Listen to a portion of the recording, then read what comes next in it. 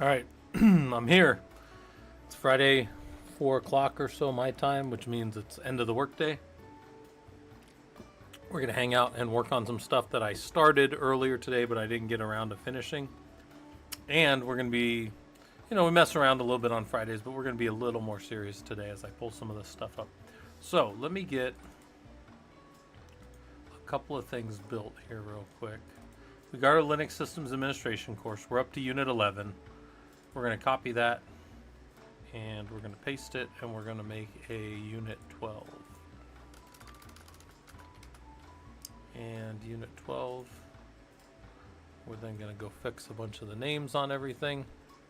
So we can get rid of this one because we don't need that. And we can get rid of that one because we don't need that. And we're going to make it the Unit 12 worksheet.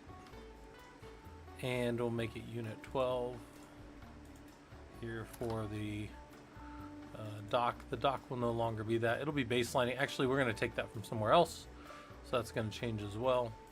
We'll make this over to Unit 12 as well. Interestingly enough, I have no idea what that thing's doing in here.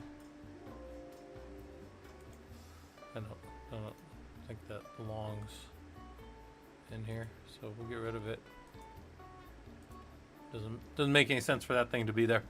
All right, so let's get rid of that. You guys have my feed there, so you guys can see what I'm talking about and what I'm working on.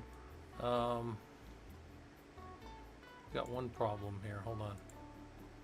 I need to figure out why there's no text. Ah, there it is. Okay. I didn't have any text on the YouTube side, so that was kind of weird. All right, so let's go find. I've got a version of this that I have to change around a little bit. So let me go find what used to be, oh, excuse me, what used to be this. I want to go put it back over here. We'll call this Unit 12.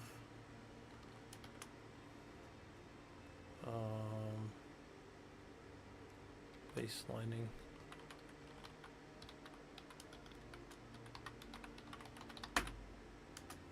Good. And then Unit 12 monitoring, we'll just get rid of that one completely. Yeah, Akshunya, yeah. No, you don't need any sleep. You can just hang out with me. And then Ramesh, yeah, I'm back. So normally, like if I do like the during the day kind of co-working stuff, that's just me kind of messing around while I'm doing other stuff at work, and it's kind of hanging out and talking to you guys because I can kind of do those two things. Right now, though, this is like the end of the workday. The wife is going to be, I don't know, she's got about 3 hours or so before she's home, so I can hang out. And I wanted to get some of the stuff that we had done captured and put into the lab system. So like the lab setup that I'm going to run. So let me pull up I got a few things to pull up. Pull up the worksheet. Okay. There's our worksheet that's going to become the Unit 12 one. Right, we got to change that over. ProLUG. I should probably call that something better, but that's fine. And let's get the baselining one up. All right. Yeah, we need to enable the editing on this one. And we're going to take that out. That's an old image, and we'll go ahead and insert this other image that we want. This one's going to come from Linux group. And then we're going to do streaming images. Let's go ProLUG. I think this one is the one we were using. Whoa, way bigger than we need. So that'll be better. All right, let's go. All right, we need a Rocky server. Don't need Rocky, but we'll start with that. Okay. So this will be us organizing that kind of as we go today and kind of working through all that stuff. That's gonna be one of our little tasks as we're kind of building this stuff up. Other than that, we are, so let's see, tasks. Tasks for today, to do. I think when we put to do on it, it automatically makes a little thing. Update the unit 12L Linux system. Right, so we can do that, and then we can say to do. Yeah, we'll try to get some stuff done. Like the fact that your new 11 lecture was quite long. Yeah, I feel like I went a little longer on that one, so hopefully that one's good. Oh, and then I actually, Akshunya, I stopped it at a point, and then we went off and did other stuff. So it was a little bit longer, but I think the actual talk was only about an hour. I'm trying to keep the Linux systems administration stuff to right at about an hour. It's not that we couldn't go much longer, it's just... I think for the people that want to like affect a change and like actually learn something and stuff like that, you already got an hour of me talking then, right? Each week you got an hour of that, and then you've got an hour. You know, you've got like 4 hours probably of doing all the assignments and stuff at least, and probably another couple of hours of going through discussions and really thinking through that stuff. So, yeah, I'm trying to give it to you guys in like a reasonable digestible amount, right? Also, I'll post this up here just so people have it. There's a Discord for people who want to hang out down there. You guys are always welcome to do that stuff. All right. Yeah, so that links up for you guys. You guys got all that? Good, okay. The next thing we're going to do is start the Linux course on Leanpub. If you guys have never heard of Leanpub, that's like where I publish the book through. And it's just, so what's going to happen is people are going to get, when we get all done with the 16-week course, there's only going to probably be a few people that get that nice certificate. But and then you know, people later are going to ask about it, and I'm going to say, well, there's no way to get that certificate again because that's going to be for the people that ran through it at the beginning. But I'm going to have a way for people to go through the Leanpub program, and they can get a cert. It won't be the same. It'll be like a more plain one. They don't give me the option to make a better one. Also, I think it's going to be kind of nice for the few people that do that first one. They'll be the only ones that ever get that, I think. And I think that'll be a good way to do it. Because one, it'll be easier to track that way, and two, I think it'll make people appreciate it. You know, they'll appreciate the work because some people have been putting hours and hours of work into this, and it's not easy to pass this stuff. Oh, also, I think, let me pull this up because I'm pretty sure that people are doing a study group right now. I think it was going to start right around now. So, starts in 57 minutes. Sorry. So, if any of you guys want to go to the study group and hang out down there, even while I'm streaming, you guys can do that in our Discord. They're going to be down there. It only says 4 people, but I'm going to be honest. I don't know if any of you guys have ever been in Discord. When people go popping down and start getting ready to study, other people start popping down in there. So I would say, if I were guessing, there will probably be between 10 and 15 people in there pretty quick. People pop down there pretty quick normally. I kind of keep an eye on that. So, and I don't go in there much because I don't want to take away from people studying and that kind of stuff. So I got the Linux course on Leanpub actually started technically. Let me see if I can pull that up real quick. Leanpub. I think I got it right here. Hold on. No, that's their other thing. Let me pull this up here.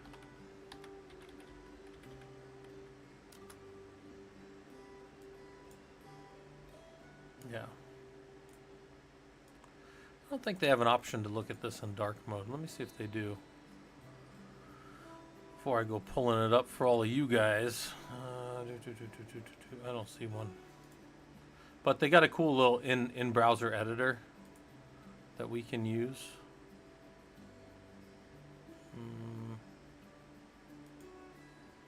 So I can pull that up over here, and then if we want to work on that later, we can. I don't have all the units put in it, and I don't have all that stuff, but what'll happen is, if you've ever seen like how Leanpub does it, you can go through, and once you get, I think I have it set at like 90%, so you have to score pretty high. When you get done with all that, you can get some what are they called? You do all that stuff, then you can get yourself one of those little certificates. But that'll be up to people to do later if they want. Okay, update the Linux course, start the Linux course.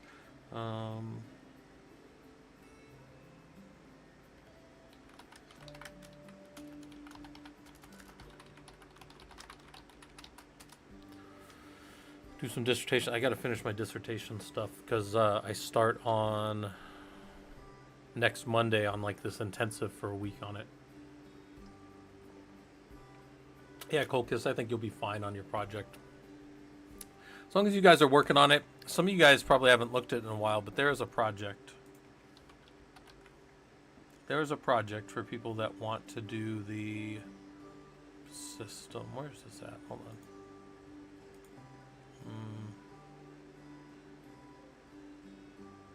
It's actually funny. It's so far back, apparently, I don't have a version of it.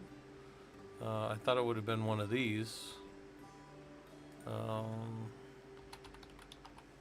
There's a ProLUG project right here. So any of you interested in doing the project with us, it looks kind of like this. You would, you know, start a project. You'd find something that interests you. System stability, system performance, monitoring, you know, Kubernetes, programming. I'm not going to limit people. People that want to get more into Linux, but you're already a programmer, I think that sounds like an excellent project to kind of do something in that space that's interesting to you. So this is what you guys would be doing. You'd plan a project, find documentation or similar projects and build off of those. People have been talking about those in the Discord, so you have things and ideas and stuff to go bounce off of.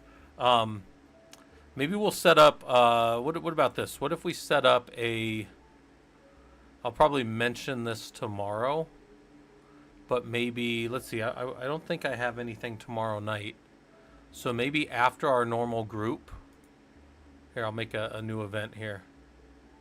Let's just go, we'll go hop down in a voice channel, Linux chat tomorrow, and it'll be like project intensive talk. And we'll say this will be tomorrow. So tomorrow, and we'll start like around 7. So it'll be, or sorry, no, the group will be 3 to, yeah, we'll start it like at 5, and we'll just say, come talk and bounce ideas off about your project for the Linux system administrator course. If you don't have one started yet, this will be good for you. All right, so it'll be tomorrow. We'll start that up for people. Project intensive. It would help if I spelled intensive right. We'll edit it after we spell it wrong. Boom. All right. I'm gonna go edit it because I can't spell right. Next. Intensive talk. There we go. That's the word we wanted. Intensive. All right. So if anybody wants to come to that, you guys are welcome to. And, you know, we'll just be down there working on this stuff. Because I'm sure some people want to bounce ideas off and see what other people are doing. I know some people have been doing some really good work this whole time. Some people have been keeping really good notes, too. And I think that that's valuable. That's valuable for them, but that's also valuable for you guys that want to catch up or that kind of stuff. If you go find some of these people's notes that are published out there, I think they're being captured in GitHub and some other places. That'll help you get ready. And then I say, go out and build a document. First pass, what does it take to build this? What is it going to take you to build this thing that you're interested in? Or this open source tool that you want to implement and configure a certain way, and maybe you want to set it up so that you could deploy it for a customer, right? Maybe you want to go into consulting, I don't know. But the point is, document it, what's it going to take, and then we'll diagram it and draw the thing out with Excalidraw or draw.io, whatever tool, I don't care what tool you want to use. Then you're going to build it, get some screenshots, make a video, basically prove that you build it, and then finalize your documentation so that anybody could do it. And when I say anybody, I mean somebody with a reasonable amount of systems understanding and the same basic system that you had. Then you go out and you prepare to present with a tool like Overleaf. Overleaf's a free tool that you guys can use. I'll pull this up here. If you guys have never seen this one. Oh, let's go way over there. Overleaf is just this latex backend where you come in here like this and you write up your stuff like on the left in a markdown, and it turns into a document like this on the right. And let's see if we can go find a really good example. This is an example, right? So this person has, looks like they got a little equation here they want to draw out. Let's see what that looks like. That's not doing what we want. Um,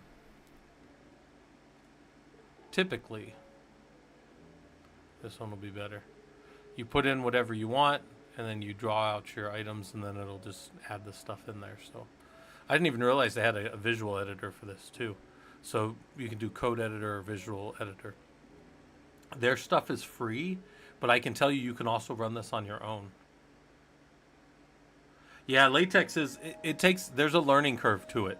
I know people that have been using it for a long time, but apparently, yeah, you can do quite a bit.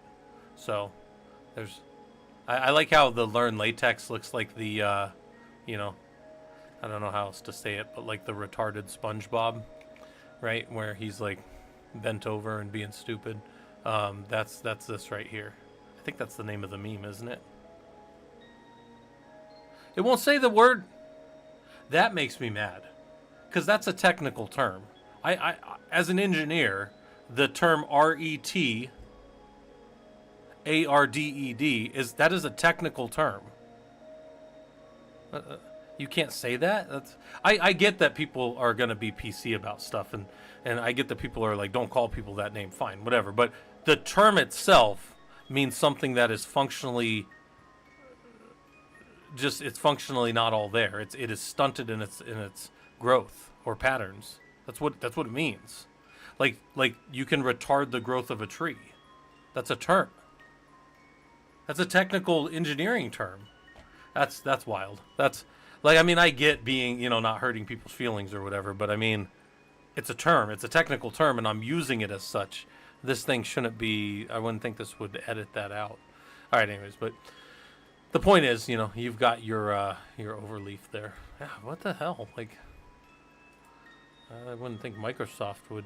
Anyways, all right. So then you prepare your PowerPoint or your presentation or whatever. Make a slide deck. You could use Google Slides. Those are free too. But what's your project purpose? Diagram it out. What's your build process? What did you learn? How are you going to apply this? And then I said, do any of you want to present? And there's your deliverables. So that's the basic deliverables for this project for people that are doing it.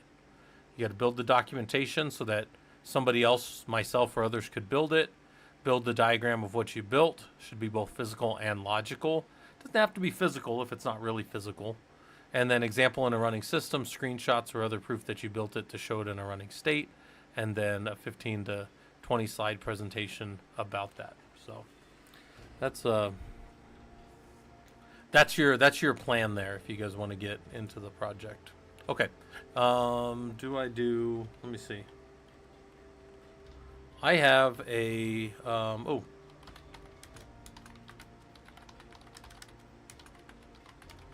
do I finish the lab build out of Kafka in Werewolf?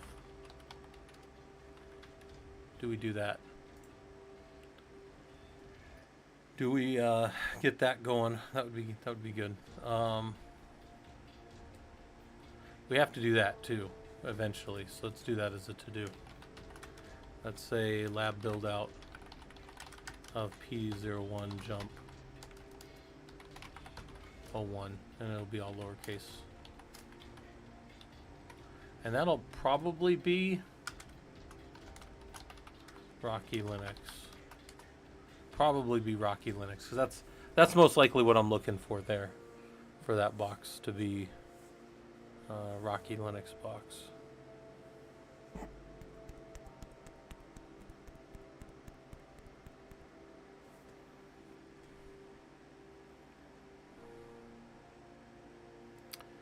Also, yeah, I told you guys after the new year we'll be working on probably a Linux systems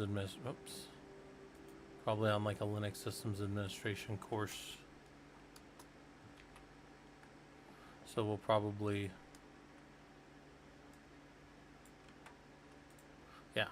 be working on that. And I have more to add to that as well, but those are things that are kind of coming down the pike for us.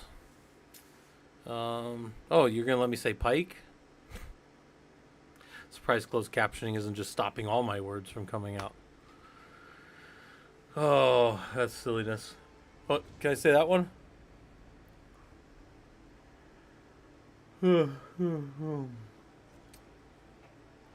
I grew up with that stuff. Like, that was like all we said to each other on the playground. I don't know. All right. What else we got here?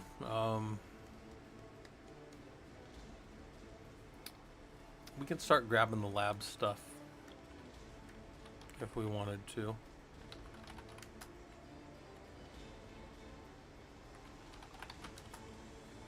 This guy needs to reboot, but we're not going to reboot him yet. All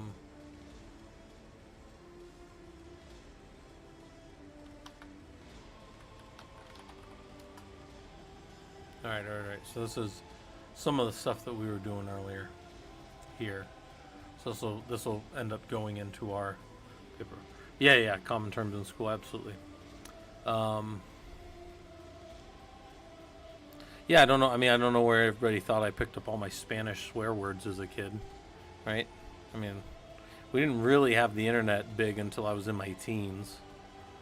And then internet wasn't really like as pervasive as it was until probably the early 2000s. And then social media wasn't really that big until probably like the teens, 2000 teens if I had to get. I mean, I was on Facebook as early back as like 2008. But I mean, that was like you had to have a college account to get on it back then, so it wasn't like as prevalent as it is now. All right, let's see what we got here. Streamer stuff. Okay. People have been going back and doing the early discussions, so it looks like some people are trying to keep up with the course. Although, again, it's a lot of work, guys. It's a lot of stuff. MySpace in middle school. Oh, I'm sure, man. I'm sure. Also, MySpace was one of those ones that I think taught a lot of people about how bandwidth worked on the internet, because you would get like one of those image gers or whatever those things were, and you would paste it all over your back wall of your, and it would paste it multiple times. But then going and getting that image over and over again would exceed the bandwidth of that site. So then MySpace was pulling it, which, by the way, used to be a trick that people did in early web pages. They would just pirate bandwidth from other people because the browser goes directly to the source. It doesn't have to go through their page, so they could pull images off of other people's pages, which was kind of funny, kind of early on. So early on the web stuff. All right. Let's try to get. We'll at least get some of this started. So we've got, this will be Unit 12 post. And we'll take this off. Whoops. And then I tend to go like this. Hopefully everybody got a good chance at that the last couple of weeks, or the last week. You guys got a good chance to come in here and work on this stuff. 12, discussion post 2.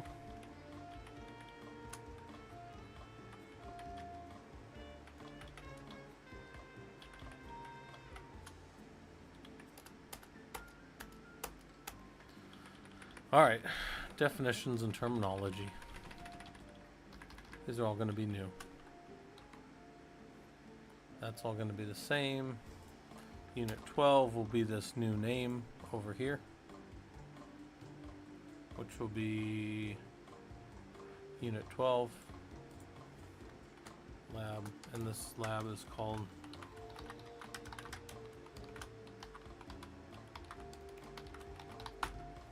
okay. Continue working on those, that'll be good. We'll dig deeper.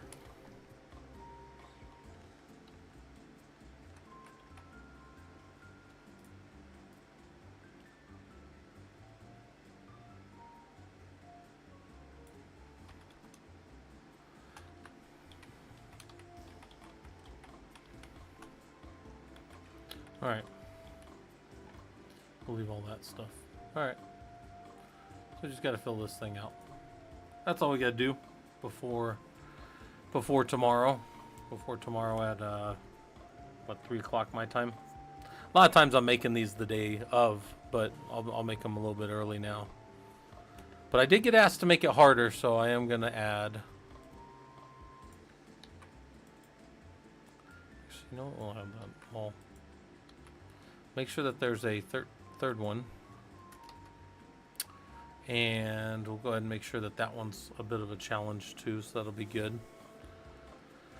What else? Oh yeah, lab. Oh, no, I don't want that. I don't want that at all.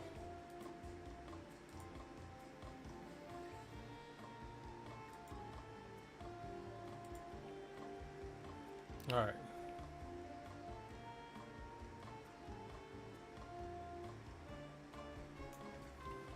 So let's cd.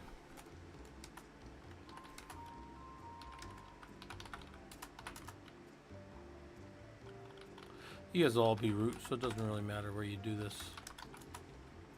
That's fine. I'm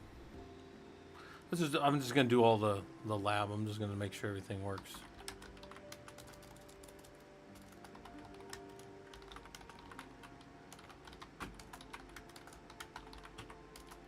Okay. IOStat does something, and then we don't need the yum. We're gonna DNF. That's gonna be sysstat, right? So DNF.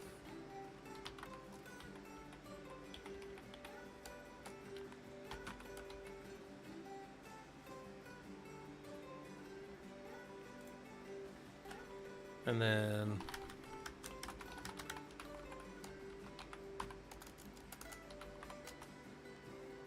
look at sysstat, and then probably that as well.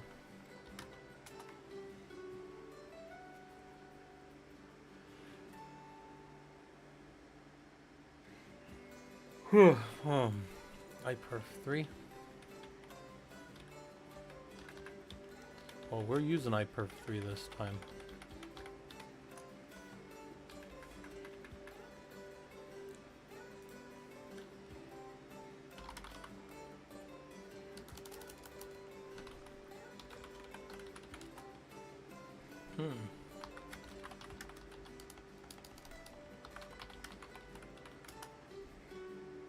Let's see if it's there. Okay. So we don't need the EPEL release for this anymore.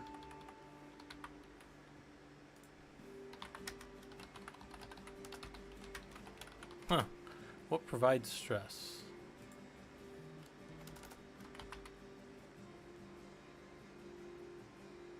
Okay. We got all that. We can see what provides stress. And we can say RPM-QA stress. We can do stress. We can see that it's there. We can say which stress. Tells us the same thing. I bet all that is accurate. Okay. Now if we want to know when it was installed, RPM-QI stress. Boom, that'll tell us when it was.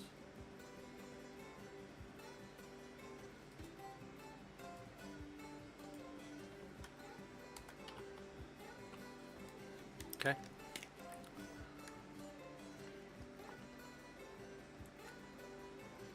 And this stress version was built back in 2021.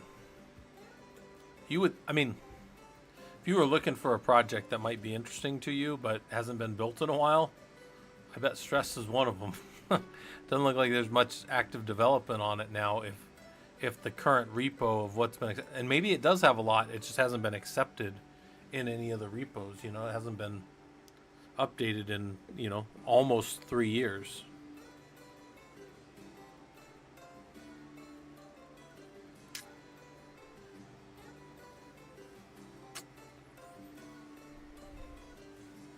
So there you go.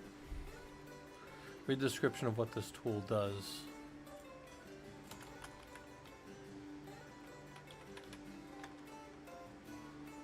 Okay. Then we're going to say which iperf3,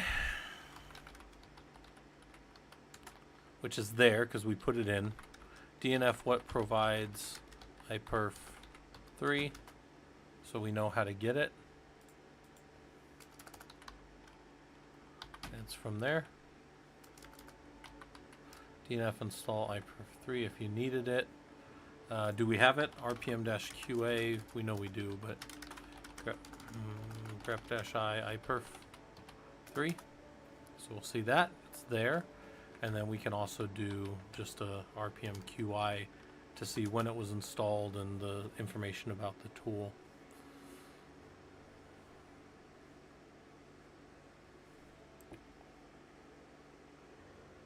Oh, yeah, there you go. I think all the stuff up here is then at least correct to where I want it, so that's good. So we've got that. The people that are doing the labs will have to install stress. Hey, how's it going, Schizophrenic? We're just kind of working through the lab here. I'm putting together some stuff that just kind of goes with what I was working on. I'm not like working super hard because it's Friday afternoon, right? Friday afternoons we mostly just hang out and talk shop. So, you know, if any of you guys have anything you want to talk about or stuff that you're interested in, let me know. We're just kind of hanging out on a Friday afternoon. I got a few hours before the wife gets home, so we talk shop, that kind of stuff. We have a Discord for people that are interested in that. And not just that, link that over there on YouTube again. There's a study group starting in about 30 minutes, so some of you guys might be down there or want to go down there and hang out and shop with other engineers and stuff, or systems administrators and hopeful systems administrators, people that want to get into the field and that kind of stuff. All right, there will be different scenarios during today's. One, you have decided to take a basic system baseline of all your systems. You will develop a test plan to execute in part 3. Good. You will execute your test plan and gather results. So, all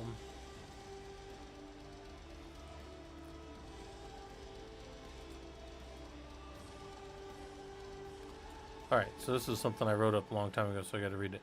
The purpose of baseline is not to find fault, load, or to take corrective action. A baseline simply determines what is. You must know what is so that you can test against that when you make a change to be able to objectively say there was or wasn't an improvement. That's true. That's what baselining does. You must know where you are at to be able to properly plan where you are going. That's true. You need to know where you are to launch off towards some other thing. A poor baseline assessment because of inflated numbers or inaccurate testing does a disservice to the rest of your project. That's true. If you get a poor number up front that's incorrect and it's maybe high, and then you do some really good thing in the system, but it shows that you only had a marginal improvement, that's not really good. That reflects poorly, because then people think that you guys didn't do your due diligence and all you really did was not know where you started from, right? You must accurately draw the first line and understand your system's performance. Okay. So let's go see how SAR is working on these systems. SAR does something. SAR-R will do other things. So SAR gives all the processing information. Good.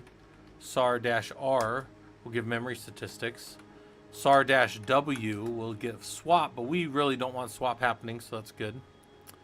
And then var log SA is going to have some SAR information. And then for us, we're going to want one, if we do date, we want one that will be good for the system. So we'll just say SAR-F var log SA and then SAR. Actually, you don't want the SAR ones, you just want the SA ones. 28. Let's go 28. All right. So then it gives me an aggregate performance every 10 minutes for all of the 28th. Look, from 00 every 10 minutes all the way to now. Well, to the end of the 28th, if we put it that way. All right, so let's say SA28 for this, because that's going to be more accurate to our systems. Now, wow, the problem is if a system's rebooted, view SAR data from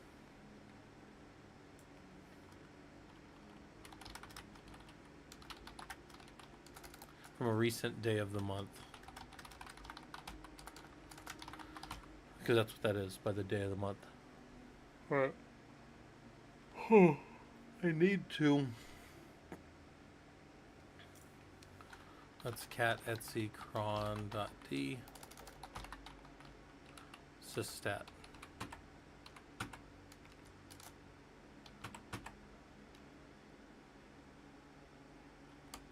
Well, that's no good.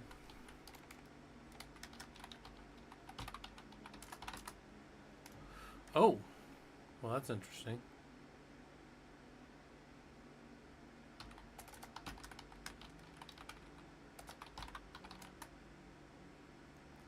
Okay.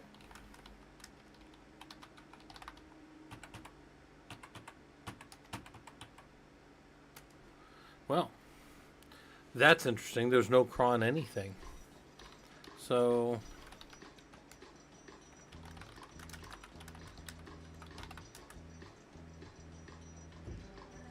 no cron at all. And that's fine. Let's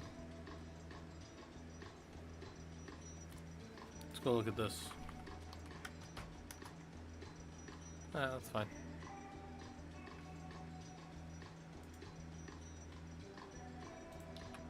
I'm gonna have to find how SAR is running.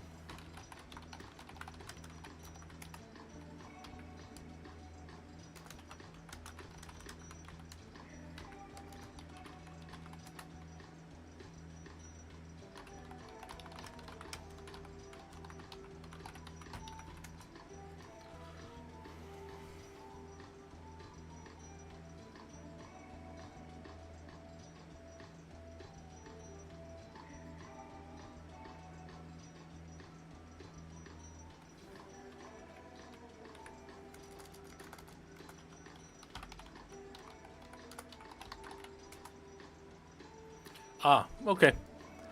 That's how it collects. So this is a timer that somebody wrote to collect the sysstat information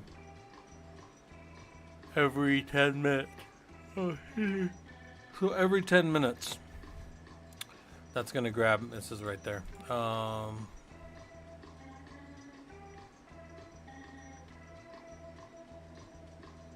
So that's interesting. We're going to say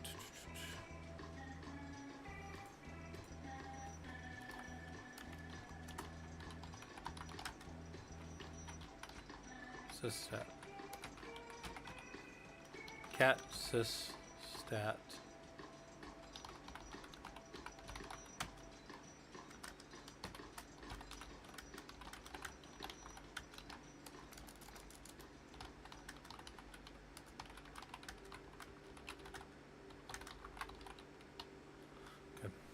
So that's how it collects the data now. It no longer runs out of etsycron.d. And then in etsycron.d you would have whatever your timer settings were. Question lab, you had setting up monitoring Loki prompt tail, you had to create a directory op Loki to install Loki. Is this usually where? Yeah, so any like third party type tools, Colchis, a lot of times like agents and stuff, that's where a lot of places just put them and /opt. That's where I've always put third party tools and things. Yeah. So if you asked me like hey, go look at this set of servers and what's going on them, I would check like what started up when the system came up. I would check how it started up. I would look at some of the hardware in it. And then when I started to go look at like what agents were running and other things, I would dump down into opt to see what's going on. Because there's a lot of information in opt typically. That's where your databases get put. That's where like any kind of third party tooling, your Oracle stuff, a lot of your Red Hat stuff will go down in there. So yeah, that's where I always look is in /opt. You don't have to do that. It's just a pretty common thing that most people do. And the only reason to do common things like that isn't to be cool and like have your buddies sit around and hang out with you. It's just for supportability later, It's good to know where the vendors are going to drop things because a lot of vendor scripts will install stuff into opt. So yeah, it's something to think about. Let's go look at this. It's a pretty. I don't know that there's any hard standard for it, but that's where most people put it. IOStat gives us info. IOStat-C will give us just the processor. IOStat-D will give us just the other information. IOStat-C1 will give us every 1 second forever. And then 1.5 will give us every 1 second for 5 seconds. Okay, so we can see that.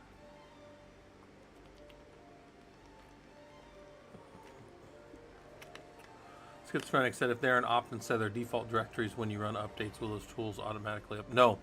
And things in opt are always assumed to be hard set, and you have to go update them yourself. Yeah. But one of the things about me is the way I treat updates out of opt. This isn't just me. This is, I think, most people. When something's going into opt, and I'm going to be deploying it there via like an Ansible playbook, almost exclusively, right? What'll happen is I will build the new one and put the new one in. If there's a conflict, I'll have turned the old tool off or whatever. I will put the new one in, and that will be its own playbook. And then I will go and I will turn off and decommission the other one as part of its decommission playbook. Because if anything bad happens, I can always just remove my new stuff that I'll put in opt and just redeploy the old one, and it should all be back working. So, I should have my old Ansible playbook that built the old one. So, this is the way that I do things. It makes it very automatable, makes it very like what we call repeatable, right? Procedural.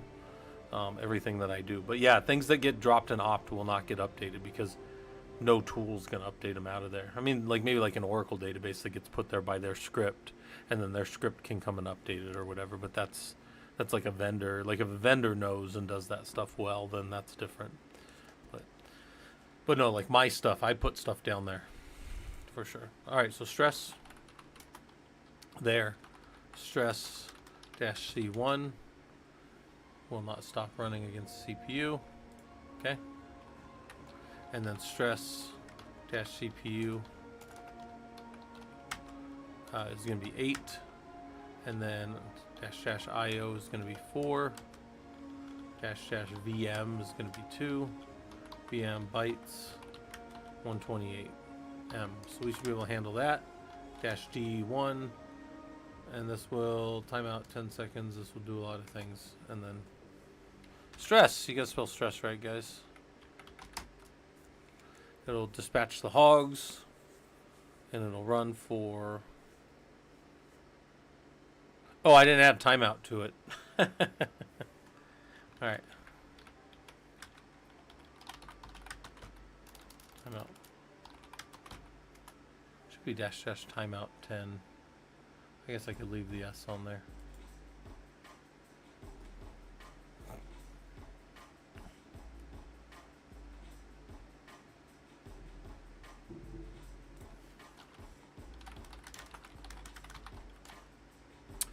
All right, I just realized too, I don't have Node Exporter on any of these systems. Yeah, Cole, because you should do it. And if you do set something up like that, know that you can also use it to push. So since everything's in JSON, you can publish stuff directly into your Grafana once it's all set up. You can actually just push and get your code right in there, because everything inside of Grafana is all like infrastructure as code, monitoring as code. I think that's a term they use, monitoring as code. So, all right. So we got that. Okay, so the lab's gonna stay. So the lab's gonna stay like it is. I don't add stuff to the lab per se, but I need to open this other thing because I need to, as we're doing this, I need to get this other. I need to start updating this. Hold on. Let me get this out because we're gonna update this as we go, kind of. All right. This will be the 30th tomorrow. Unit 12 by me. And then this will be the 12th class meeting.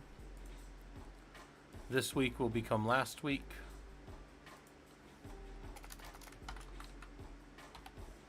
And then last week will become this week. And I'll go 12.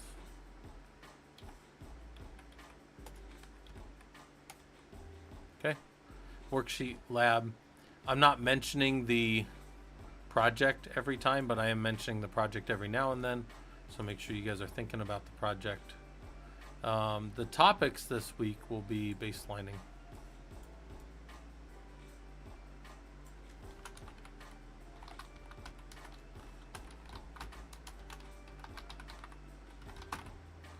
Baselining, testing, benchmarking.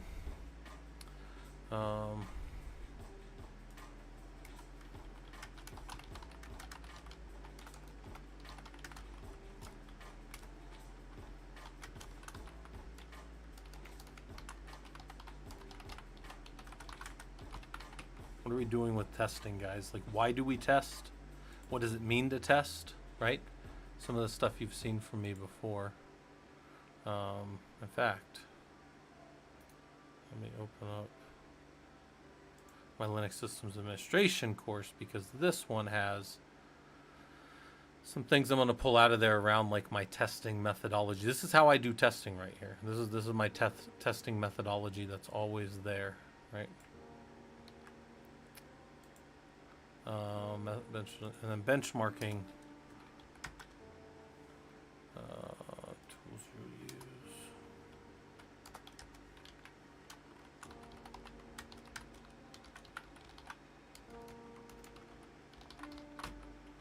Purpose baselining, methods and goals, benchmarking.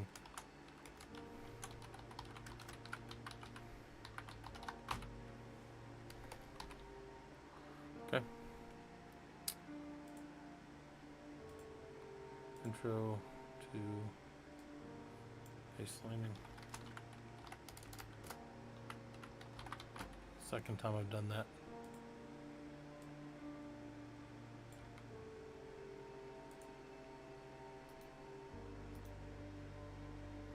Duplicate. Testing. Oh, it'd help if I spell baselining. Telling you guys, something's wrong with my brain. It's not good. Something's wrong.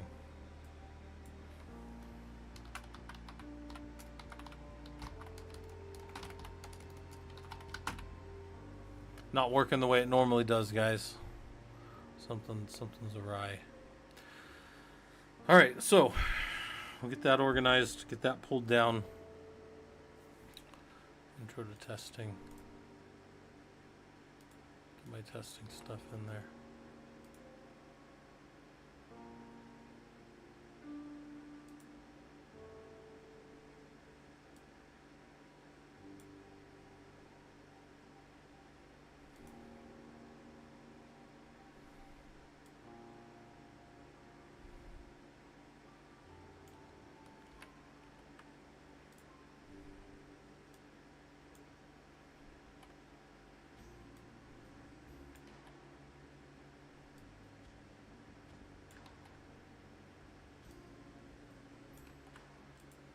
Okay. Yeah, schizophrenic. This has been going on for a few months. Like I mean, this is not good. But it's but yeah, the food probably doesn't help either. We didn't have so much on Thursday, but we had everybody over on Wednesday. So you might say, why'd you do Thanksgiving a day early? Well, because the kids and the grandkids were in town, and we had to get them back out on Thursday. So we got them out of the way. Ops to Dev, how's it going? We're just hanging out. We're, Friday afternoons are us hanging out. Chef, how's it going? Friday afternoons we just kind of hang out, and we don't go super hard. I'm doing good. Ops Dev, I'm trying to just get stuff set up. Gray Fox, I'm doing good. Trying to keep stuff moving forward. Make sure I have us ready to go for tomorrow for some of our lab stuff. Give you guys some testing stuff. Give you guys some things to look at. I'll do some benchmarking, and then we'll get rid of these ones. These were from last week. Why do we care as an administrator? This will be important.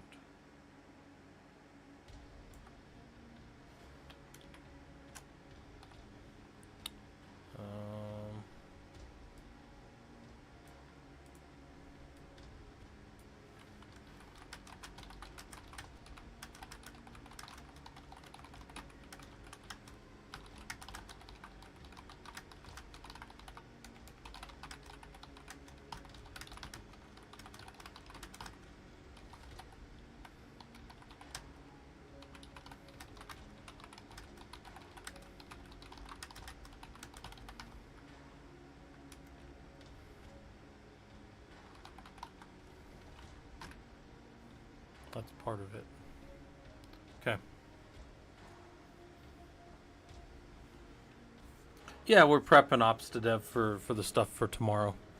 Also, I set up a new event for people that are around. We have, it still kind of bugs me, but we have 57 people coming for the Linux Systems Administration course. We had 208 signed up before this Discord crashed or something. I don't know what Discord did, but they wiped it, and I had to restart it all over again. Well, and when I say start all over again, it was still there. Nobody deleted it. Nobody created it because there would be log events. It just had nobody on it. So probably about 2 weeks ago, we started getting people to start coming back again. So much smaller than normal. But after we get done with that group on Saturday, we're going to have a project intensive talk. So if people want to sit around and talk about the project, I may even put one together as like a basic. We had 208 people in there, yeah. And then Discord decided to just wipe the event. The course, yeah, here's the topics. Hold on.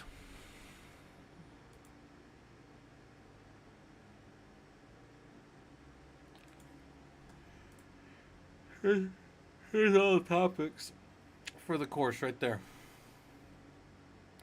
This week is systems engineering. Next week we're going to hit hardening really hard. And somebody just asked the other day about like Stigs and OpenSCAP and stuff, and I use all those tools. So I'm going to show you guys, like, we're going to do like a straight out system hardening of our boxes in our lab. And we're going to make it automated. We're going to make it repeatable with Linux or with Ansible.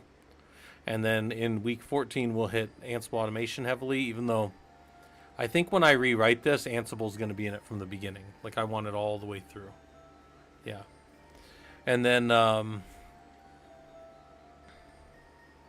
do engineering level troubleshooting. And that's going to be more than what I've shown you guys before here. Like, some of you guys have probably seen this. And you're like, oh, okay, that's how Scott troubleshoots. Yeah, this is it.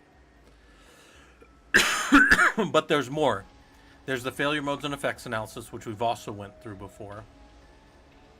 But I'm going to show you guys a bunch of things in engineering troubleshooting that we do around... Oh, I mean, we'll do fishbone methods. We'll do ask why 5 times. We'll do... It'll be more than just systems engineering type talk. It'll be troubleshooting for any type of engineering. How do you find what the problem is, right? And sometimes you go, oh, what's the problem? Oh, it's me. No, I'm just kidding. It shouldn't be you, but maybe it is. So.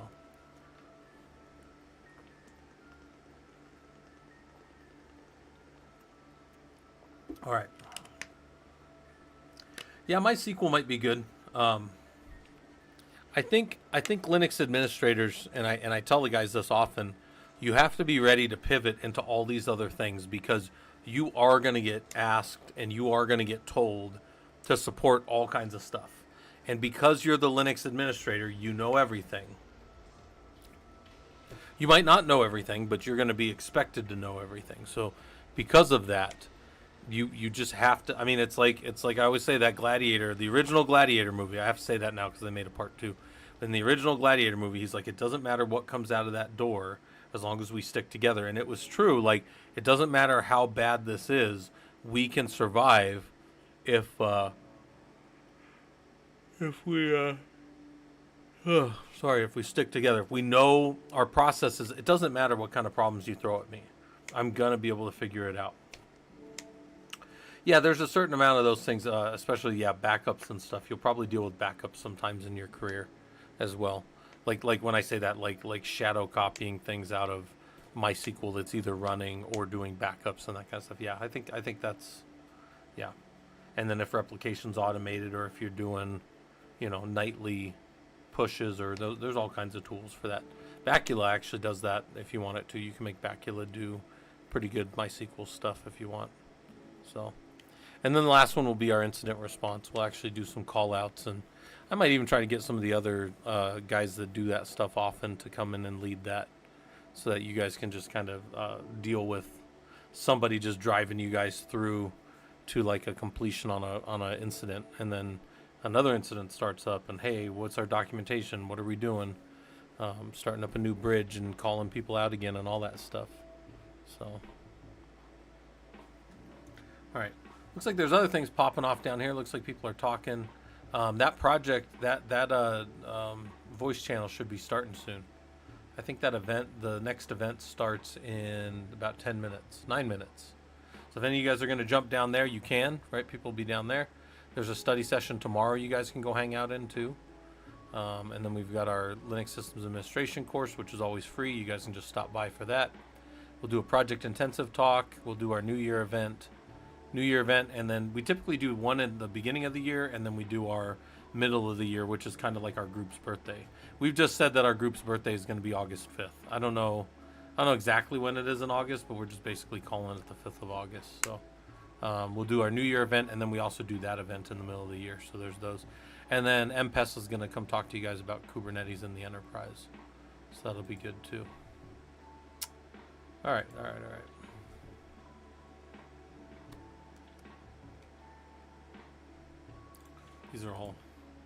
These can all get trashed.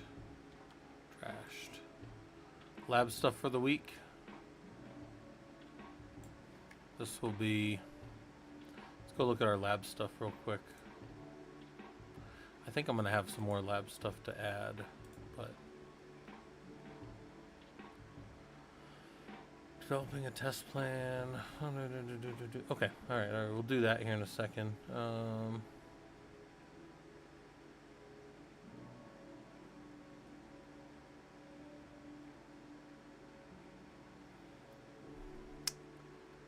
What I need to do then,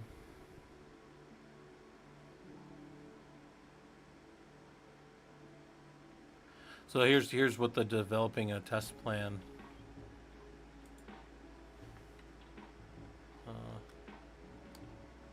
Yeah, that's fine. We'll call it test plan. I need to go grab this part of my doc here, but I might rewrite this one real quick. See how this looks copied, because if this looks like garbage copied, I'm just gonna draw it again. So, that's fun. Let's see how well this looks when I copy it over. It might be terrible.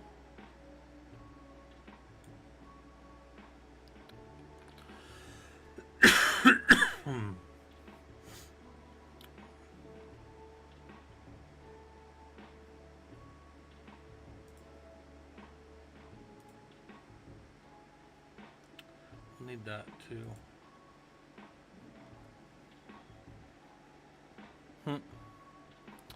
Alright, what do we care? Systems, intro to benchmarking.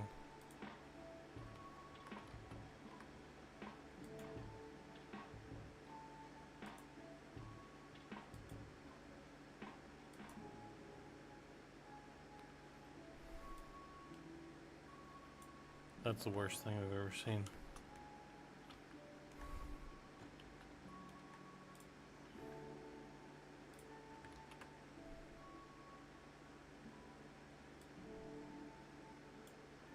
Yeah, it looks absolutely terrible.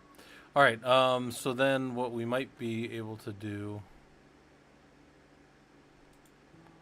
could paste as a picture. That forgoes the, that's better, okay. All right.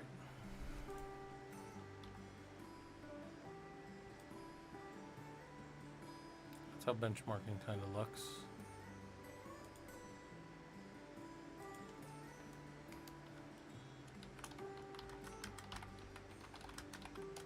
You know what? Let me see if I have this written out already.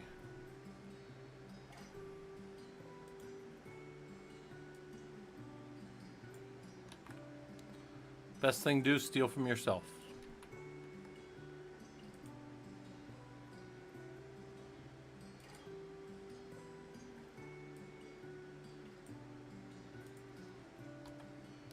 Best thing you can do is steal from yourself. Alright, that's maybe not 100% true, but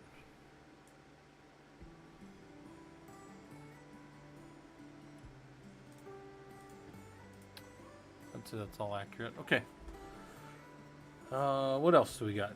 Yeah, if you guys have anything for me, if you guys got any questions, I'm just, just kind of in my own world over here. But Feel free to just interrupt me if you guys want. I'm just working through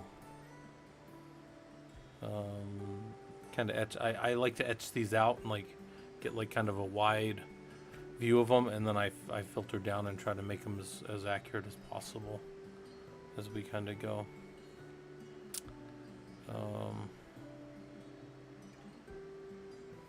Yeah, that's kind of my plan normally.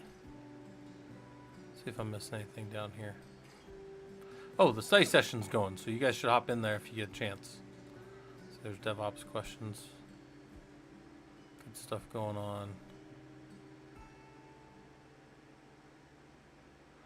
Some people have joined there's a bot. If you do join, the bot will introduce itself to you. Bot's not super nice, especially not to me, but you can ask the bot questions and stuff like that. I'll always try to give you good answers. But yeah, the Discord's like the best place, I think, to kind of be persistent and talk to people that are doing similar type stuff to you. You know, if your goal is to do this stuff professionally, that's a good place to go hang out, I think. All right. Let's talk a little bit about benchmarking. Just understanding where the system is, making a change, and then verifying that the change did the things that we wanted it to. Let me go pull up. Our ProLUG lab servers real quick.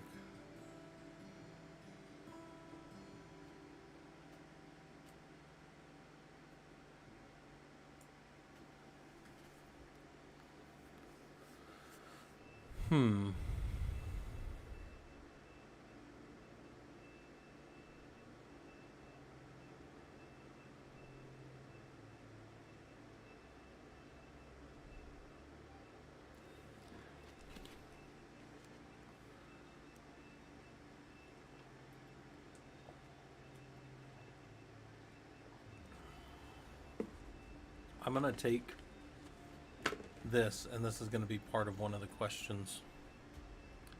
This right here.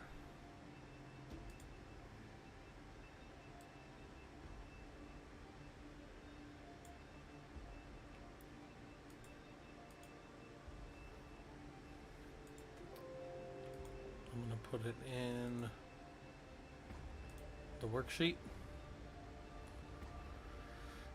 Probably under the second one, because that's the one that I've been making the most often. This is the one that I've been making. This has been most often the one that's kind of like a troubleshooting one. So we'll add that in there, and I'll ask some questions around this. You know, your team has been asked about a baseline of the system, and they want to add some additional agents that run background between, you know, maybe midnight and 2 a.m. in the system. Do you think that's a good idea, right? And you'll have to look at this and kind of get that information. OpsDev, what are you asking me how I took that? I could use GreenShot. I don't know what GreenShot is. I just use the, what's it called? The it's like the easiest little tool ever. It's probably the best thing Microsoft's ever put together. It's their little snipping tool. GreenShot, yeah, I haven't used GreenShot though. There's actually a really good recorder. I don't know if any of you guys have ever played with they've got a recording tool for, I mean, surprisingly, Microsoft has some decent little recording tools that'll just show everything that you did, even in a shell. If you're typing in a shell and you're hitting enter, it's taking screenshots of everything you do, and then it says, and then you hit enter, so it like has the steps. So it builds your steps, but it also records the exact state of the screen. The only thing annoying to me about it is it actually, I have 3 screens here in front of me. It captures all the screens every time. And that's actually annoying, because then you have to cut them down to just what you want. It doesn't let you, like if I was in, let's say I pulled this up and I was working in here, one of the things about it, yeah, Microsoft has a thing called a screen recorder, and it records everything that's happening. It's called screen recorder. Screen recorder or recording tool. Oh, I thought it was recording tool. I thought it was screen. I thought it was called screen recorder.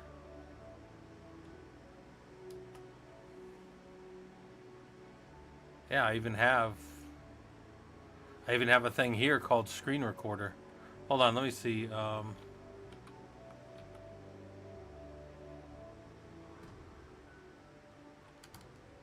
Maybe they discontinued it or something. I don't know. It's gone. But I still have, like, I could show you guys one of my captures. Let me just open. This was one of my captures I was messing with the other day. Right? I mean, this was, back in 2022. But watch this. So this was me. I was in a system, and then here's the step 1 screenshot. So here's all the steps of what I did, right? While I was in Jumpo 1. And then I think if I can, I can review it as a slideshow. That's wild. Let me see, I think I can do. So this was part of a zipped package, and if it wasn't a zipped package, I think it would have. Let me unzip it real quick. Hold on. I think it's because it's zipped up. Hold on. Get rid of this real quick. Hold on. I think this will do it better. Because now it's not captured. Or now it's, I guess not, maybe.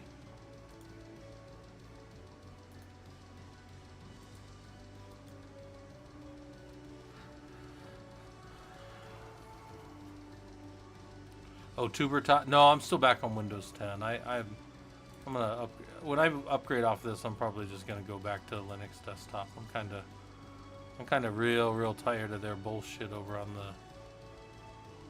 the Windows side of things. Real tired of their bullshit. See if I can even open it. I can't even open that tool anymore.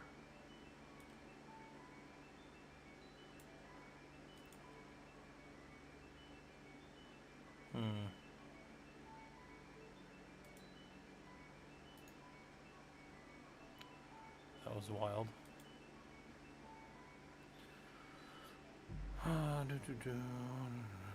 Oh, here it is. This was me messing around. Somebody was streaming at the time. I don't even know. I might have been watching Spooky Loops or something. But this is kind of. Hold on. Apologize, guys. This is bullshit right here. Okay. Oh, there's a vid capture. That's nice. But this was, so I was like doing something. I wasn't even watching the other screen. I was doing like, so I was in root P01 Jumpo 1. Yeah, it looks like I was watching Spooky. Look at this. This was way back in the day. This is 2000. Yeah, there were all kinds of people on here. And then this is what was going on. So I was not even on that screen, but it was capturing all. I only had 2 screens at the time. So he's getting hung up and killed on a thing. And I'm over here, but I was over here working on a different window doing stuff inside of my P01 Jumpo 1 box. Right? So then I was capturing the steps. And that's the only thing I was saying was that the bad thing about this would be I was doing the steps, and that's cool that it captured it for me. But then I would have to come in here and I would have to cut all this other crap out that doesn't matter and only get like this little part that I cared about here. Does that kind of make sense?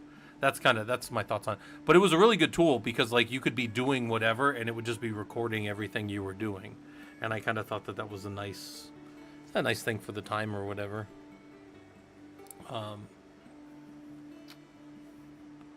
So we're gonna do in the lab. We're gonna add the iPerf stuff. So I gotta keep going through the lab. I haven't finished the lab yet either. I've been kind of just jumping around and grabbing things as we go. We're gonna develop. Oh, this is annoying. One of my least favorite things about having PowerPoint behind things is PowerPoint will sometimes grab the mouse and make it go away. So then that's kind of annoying.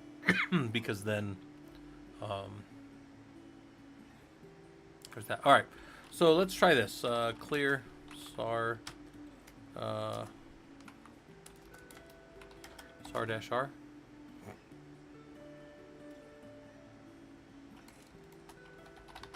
That's really weird. SAR has nothing.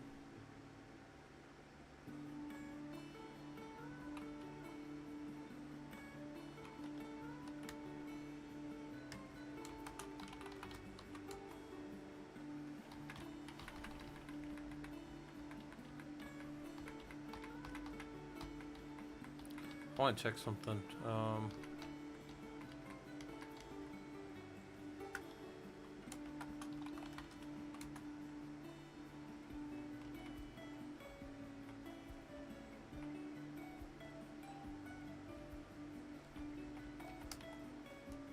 Oh, you can't do the F with the R. You gotta do the R over here. All right.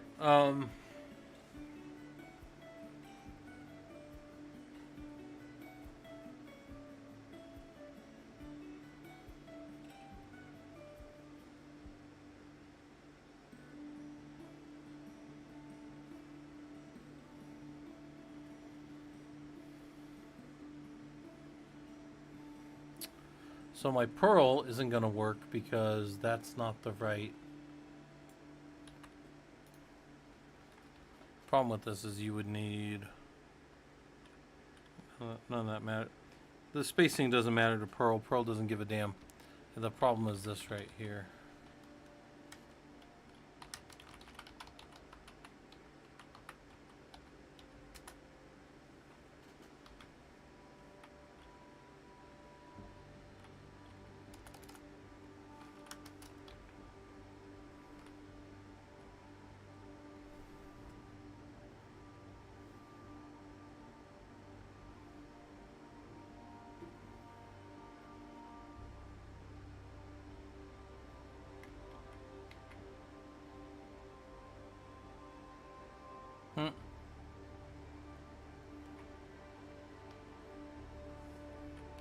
I don't even know what that's. I mean, I know what it's trying to do, but.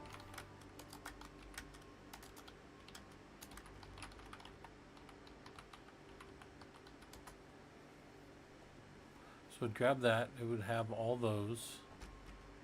And the last line. So we would pull CPU off because we don't want that. And we would pull Linux off because we don't want that if it's anywhere, but it's not, so it doesn't matter. And then we would split out time early, CPU, user, percent nice. I don't know what that early is. Pull that early out of there. That's not necessary. So percent nice system, IO wait, steal idle. Okay.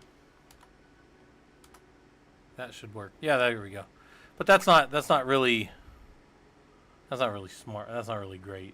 SAR is synthetic aperture radar. No, that's a different that's a different SAR that I used to use at downstream satellite stuff. No, SAR is system, I don't know, system resource usage or something.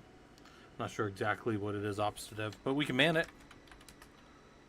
Collect, report, or save system activity information. I don't know what the name means, but that's what it does right there. It pulls information about the system usage and all that. Hey, Robodom, thanks for all that. Letting people know where the Discord is and letting people know that they can go over on the YouTube side. That's always appreciated. We're getting stuff ready for tomorrow. I don't know what this early was, but it doesn't belong anymore.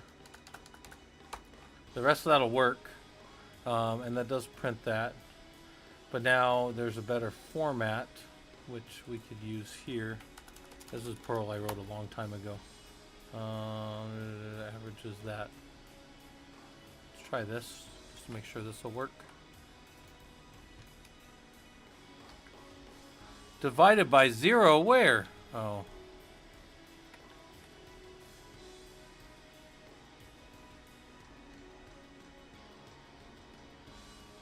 That's actually really funny. Why do I have count in there? I don't even know. Count is set to 0. And then for each that, it keeps adding. Hold on. And then we do count plus plus. Use idle. Total parenthesis the average. Yeah. Yeah, that was fine. I knew that was fine. Okay. Although it still looks like garbage.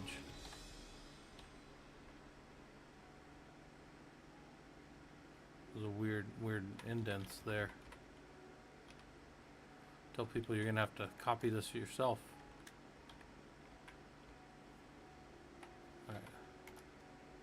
This is weird, yeah, this is the percentage of used processor.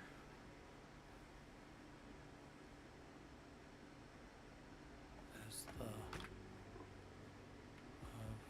idle.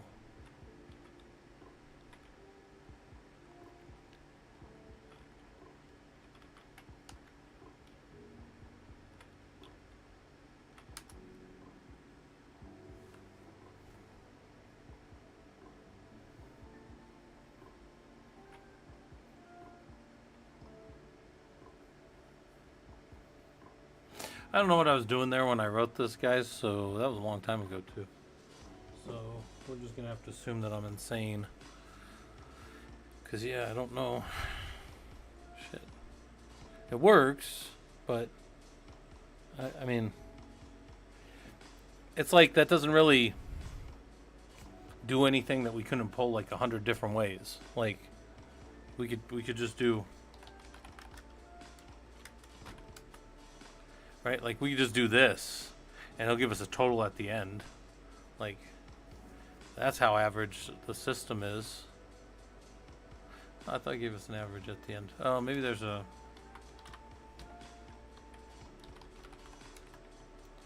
Is there one that like totals at the end?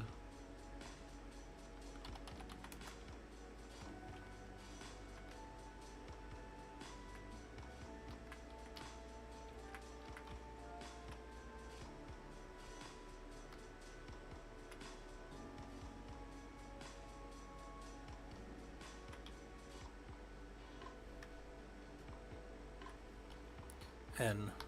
You gotta keep hitting N.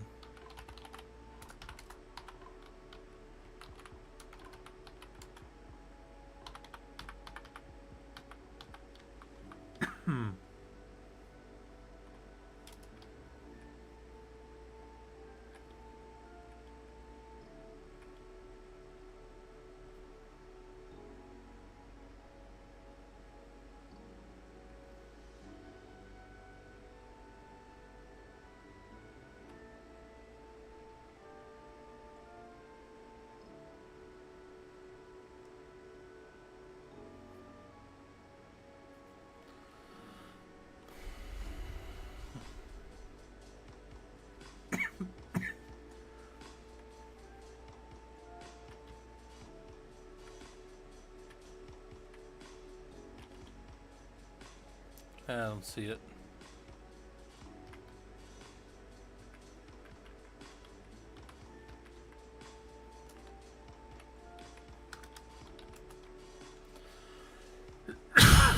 It'll give us more info. But it doesn't give us an aggregate. I thought there was a... Put an H on there. Human readable. Excuse me.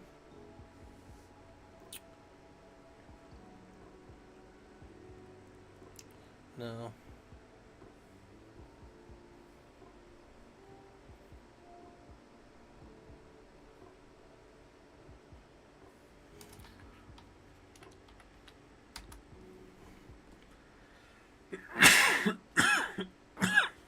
So that's a way to do it. But we don't want the Z on there.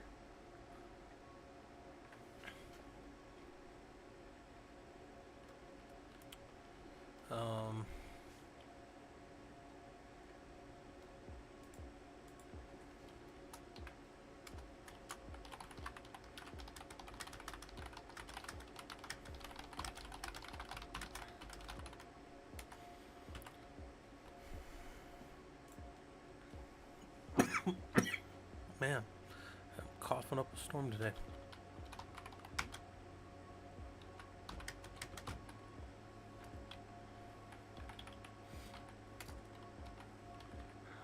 All right.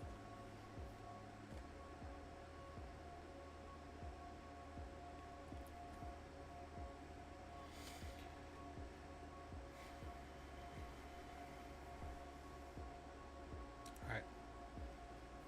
Can we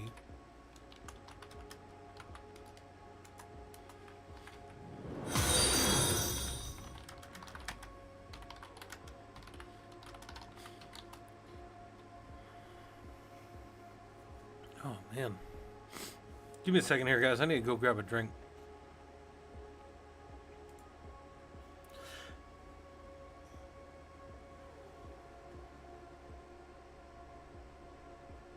Yep. Give me a second here.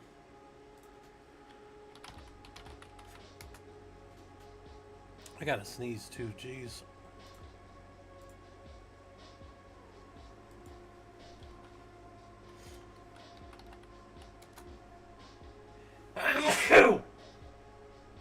Oh.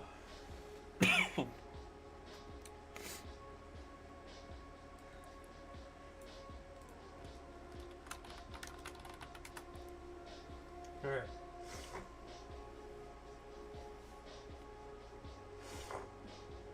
Yeah, let me go grab some water. I have like an allergy fit. Yeah, I'm doing good, Robodom. I just, man, probably did it to myself with too many jalapenos in my burger earlier. But yeah, take a break real quick. I'll be right back.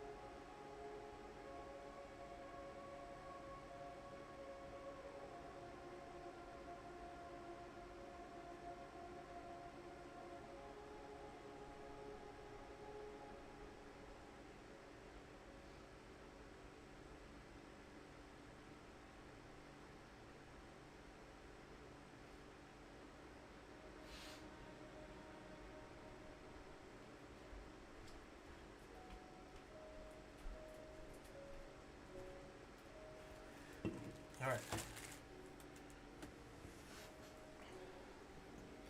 Yeah, but I probably did jack myself up with too many jalapenos. All right. Take a little bit of a break here. Got these little Christmas tree cakes that my wife bought for the grandson. But he's back out of town, so now I get to eat them.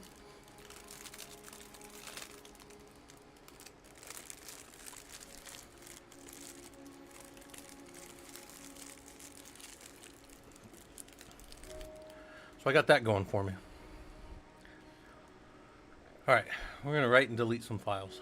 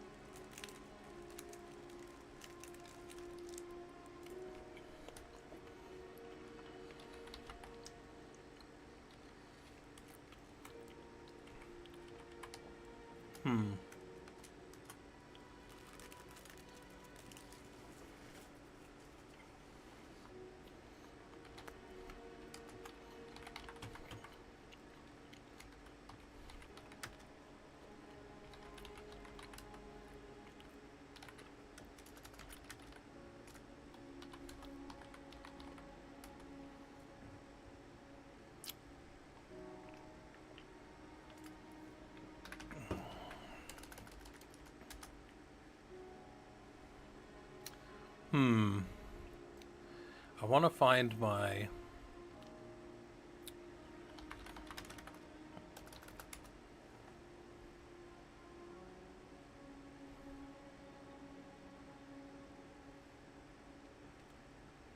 where is it at?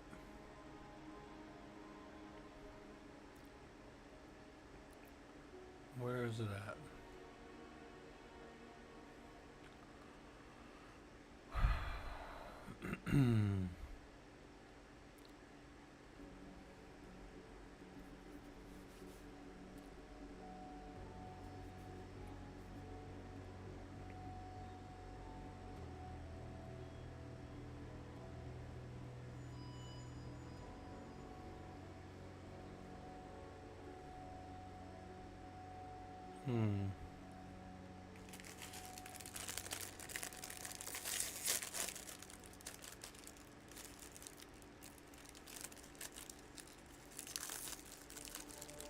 I gotta eat this other one now.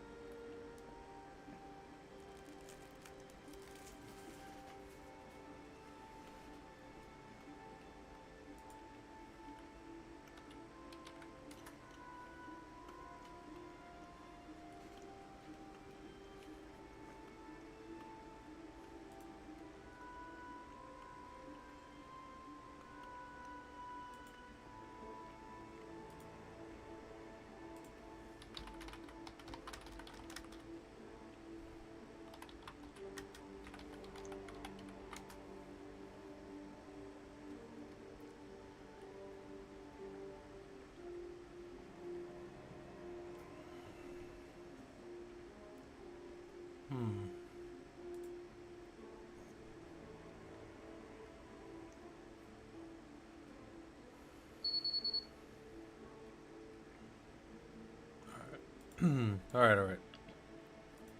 Back on here. I am looking for. All right, we could do all these checks on the system. How long does it take to write large files? All that good stuff. But We also see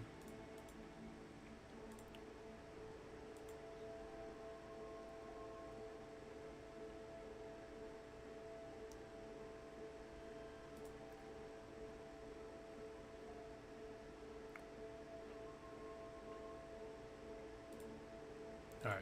Well, we're good. Oh, I popped myself back up, but then I forgot I was on this other view, and it doesn't switch over until I move you over. Runamucker, is this performance module view? Yeah, so this is going to be Unit 12. This is yes, this will be recorded on Sunday. What you guys are seeing is me working on the systems like engineering and baselining part of the course for tomorrow, and then I'll record it Sunday. But like, I'm still putting the pieces together. So yeah, don't feel like this won't be available. This will all be available. This will all be up in the Discord. You guys are seeing me basically put things together as I go, and then I have to keep adding pieces to it.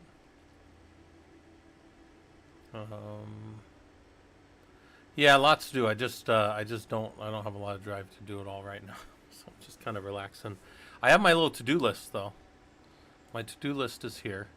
It says what I'm doing, so I'm definitely working on this. I've decided that I'm going to start a course on Leanpub. So some people have done Leanpub, like I have a book out there, and the course for the Linux Systems Administration will very closely mirror this one, but this one will always be free. So if you're in our Discord and you're hanging out and you're like, hey, I want to do like an 80-hour, well, I don't know, when we're all done, it's probably going to be like 120 hours of work. You can go on our Discord and you can do it whenever you want. However, the people that get the little slip, the little nice like thing that shows that you finished it, those people are only going to be this first time through, right? And I suspect it's only going to be about like maybe 5 or 8 people. That's not that big of a deal, but they're going to be the only ones that get that. For people that want to come later and do the course, there's going to be the Leanpub course for that. And that'll be, but the actual material will always be free in Discord. I'm not going to take it down. I'm going to leave it all there for you guys. So if that kind of makes sense, right?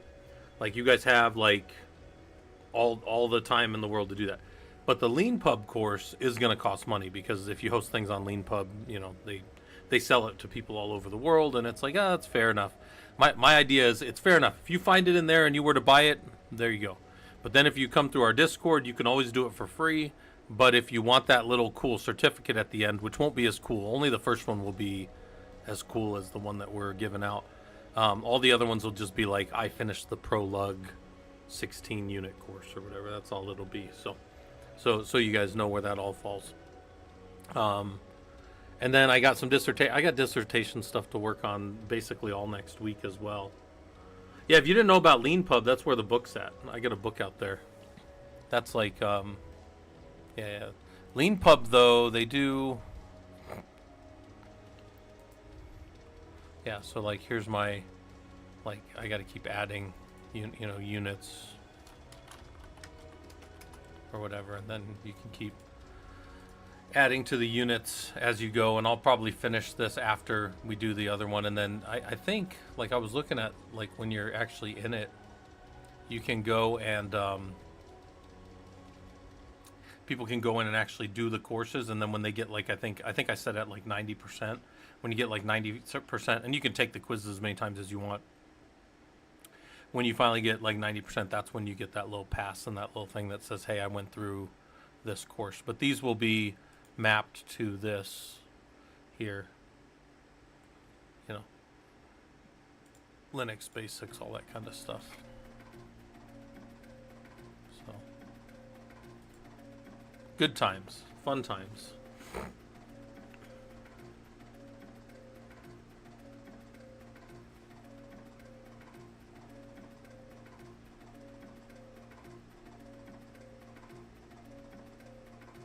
Alright, so we got this stuff all working the way we want.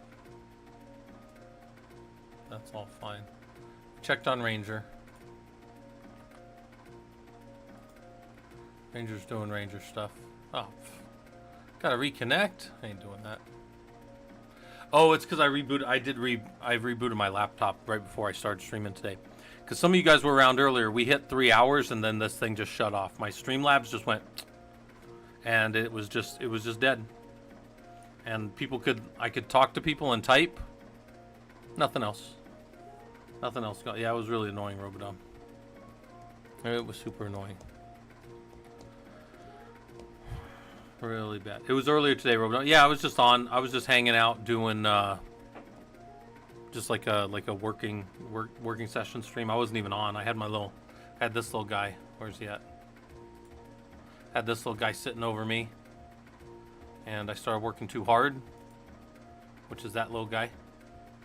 And then the system said, well, I'm not going to work too hard. And then it just kind of broke all over the place. That's what happened. Yeah, I didn't even say bye to people. I was typing messages to people saying, like, guys, sorry, I can get you here, but I can't. I literally couldn't, like, I couldn't even click. So I have like different views that I can switch through inside of my Streamlabs desktop. It locked up. So I was kind of not super happy. Yeah, system said I'm out. Yeah. That's pretty much what happened. Yeah.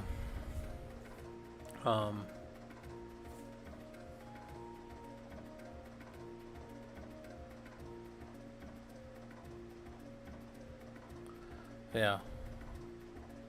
But most of you guys know, I mean, I'm not trying to work too hard right now anyways. We're just kind of hanging out. I gotta finish the lab build out of Kafka and Werewolf, but I gotta go find, I have notes somewhere. Let me go see if I can find my notepad. ++. That is not what I wanted. Hold on. Notepad. ++. Let's see. This was me messing around earlier. Actually, I think this was up when it all crashed. I need to find...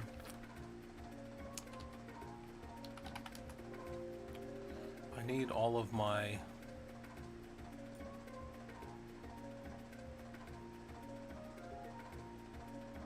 When I was actually jumping into... I don't have any of my...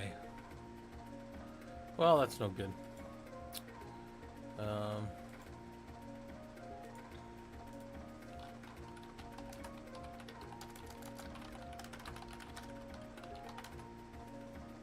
Let's see if I have it anywhere in any of these. Ah, okay.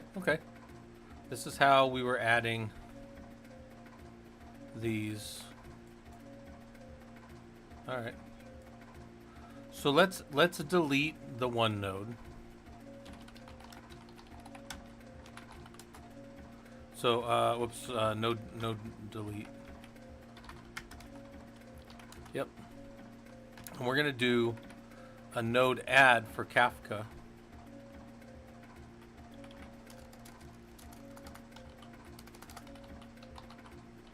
And we're gonna give him, I think I said he was gonna get 60. Yeah, so we got 51 through, sorry, he's gonna get 70 because we got 51 through 69. And then I think Kafka was gonna get 70. And let's just add that node just for fun. So now Kafka's there. Cubes, wwctl node list should show Kafka there.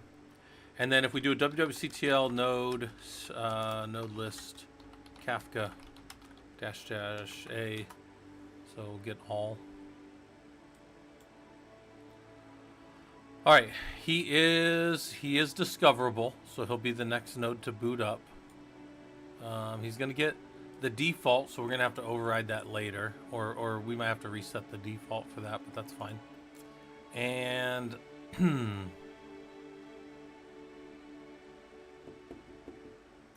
yep. So let's get our werewolf log up.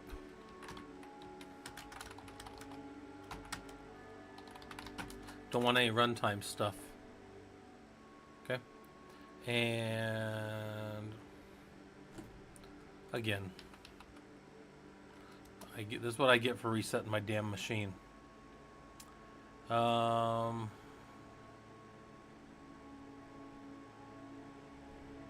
Let's Let's get our XCPNG back up. Get our connections back going again.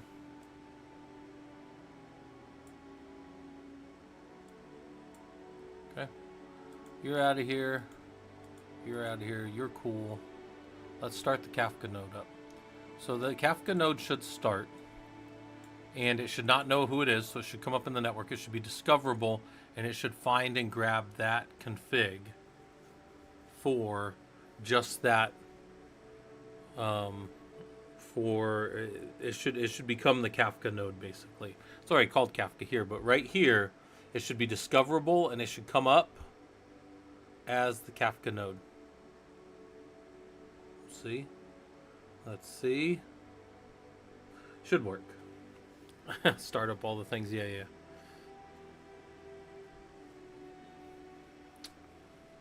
Oh. That's not what we wanted. So, why is he not? So we'll force a shutdown. He can shut down. Go look at his network. He's got a Mac on the network.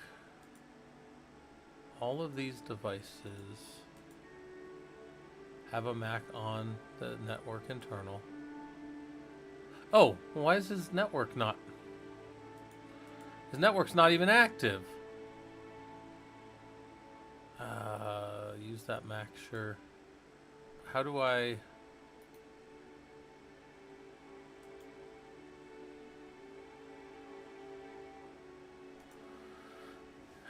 Why is that active? No. Maybe it's because he's off now. Properties. And all of these should... He can boot off the network.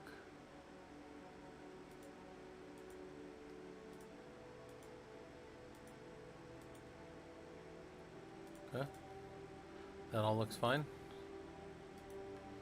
Let's start him up again. I want to see his... Okay, it is active. Yes, okay. Alright, he does need a network to be able to come up correctly. But he should be... Yeah, he should be properly on the internal net.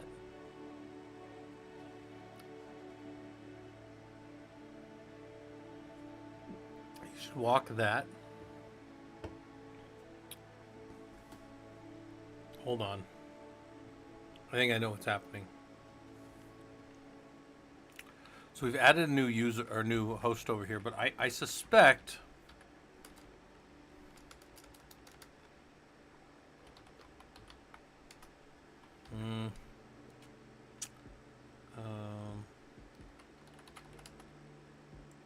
yeah, I think the werewolf server needs to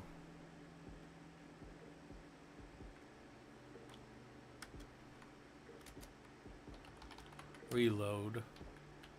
See, I don't think that should have to happen normally, but I think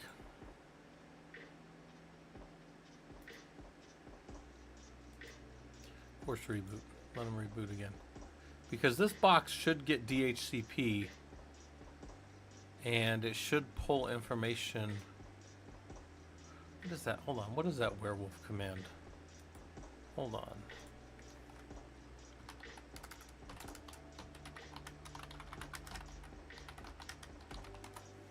What is that command?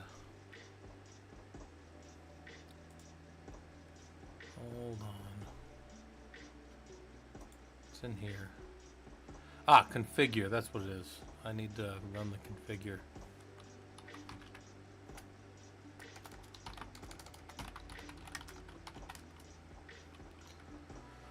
Because I suspect it's one of these.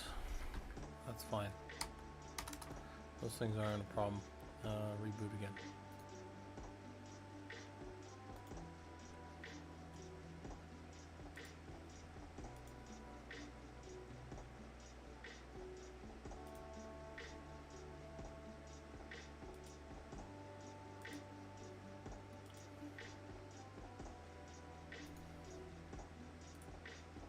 All right, come on, server. You're embarrassing yourself in front of everybody. This thing should grab and discover on that DHCP who it is. I mean, the node has been created. It's discoverable.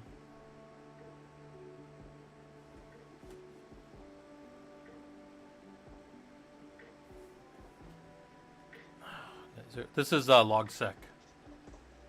That's this. Oh, here, I got to put it over here for you guys. It's LOG SEQ, just like that. Hold on. What the heck is this?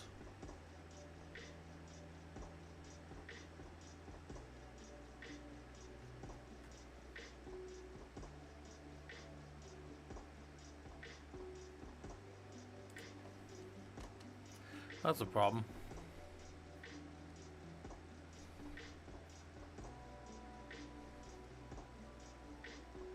We have never seen those problems before.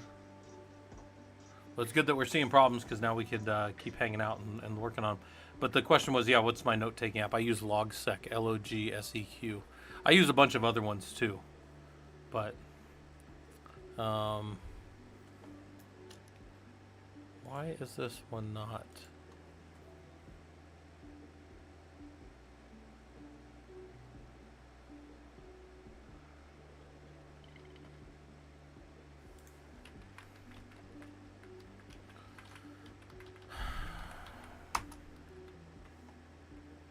He's discoverable, yes. So when he boots up, he should find the system.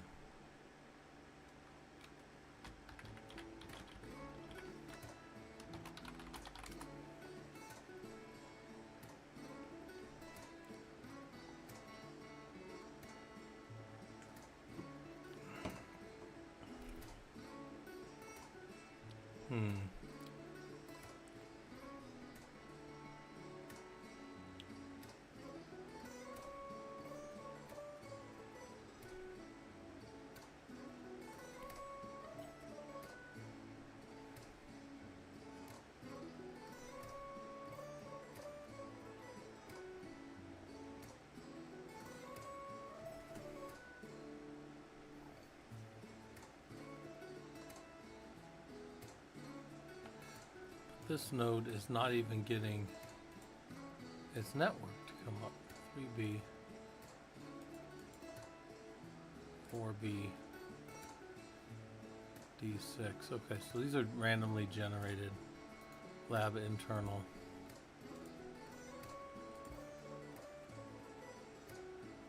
Lab internal.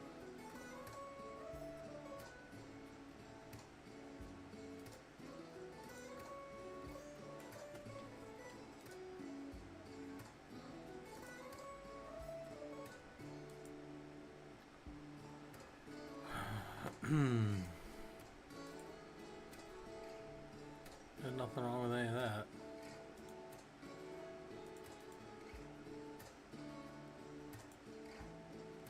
Don't need to boot to any of these. That looks correct.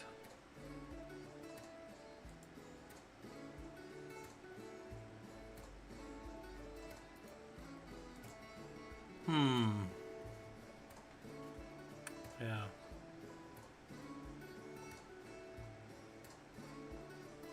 Oh, iPix, yeah, iPix has been around for a while.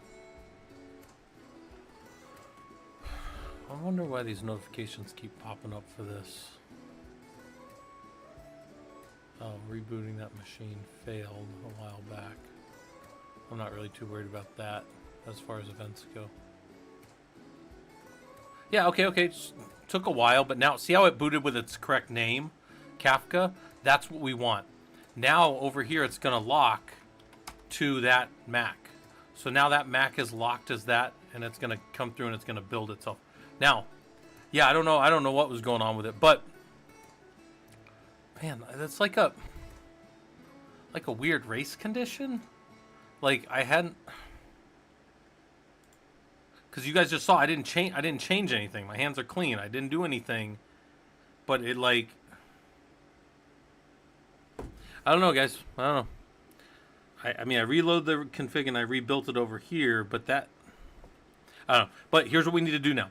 Kafka is not going to be the right image for the other stateless nodes. So it doesn't make sense for me to use the same image. So over here,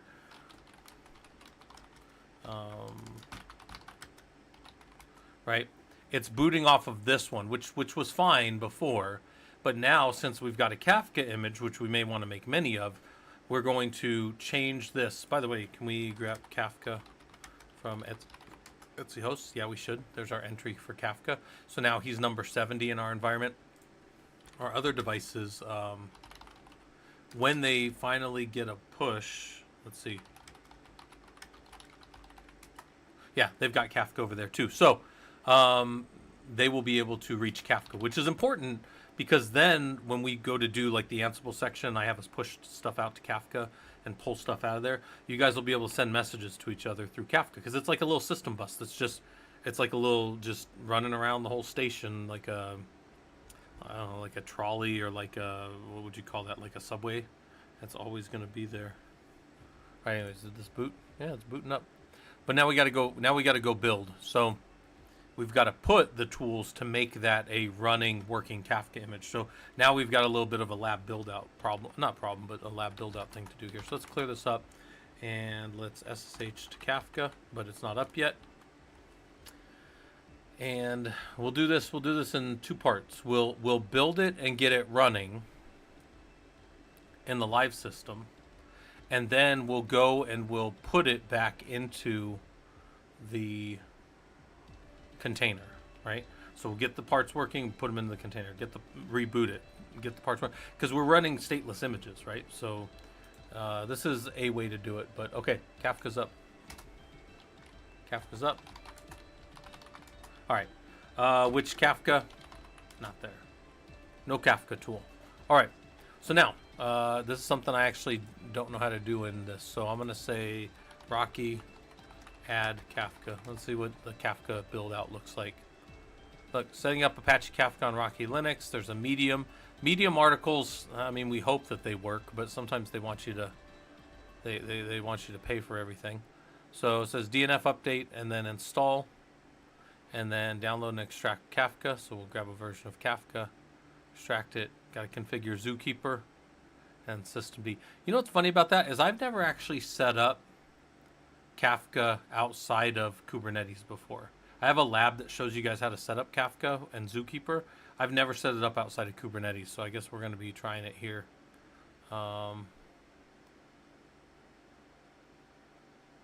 Broker ID if you want to have a specific broker. And then start it. Verify Kafka's running, and then you can write in there. Okay.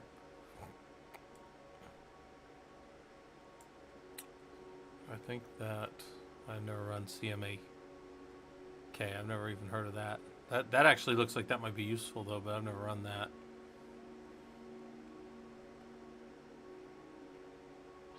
That's another tool. Also Nano, okay. And it's set up for SE Linux because we do have SE Linux running, and then allowing port 9000, which doesn't conflict with any of our other stuff. All right, we'll give that a shot. So, if we're gonna do that, if we're gonna give this all a shot, we're gonna go build it on the real system. And when we build it on the real system, we're also gonna keep a little notepad here. I've told you guys I like to use Notepad++ for my quick and dirty notes when I'm just pulling stuff raw out of system. But let's see how much of this works exactly as it is. So DNF update and install Java. If that works for us for now, we'll go drop it into here. If it doesn't work for us, then we got to step back and do something else. But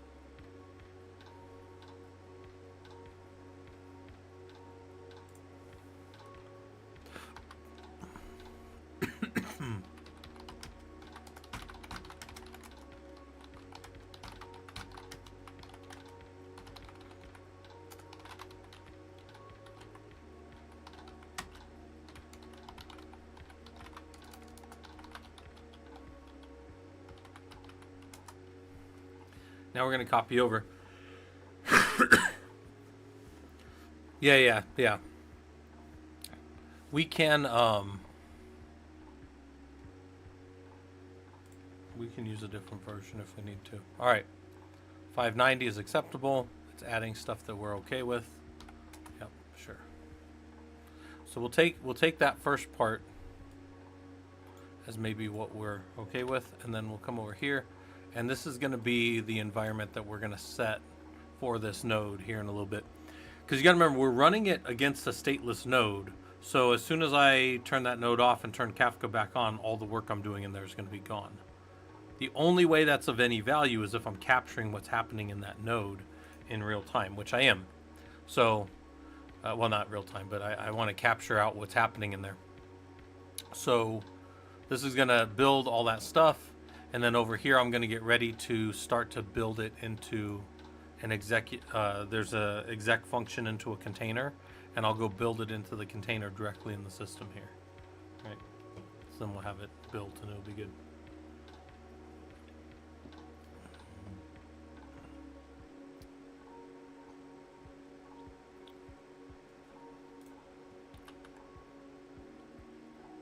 All right, and we can go to a newer version of Apache here, or Kafka rather.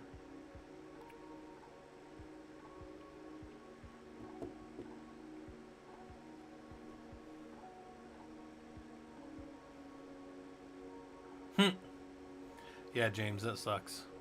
If you had a CMake cross-compile because some Git checks failed, yeah. Especially if it's something nobody's using.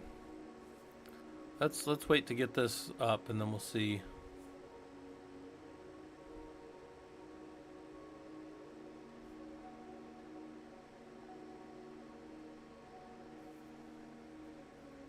While we're waiting for that.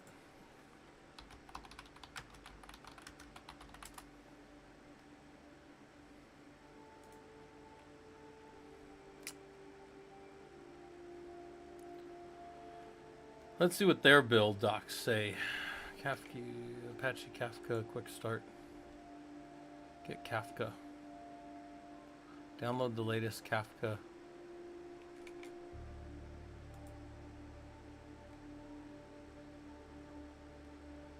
Get new keys and all that stuff. There's the most recent version of Kafka. So it'll be this on the wget. Right, so these guys are recommending this one, but we're going to do this other one.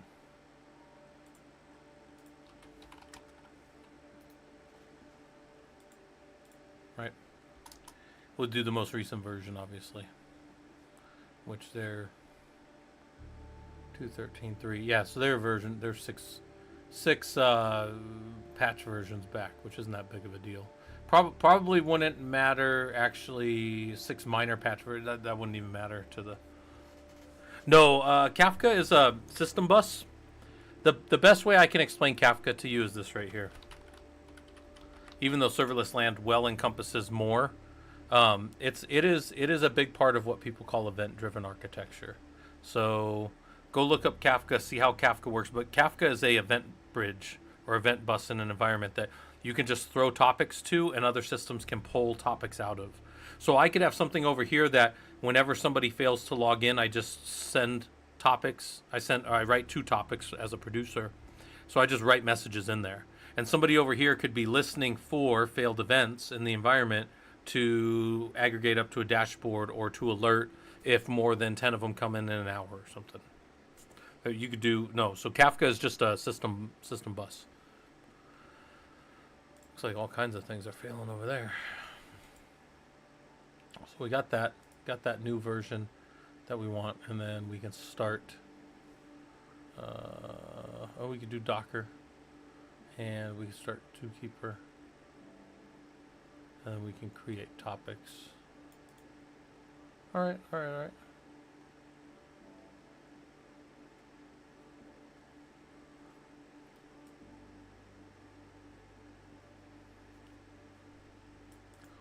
So you got to do Kafka with Raft or Kafka with Zookeeper.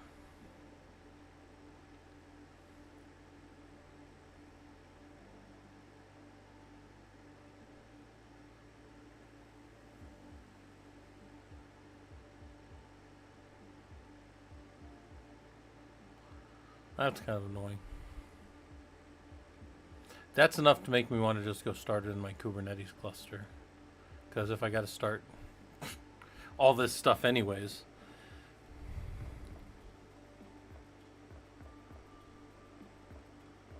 And if they're like, well, you should just install the Docker image after you already downloaded the tool. I don't know. Seems like more of a hassle than it's worth. So something to think about, I guess. Yeah, I think it's taking its time over there installing everything. Oh wait, is it because it just needed to be a lot of updates? I mean, well, the reason it's so far back is because this is an old I didn't go from an updated version. I went from a really old. All right, well that makes sense. That's my own fault, guys. I went from an old version that hasn't been patched since I downloaded it. That is my fault. We're not even to installing the Kafka part yet. Don't need sudo.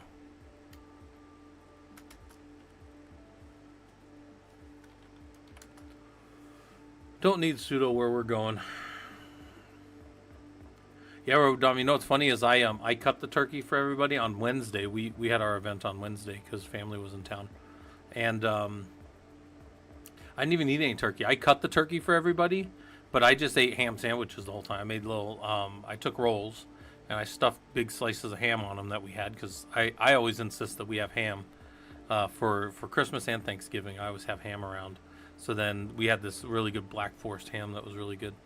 And everybody was like, this is the best ham we've ever had. And we're like, well, it's just plain Black Forest ham that you can get ever. Yeah, I mean, Rogue Dom, I cut a turkey, and I guess I tried a couple like slices. I was grabbing it, but I didn't go out of my way for it.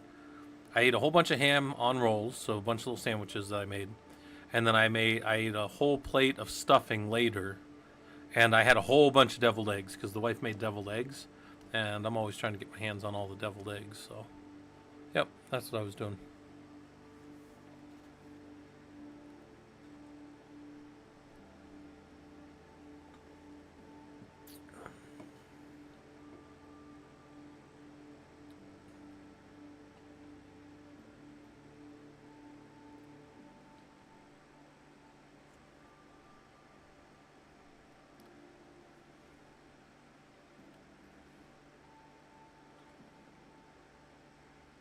I never even messed around with Kafka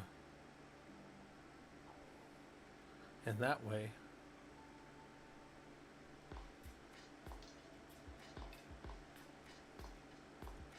Okay.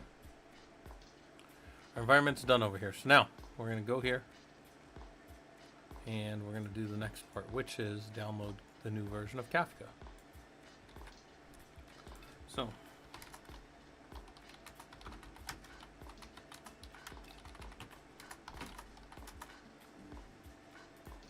we need a -O, but that'll be fine if it downloads it. Just downloads it directly. Oh, my wife made deviled eggs with mayo and with Miracle Whip, so she made it both ways.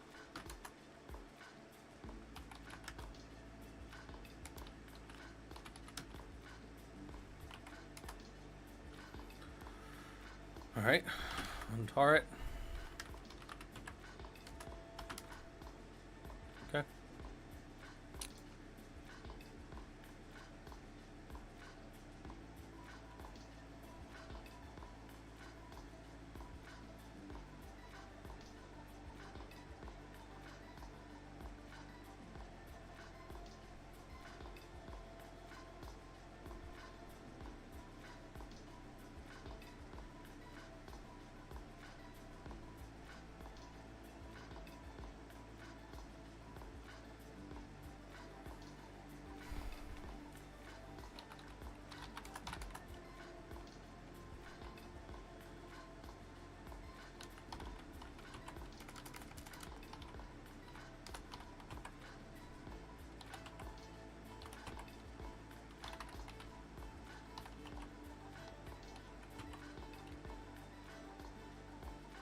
Oh, I need to be up one. Alright, fine. Although I think that's bullshit.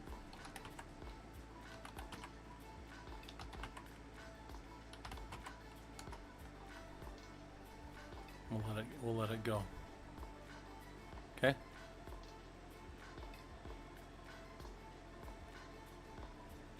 On another terminal. I'm not doing that on another terminal. Watch this.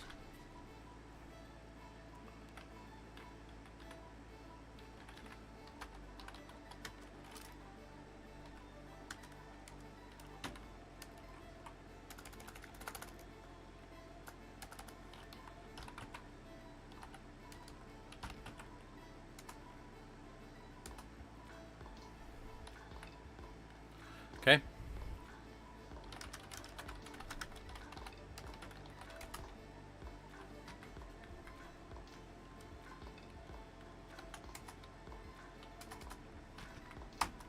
There we go. There's bullshit in the background. And now we'll do no hup this guy. Remember, we just want to get it to start.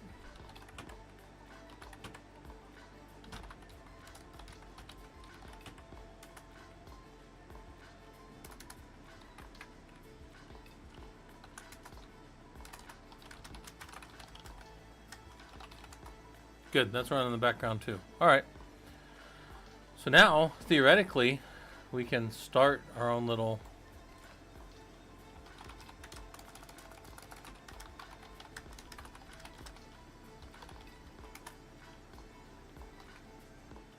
that's listening, as is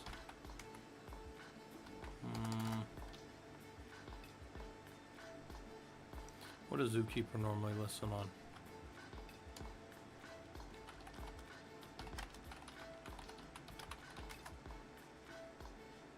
That's not that.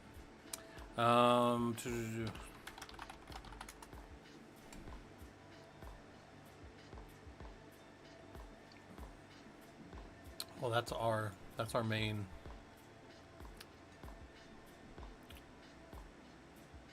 I think that's Zookeeper. What is Zookeeper's default port? I think it's 2128. Yeah, there it is. That's 2128. See that? All right. If you guys want a lab that you could do this on in Kubernetes, like the easy way, I've got a lab that shows you how to do it. So I'm going to show you guys this lab real quick. Killer Coda.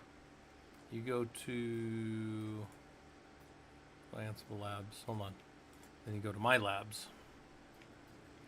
Then you drop down into Kubernetes Labs. And I have a simple super simple deployment of Kafka and Kubernetes. So if you guys want like an easier one of these, there you go. That's the one that'll give you guys a direct. Thanks for that, Robodom. Good. People can go and find our stuff. That's important. But this will show you how to set up Kafka with Kubernetes, which I think is way easier than what we just did there. So, all right. So if the environment's up and all that stuff's working, got the default port, got that. Integrity of the files is fine, because they're both running. So we could have also searched for, I guess Java would have been good. And we would see them running in the background. I don't know what those other ones are. All right, and then we can do, so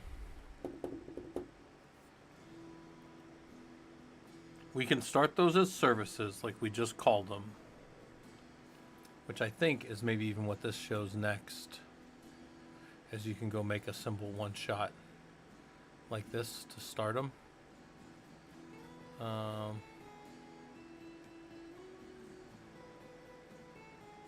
Yeah. Before we did that, though, we would probably do this. We would probably move all of this Kafka here into opt. Oh yeah, because I'm down on this box. So yeah, I got it. Okay. So people, Opt is its own. It's mapped in this environment. So, well, I guess I could do.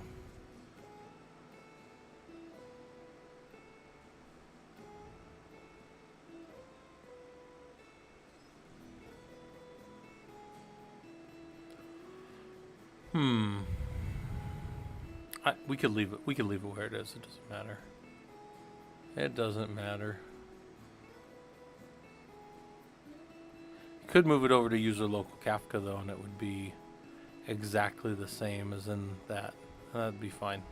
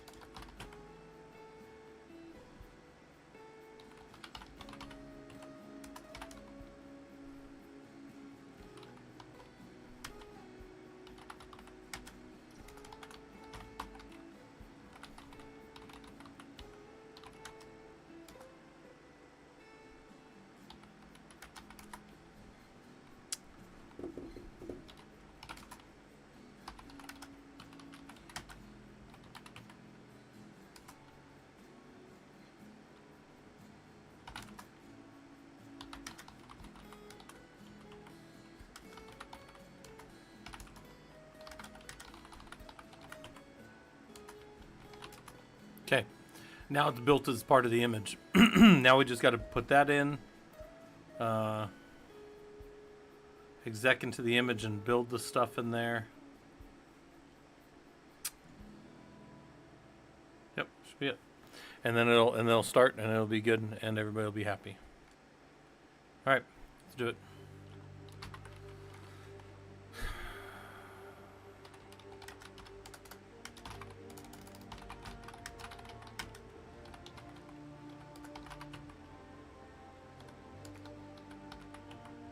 Build the container so it's in there.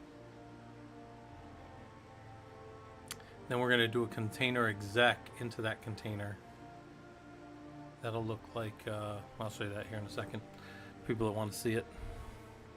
Then we'll build it. We'll get it all working. We don't need this anymore. And we don't technically need any of that crap anymore either. These reading and building of things isn't going to matter once I get it started. So we're going to be I'm going to have you guys running it off the other nodes to get there, so I don't care about that either. I do want this though, because I'll steal this. All right. Now it's a waiting game. We just got to wait for this to build. We'll exec in there. We'll get it stood up. Yep, all the pieces will be good. Then we'll boot it, and then we'll change over the container image of the Kafka node to this one, and it'll be good. Yeah, you're good, Robodom. No worries, no rush. We're not working super hard, not on a Friday.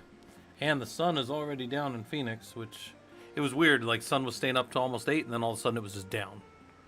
Now it's down like 5:30, so it's kind of weird that it just goes down while I'm sitting here.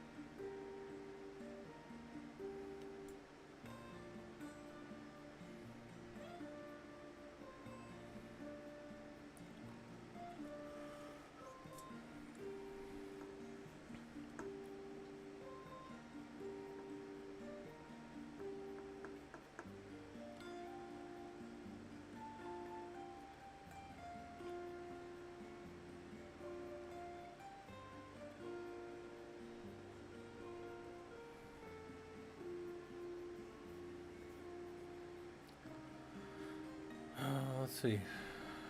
Use your local Kafka bin. Use the, okay. All right. So we're good. Let's go into Kafka.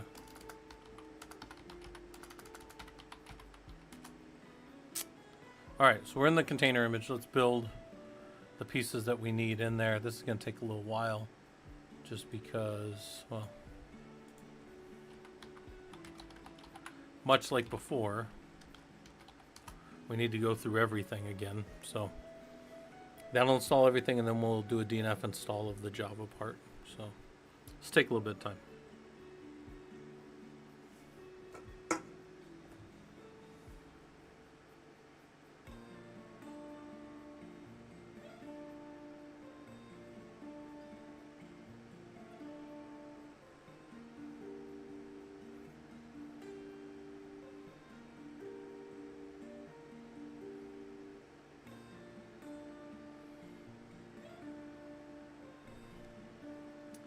Again, I don't know why this, I mean, this node isn't necessarily under too much load, so I'm not sure exactly why it's taken so long to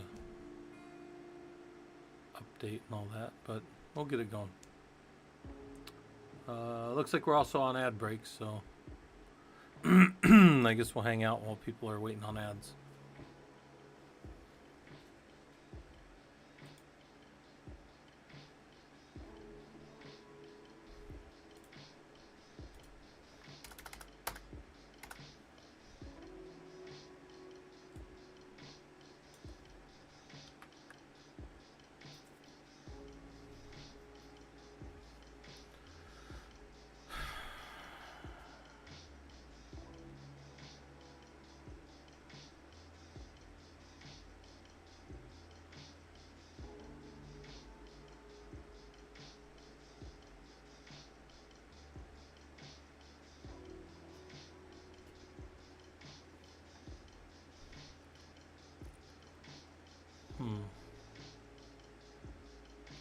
We'll look at that. We'll look at if we're going to keep those environmental variables or not.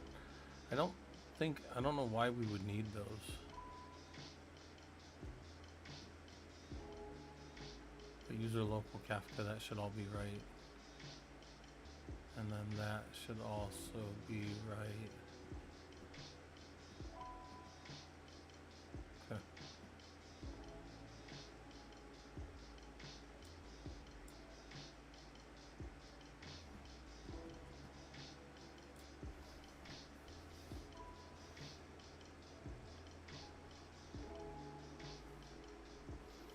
It just, I don't know why they have this set on JMX port 8004. I don't know why that would be set. I've never set that. I've never seen that set before.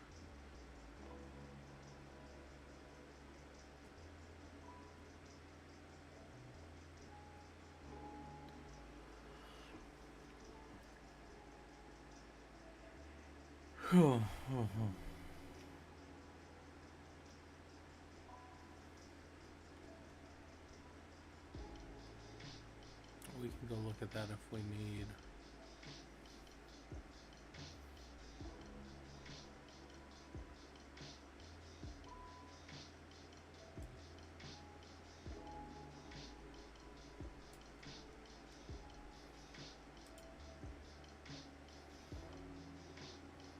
It's interesting to me that they don't even know where they have this, because look, they say that this is the Kafka, opt Kafka config, but that's not where they're sharing it out of. It's here. User local Kafka config server dot properties. So they don't, it's like different people wrote this thing and didn't even read each other's work. I don't know why people do that. Requested the putty banner display feature long ago.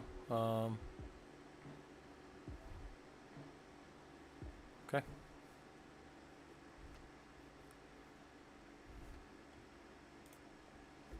We'll let this run.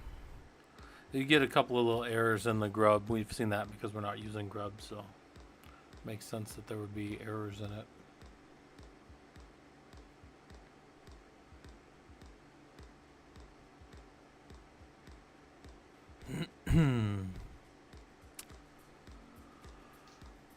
All right.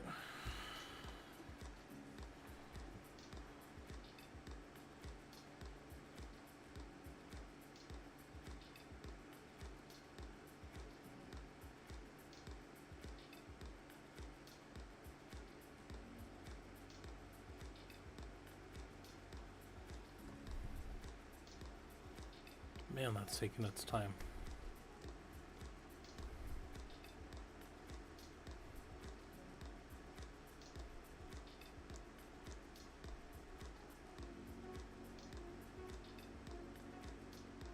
Systems work. Hurry up and wait. Gets worse when you get into storage. If you do storage stuff, man, you might be waiting for days sometimes for stuff to get, and then it just errors, and you're like, there's no way to get that time back. You have to do it again.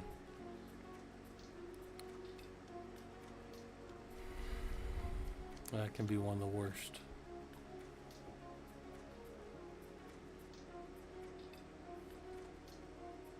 Alright, we're gonna let that run. I'm gonna play some Brotato. What do you guys think about Brotato? Some of you probably hate it. I'll play that while we wait. That's gonna build. Oh, so that's done. Let's get the next one installed while we're waiting. Copy. Boom.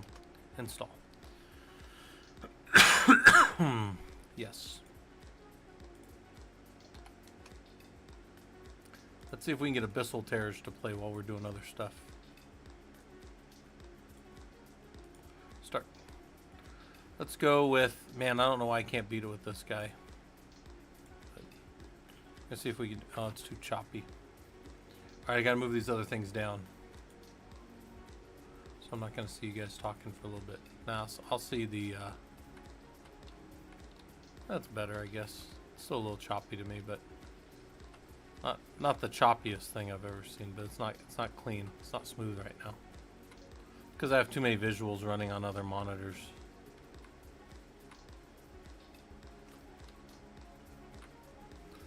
Yep, still installing. We'll get some distance, we'll get some luck. This character runs on luck. We'll get more slingshots.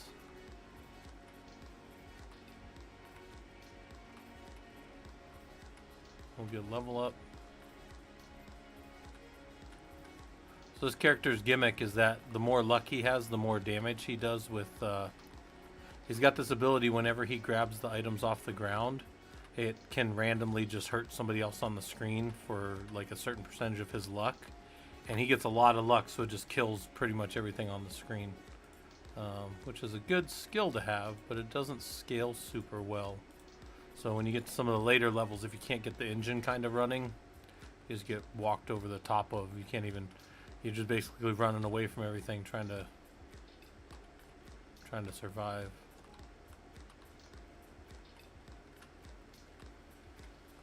Yeah, well, see, most of the time he's just killing everything. When you got everything under control, he just murks everything on the screen. But once you get to where like you can't kill an enemy in time to like start getting it going, you end up just running away the whole time, and then you never catch up. I'll go more harvesting. Range damage. More range. Not going to give us any items worth anything.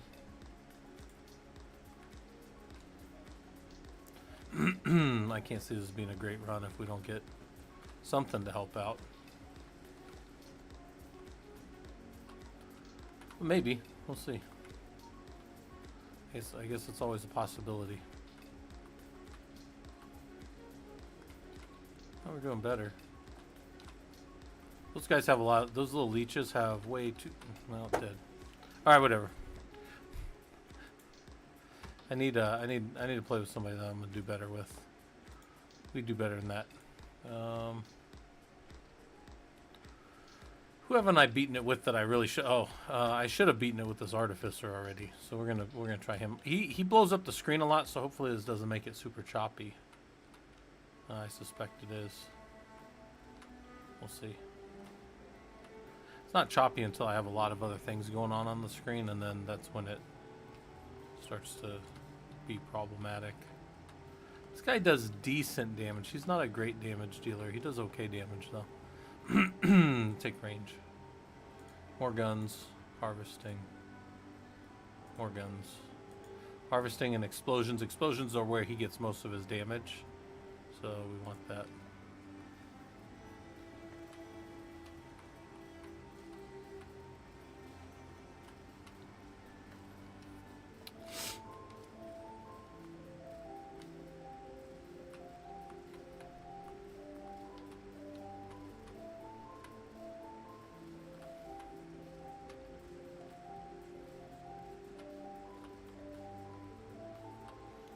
All right.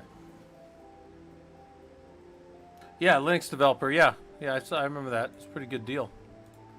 I know some of you guys got it. I don't know who all got it, but I know a few people got it. I know some of you guys were setting some stuff out on there. That's always good.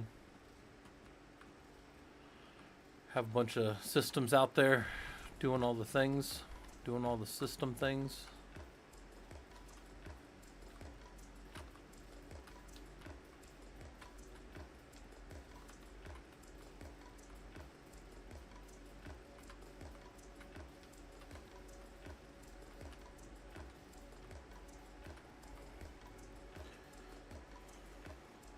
Oh, wow. Let's see if we can pull that up. Where's that at? Back Nerd. Now, they had the one Black Friday, but let's see what the other ones are. Oh, wow. This is the one right here. Yeah, but this one's still pretty close. This isn't quite, I mean, that's 4.5 gigs, but that's pretty okay. That's pretty, come on, can you guys give me like a close down? Okay. I mean, that's a pretty solid system for, let's do a little bit quick goat math here. You take your, it's a weird shape for a calculator. Okay, take your 5593 divided by 12. That's less than $5 a month for a pretty good server. 5 gig low KVM. It's pretty good low. Yeah. No, if that's, I mean, that is a good deal for 27. Yeah. But for some of you guys, yeah, that are just looking for some processing power to offload, I think that's pretty good. Like, I could probably do,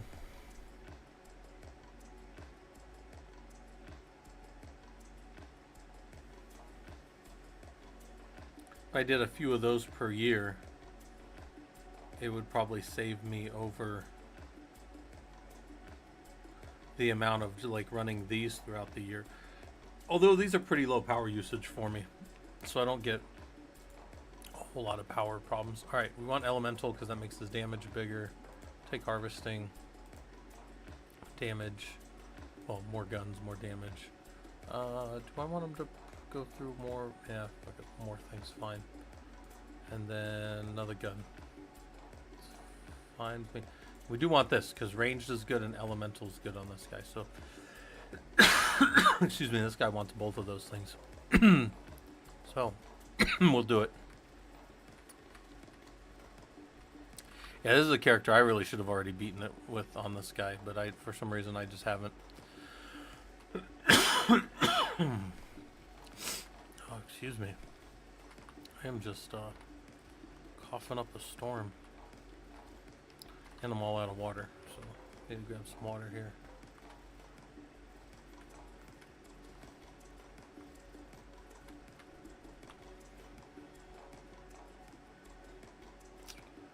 Don't want none of that crap.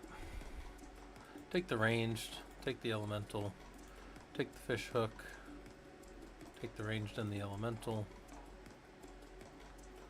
We'll hold on to those two, and we'll hold on to a better gun. So the fish hook means that there's a chance that these items could become cursed items when I leave them in the shop, and that's kind of a good deal because what can happen is they can become cursed and then they're way more powerful. They're worth, like, they're twice as good as they were before.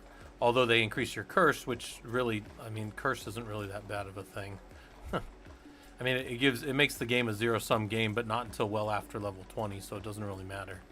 Like, level 20 is where you win. So I like to continue on after level 20, but like you don't have to do that in the game if you don't want to. You can just quit, call the game quits at level 20 and win. Which the whole goal is to win, obviously, and then just have the character finished for the waves. Which for me, I do not know why all of these guys are freaking red. Like, red is like when they're enraged. I don't know why they were all getting red. Take crit, take the gun, take that. Take another gun, which will stack them. And then we'll hold on to the gun and hold on to this. Again, the hook, the fish hook can cause them to be better items next time. But I couldn't afford them then anyways, so there's no reason not to just save them. Because I do want them in the next level. Okay. This guy does pretty good damage right now. I'm not, like, this isn't great damage, but it's pretty good early on. So.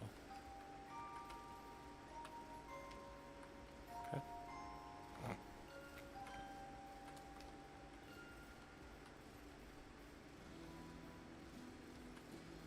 Oh, almost got me. Alright, let me go grab this life. And the number one rule, don't die. It's always the number one rule. Don't let anything kill you for something dumb. We'll take more hit points because I need them. And then, see, we got a better gun. Now the shredder gun, look, he's level 2 shredder with curse is 36 damage. A normal level 2 is only 22 damage. So that's a huge, huge jump if you can get it.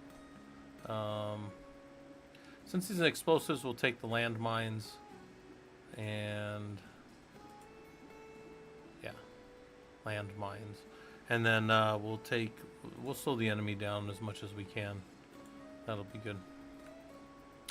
All right, now just keep killing enemies.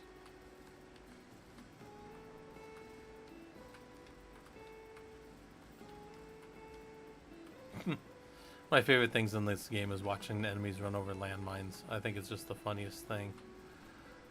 I don't know why.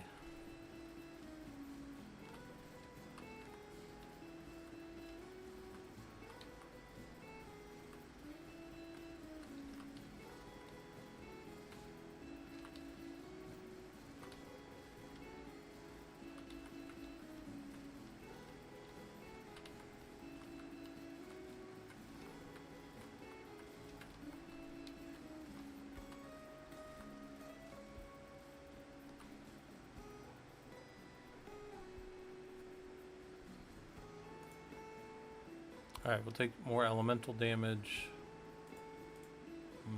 I'd like, yeah, more explosive damage is good.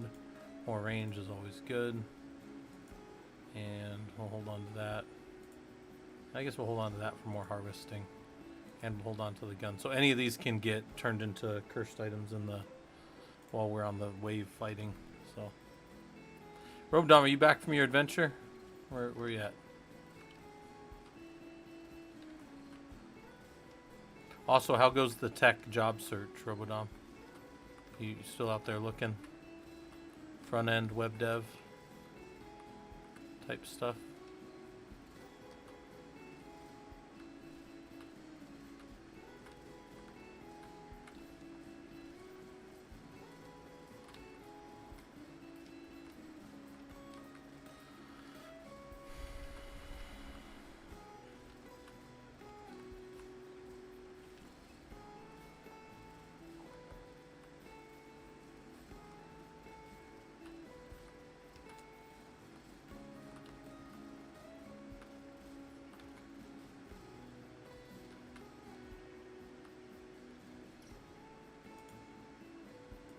We don't need any of that stuff. So elemental would be really good, but I want attack speed. I think I need to be shooting faster than I am. So I need more of that. We'll take more landmines so they can just blow stuff up on the ground, and then we'll take more harvesting for later. Crit and dodge is huge, so we'll take that, and that's fine. Yeah, you're still looking. Nothing out in California right now. All right. These little those little whale guys are kind of annoying because they basically lay these eggs everywhere, and the eggs can grow into really kind of strong guys. So you got to be following them around, killing them. If they get too much time to get those guys out, this can be a really difficult. This could be a relatively easy level, or it can be a pretty difficult level if you let them pop all those stupid little guys out. And they're not these guys. These guys are pretty weak, but no, they've got these other guys that kind of run around and they shoot these red beams everywhere. So they're just kind of a hassle. You want to get rid of them. Oh, I do not want to die right now. It's because somebody happens to hit me with something stupid. Jeez. Don't want that. We don't want to let them pop out. Okay. Oh, almost got me. Alright, that's fine. I think I'm gonna keep growing your skills, creating more real world projects and talking to more people. Yeah, I mean that's part of it. A big part of it. We'll take regen, take damage, take that, Ah, it maxed with him, so now that's 94 damage every time it hits somebody. That's huge. And then now it's 101, so it's even better. And then we'll take this, so it'll be a little less, 99, but it's way bigger range. So we'll take all that. More damage, more hit points. Alright. We got to be ready in 2 levels because we got a mini boss coming up, and we do not want to be messing around with the mini bosses. We want to kill them quick. So this guy does kind of bad single target damage. He doesn't do really good single target, but he does really good AoE. Like his area effect, his crowd clearing damage is really good, but his direct target damage leaves a lot to be desired. So, except for that one gun, which that one gun hits really hard, it seems. All the other ones are just okay.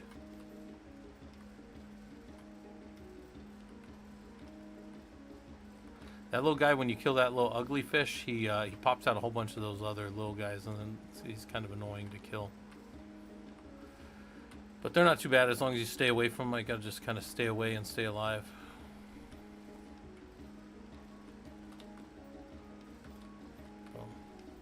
Should not have ran over the middle like that. Oh, trying to get myself killed.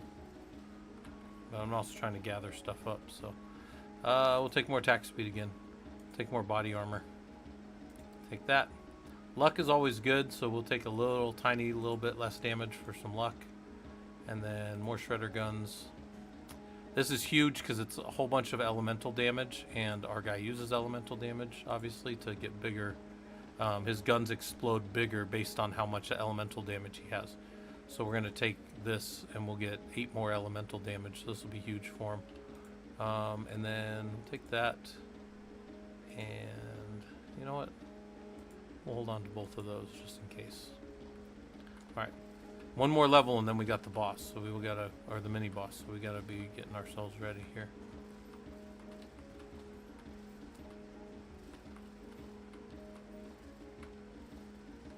Normally I should try not to run into those stupid little energy things.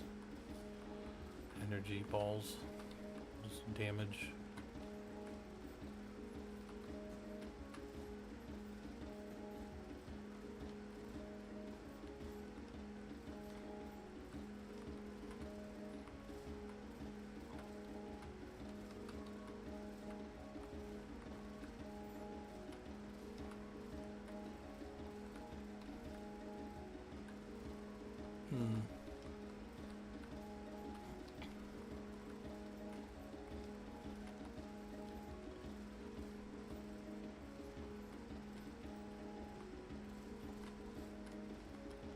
Alright.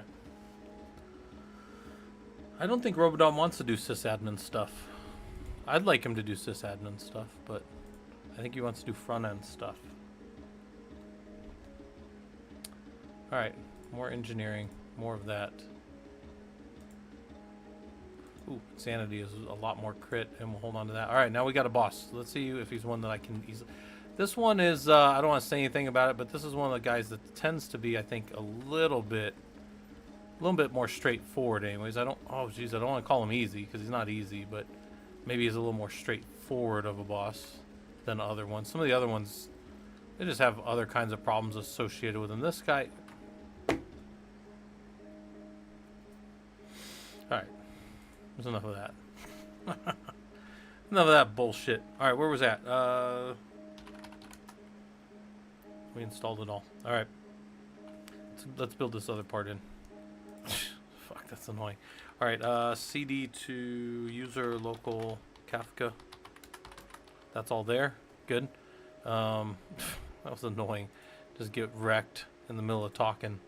We're gonna steal this. Etsy system again. I don't know why that wants to be like that, but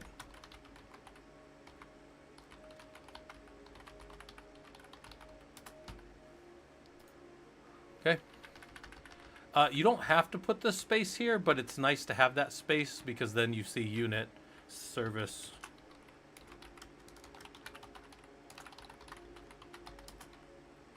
A little easier for you guys to see. Okay, escape colon WQ, and then VI Etsy system D system zookeeper dot service, and this will be this one.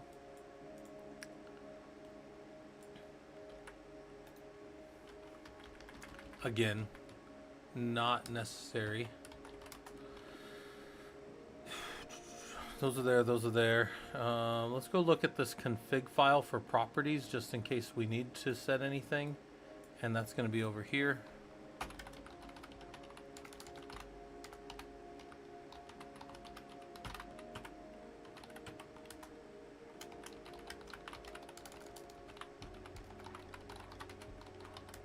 Okay. Broker ID is 0, that's fine. Listeners, if I had other listeners besides the defaults, that's fine. Threads, I don't see any of those things that I care about. I don't see anything in here that I really feel the need to change. But one thing to do is sometimes we'll do a grep dash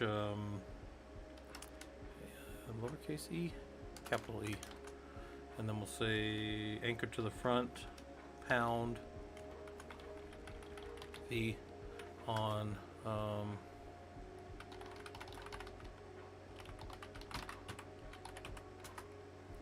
and what we'll do is we'll just strip out everything else and say, okay, that's how localhost is getting set. That's good. I just stripped all the comments out of the file. I could strip the zeros out, but I always forget how to do that, so I'm not going to worry about it. Temp Kafka, yeah, that's fine. That's fine for now. It's boxed. I don't care that much. But in the future, I might want to change where we write to, like if we started to hit like system rights and speeds and considerations and that kind of stuff. All right, let me pull these back up so I can see you guys if you're talking to me over there. Good, good, good. Okay, so I think that's good, and I'm going to say true, and then exit. So this is going to build that whole.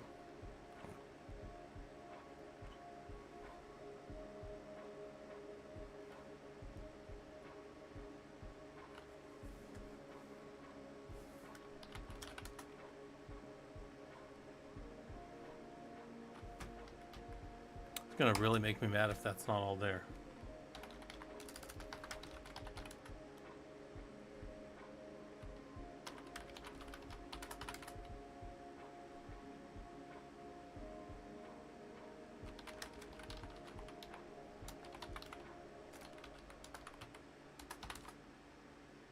Okay, well those are there. So I have no idea what I'd say in read-only system. What the hell?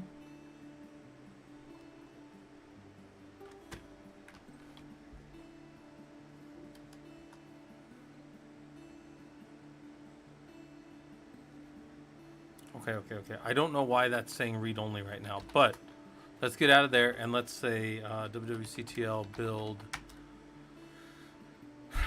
Rocky Linux 9 Kafka.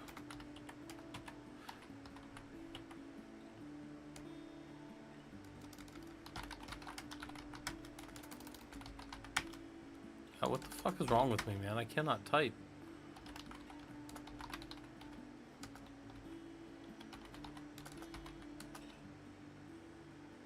Super annoying. What the hell's wrong with me?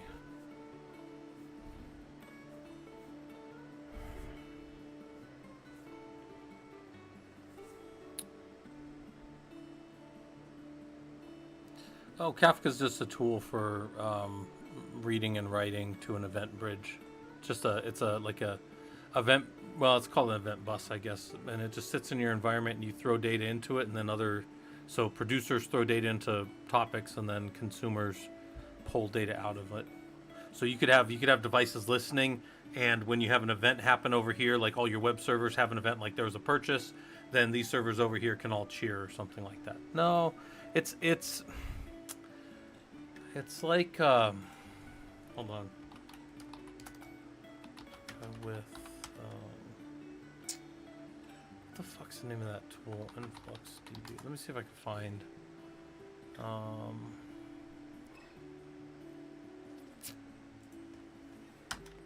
the hell's the name of that tool? I'm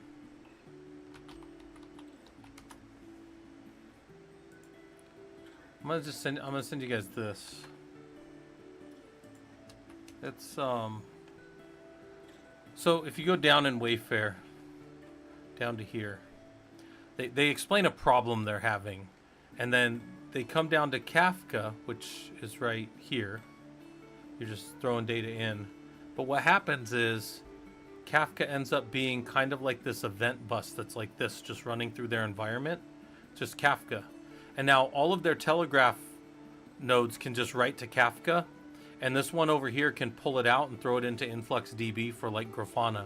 So what it's like is over here in Ireland and Boston and Seattle, all the things are always throwing data into Kafka, and then that's acting as like a system bus, which is, you could think of it like just like a train running through a city, or like a subway just always running. Yeah, it's like a people mover. It's like it moves data to the thing that wants it. So over here in their example, this Telegraph is going to pull it out. These are all just nodes sitting there that want to throw data to Kafka, but Kafka's only sitting there to move people until they get to this platform and they're getting pulled out. But what they were having was there was intermittent WAN connectivity issues, and they wanted this to always work. So all of these things can be batching up for, like Seattle could be batching up for a week. And then finally, when the connection comes back up, I mean, I hope to God you're never down for a week. But let's say you're down for a week, but you're operating locally, so it's not that big of a deal. And then you get your connection up, then the data flows, and Kafka gets pulled out and thrown into InfluxDB, and then you can show it through Grafana, which is a very simple little use case, but that's what it does. So I'm building, so hold on, why is this thing read only?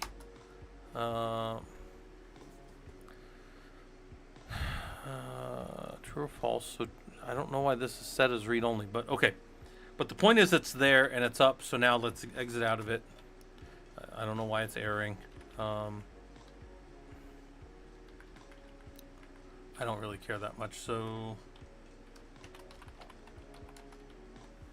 let's go find where we set the container. I haven't set the container in a while. Container, exec container set.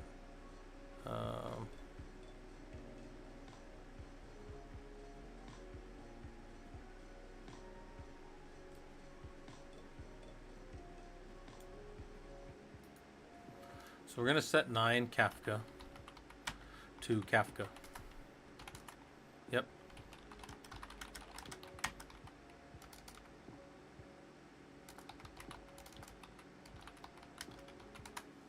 Okay. That over a little bit. He's got the right image, so then wait, before we do that.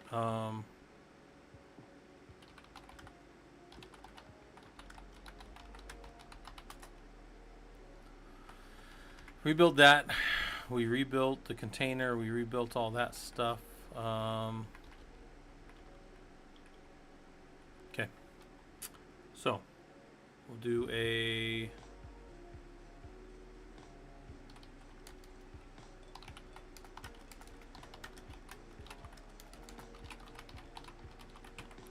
werewolf dash grep dash v for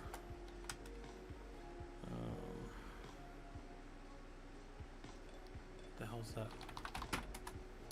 Don't want to see the runtime. Pull this up, kill Kafka.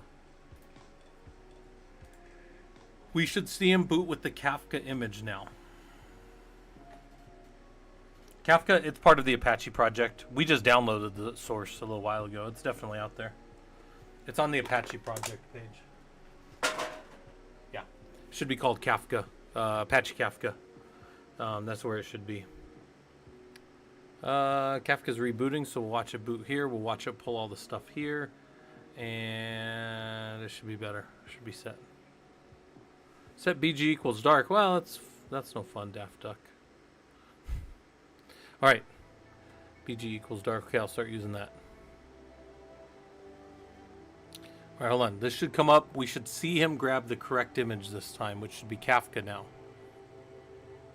Yeah. See how it's the -9 Kafka? So this will be the first time we've seen this image boot in the environment. Over here, we'll see him pulling it from the werewolf cluster. So all that stuff we just did to that node and all that stuff that we just put into it should now be started as this node comes up. That is kind of funny. Rewrite it in Rust just to do it.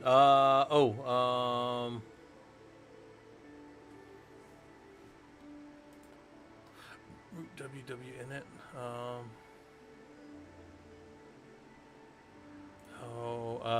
Drakut needs to be rebuilt for.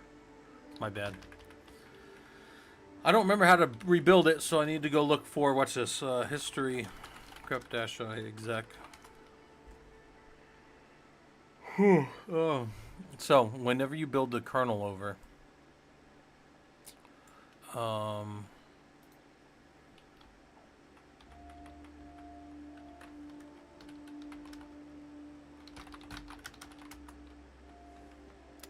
whenever you build your container over, for me it was 03. Before I did this the other day to show you guys something. Damn it. Wait, it's still. Hold on. Pretty sure I put it somewhere. Let's go see if.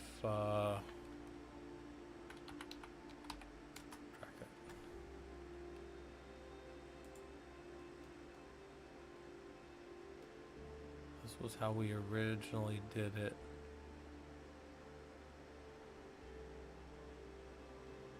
I thought I rewrote it.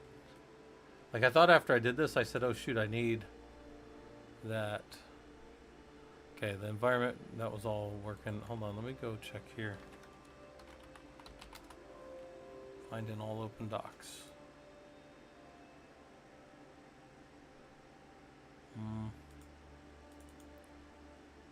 That's definitely a different one.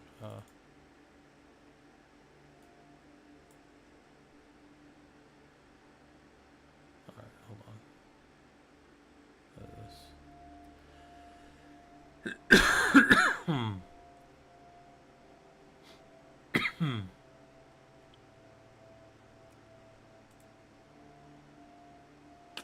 Oh, that's where I downloaded it from. Hold on. Motherfucker. Copy the fucking link. Jeez.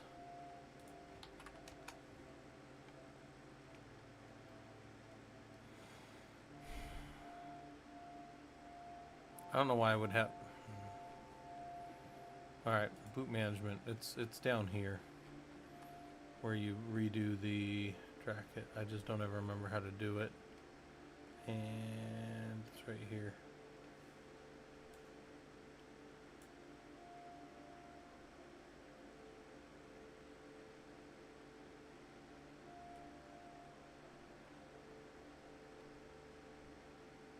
Not right.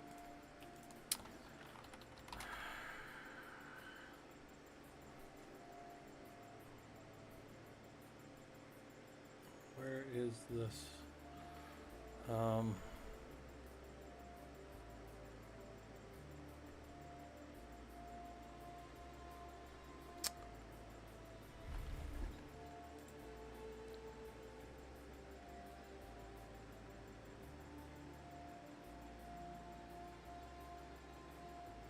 I swear every time I do this, I think, okay, make sure you grab it so you don't have to go look this crap up again, and then I don't do it.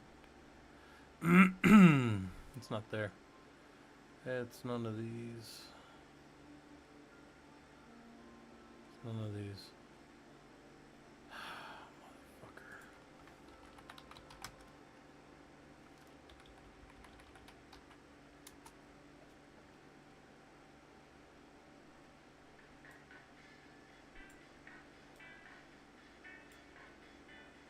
I swear it was this. Oh my fucking gosh. If I wasn't worried about this breaking something, I would Control C out of this, because this is we're not even doing anything with that build. Whatever. Fucking who cares? CTL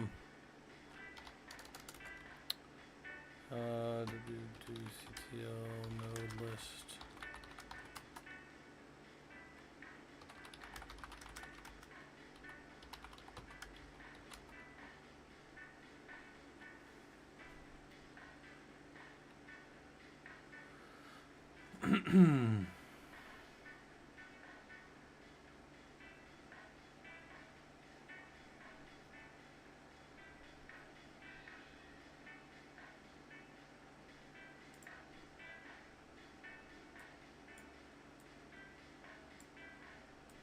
So every time I do this, I forget to go.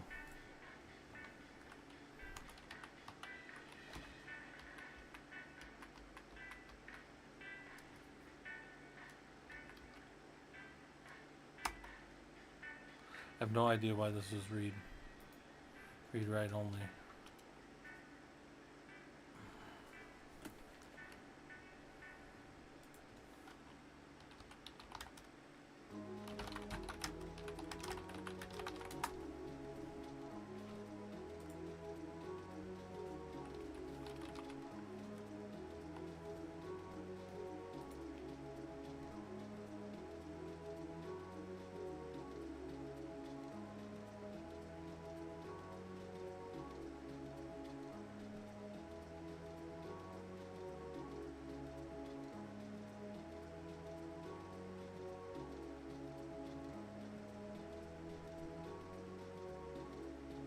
Oh, I wonder if...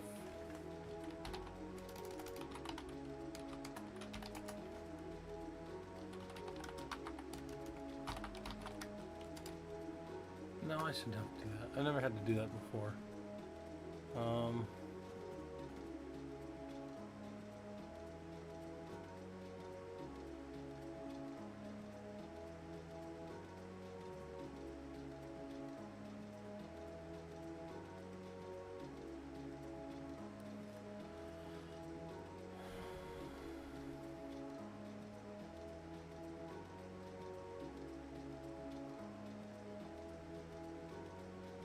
Why that?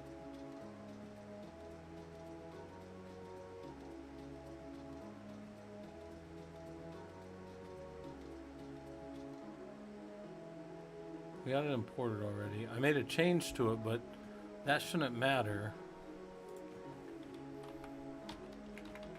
If I already built it.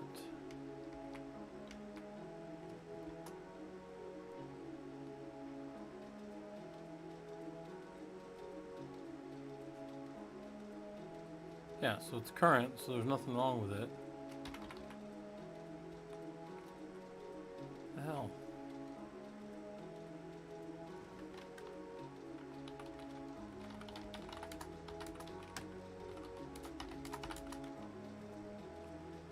All this stuff is here. So why won't this allow a write?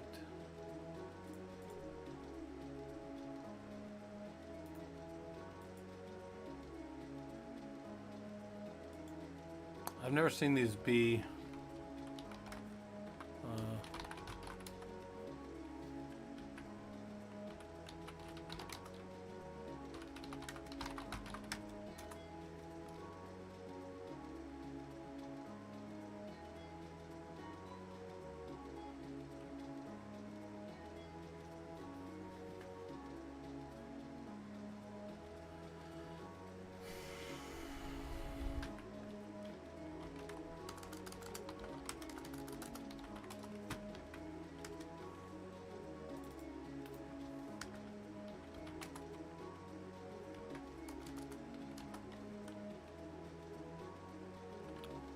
I don't know how to get. I've never set this to not be like read. I've never even seen this set to read only. I mean, I don't have like some super extensive background in Werewolf, but I've been using it enough.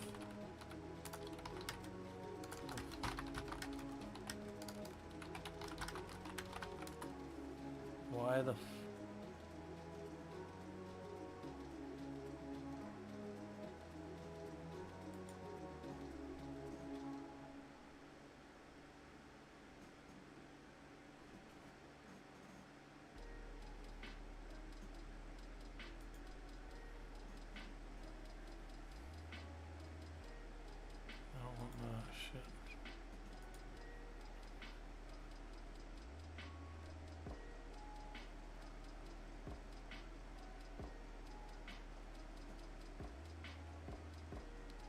Just need to see how this thing is set. Like, where did it get set? We modified the CH root directly, so I mean I could see it being that, but it's like they don't have anything that says that that'll do it.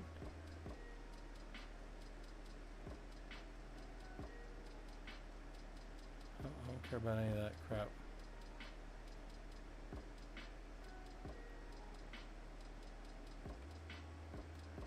We've done all this.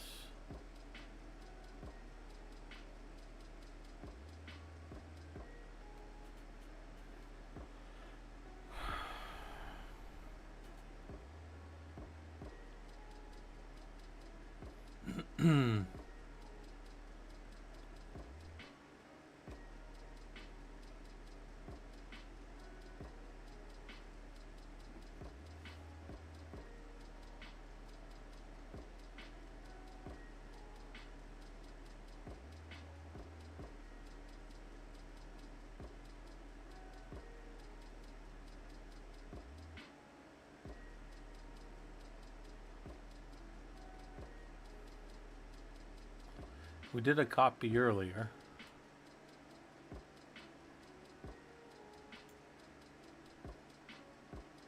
Which shouldn't matter. That shouldn't matter. We don't need a kernel override. That shouldn't matter. Booting should be fine. Yeah, that's just something. Some bits set in here that I don't know.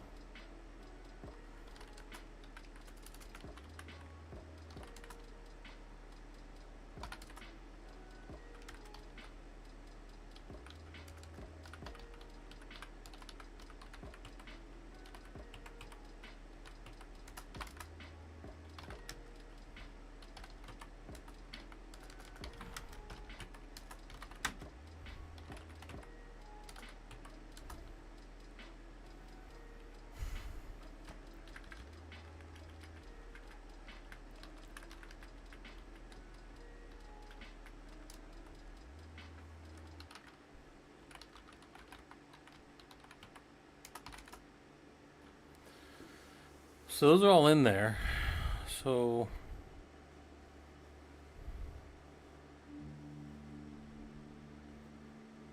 I have no idea why this is set to read only.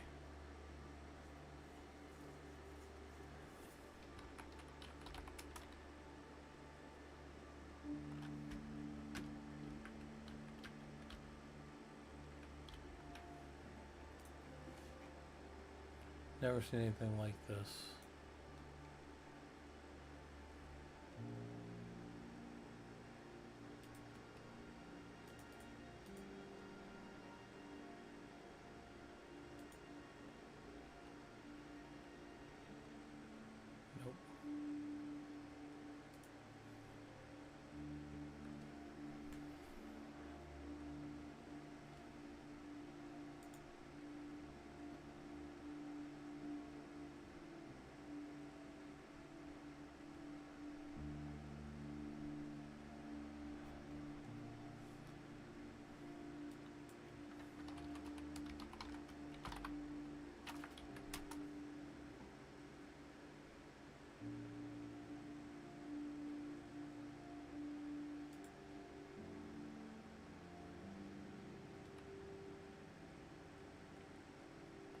That's less than useful.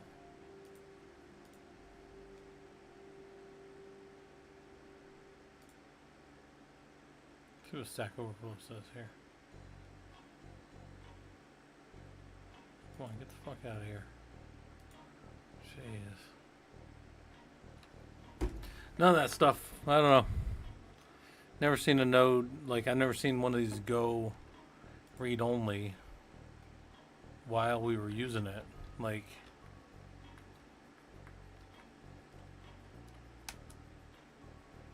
we can build it. It tells everything's current. We set it.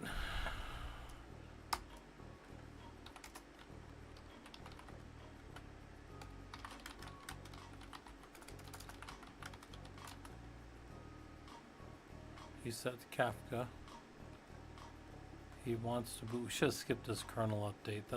That's a bigger problem than all the rest of this. Although this is a problem from it being read only. I don't.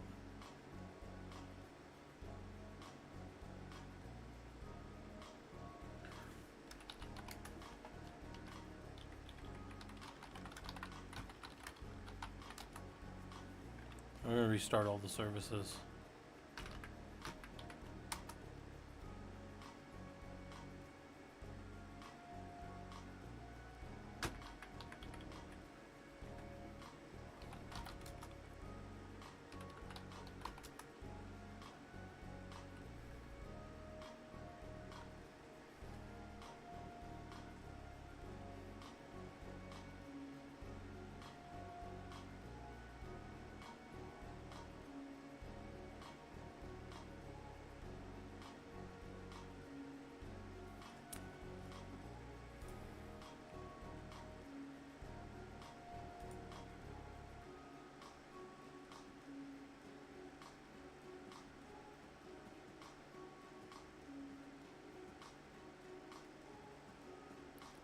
Looks very much like their setup for Werewolf.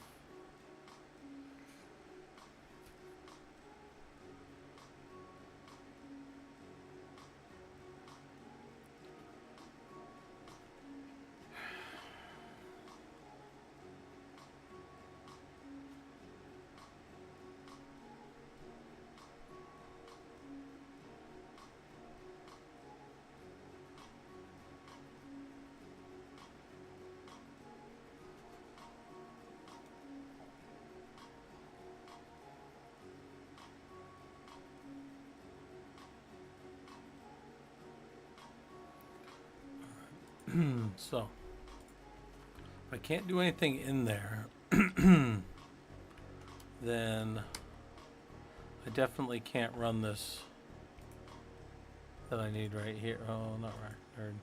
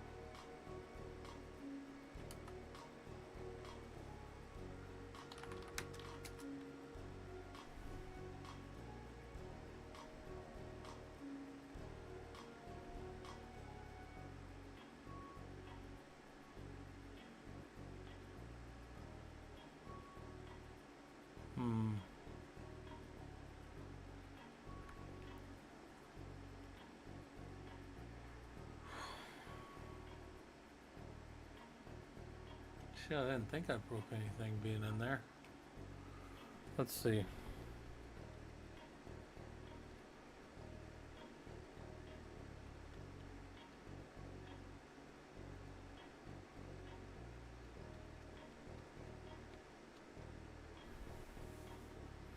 Really prefer not to lose the environment if I could, since I spent that time building it, and it's possible that this could happen. We checked though that no other nodes are getting that same error.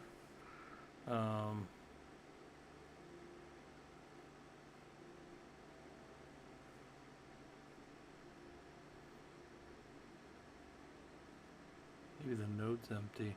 Well, I mean, the node is...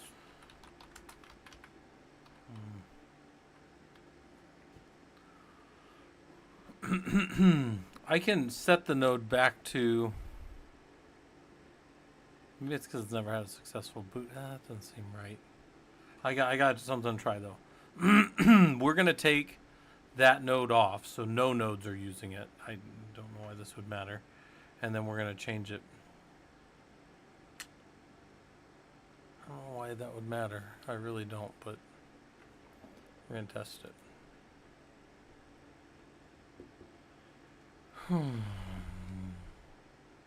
We're going to test it. We're going to see. ES, I have no idea about hosting websites on OpenWRT. Never tried it. Can't help you. I got nothing for you. Nothing useful anyways. You have to probably go look that up.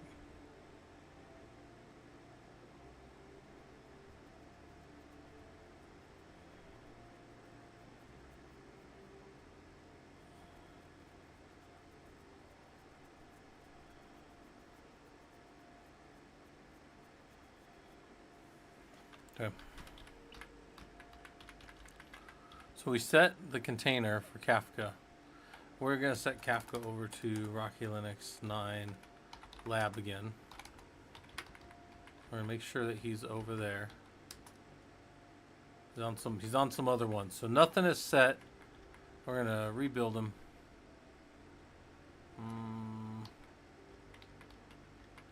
Where is it? We'll just rebuild his overlay for the other set. Okay. Now, there's nothing running on Kafka anymore. Still read only.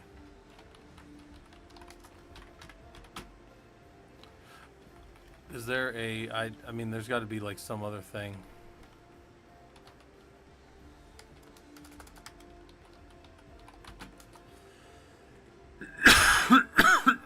I don't know what that is, but...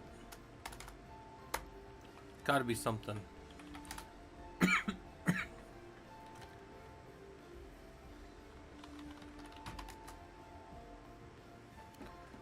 I've literally never...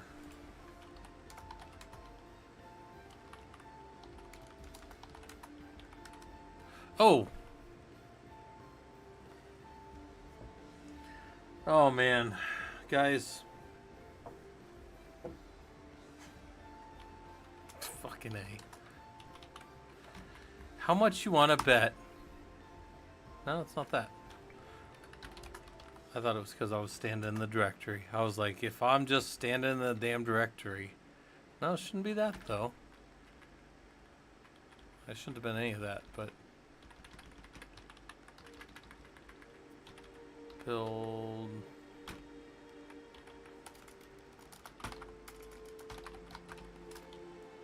Build...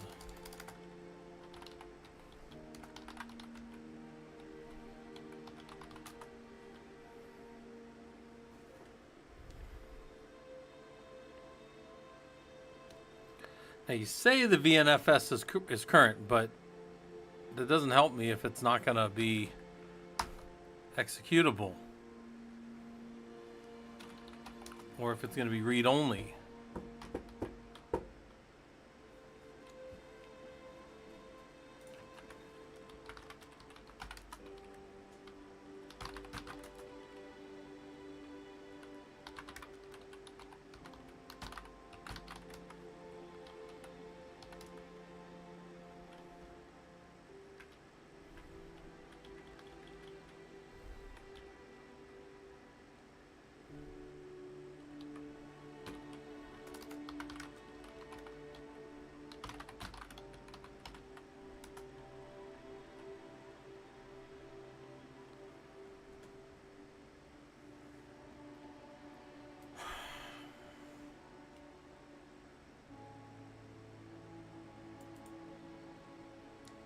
Yeah, I don't want that. Yeah, I think that's what you were looking for, Daft Duck.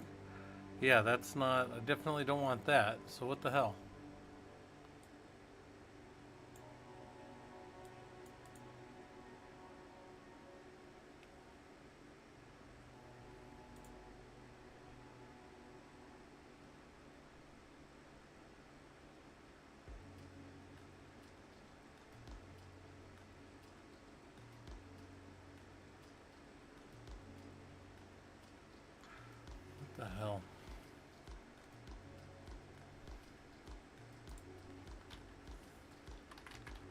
I've never I've never seen anything like this.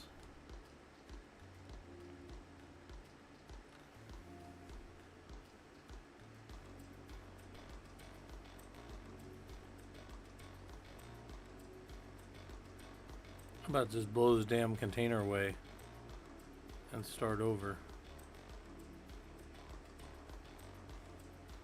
Huh.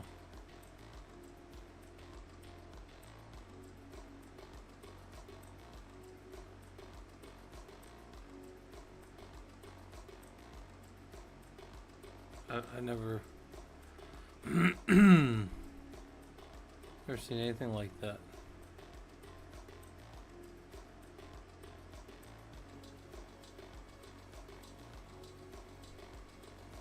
For the given note, so like say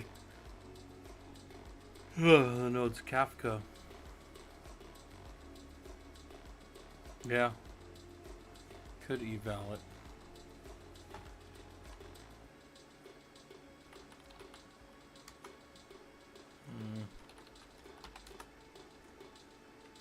Yeah, it's not telling me anything. I guess I can look at strace too. Although it's probably gonna blow up.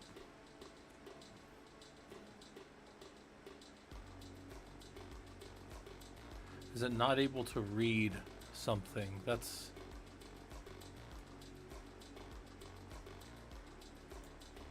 Is something not able to be read?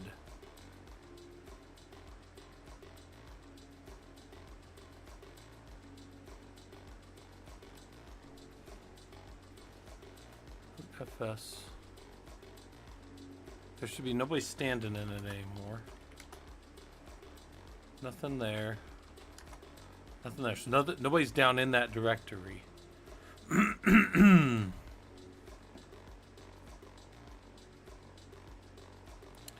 Let me just for fun.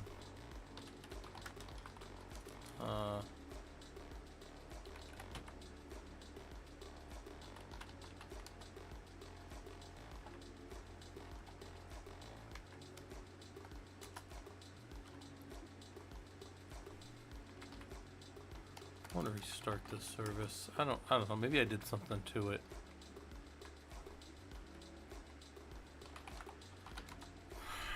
So it's running. He's got a new PID from where he was. Still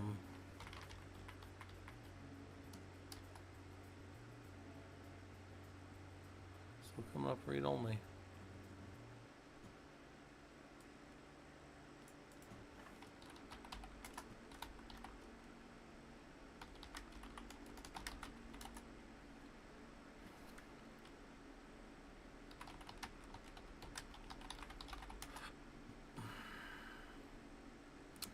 Well, that's weird. Kafka's supposed to be 170.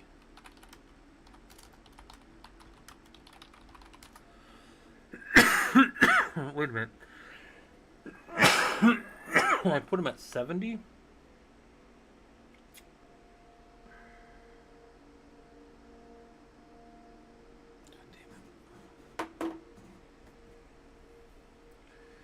Oh, damn it.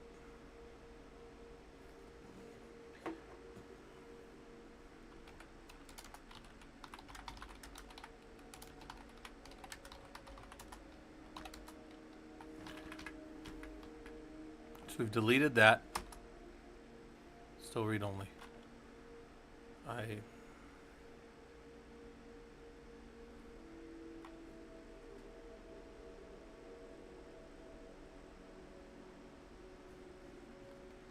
Let's see that there's not anything in here that's already set. So let's exit out of here. CD to here.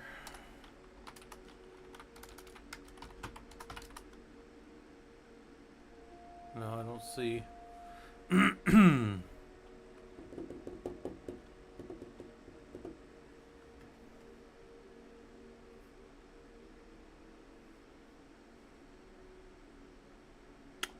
Yeah, Juan, that's cool. I hope I hope that study session's good for you. Those guys they're always working on the projects. Give me a second, guys. I need some water real quick. Excuse me. Be right back.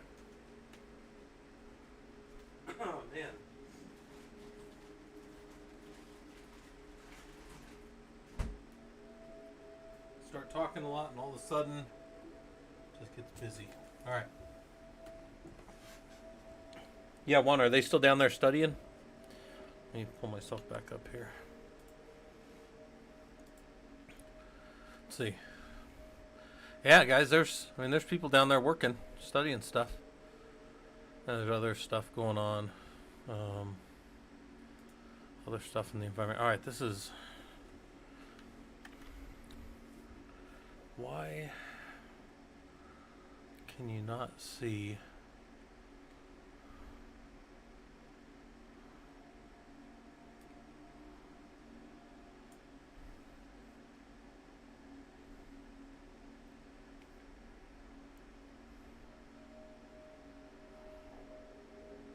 I mean, that doesn't even exist unless it's running as a directory.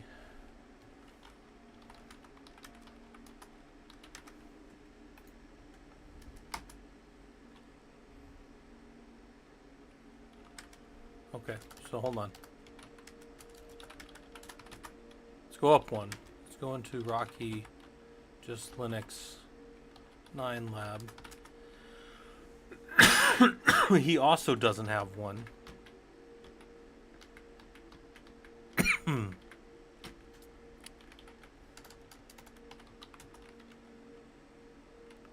He's still read write.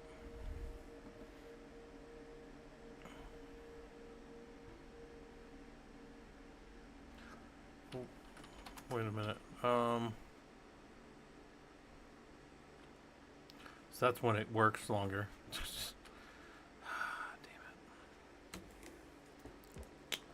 I wonder. I think I know what it is. Well, I've thought I'd known what it was like 5 times, so there's not a good chance I know what it is. But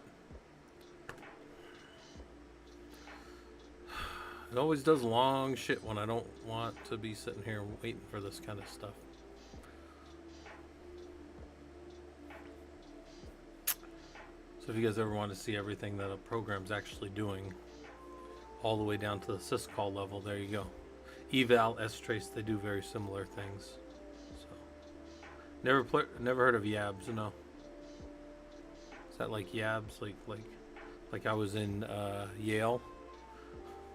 He goes, "Oh, that's really prestigious that you were in Yale." And he goes, "Yeah, I really need this job."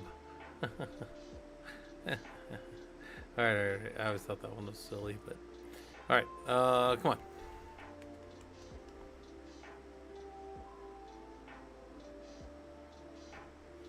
Just lean my head on my mic.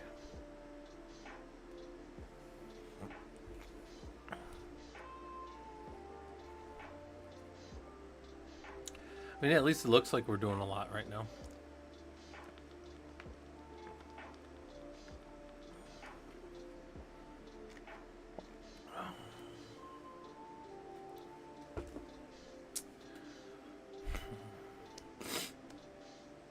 And this thing's just writing everything out.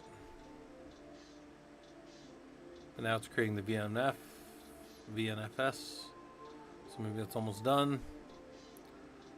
I have like 1 or 2 more things up my sleeve before I just blow this thing away and restart with it.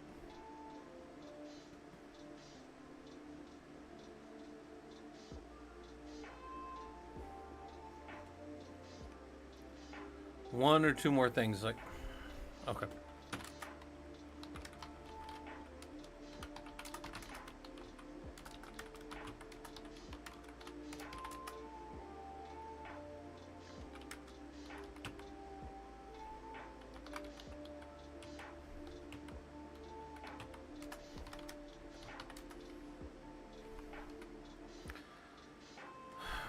So it's 555.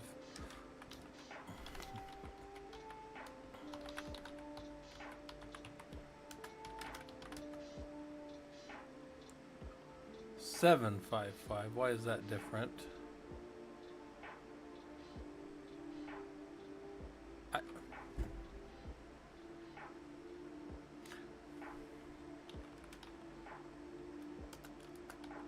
Did any of you guys see me change that?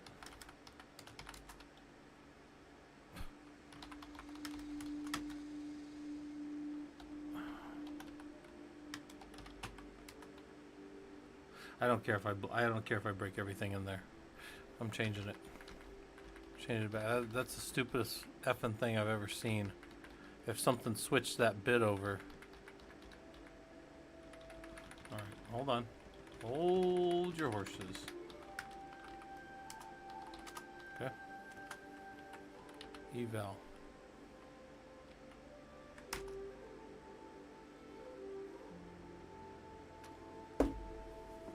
The hell set that to...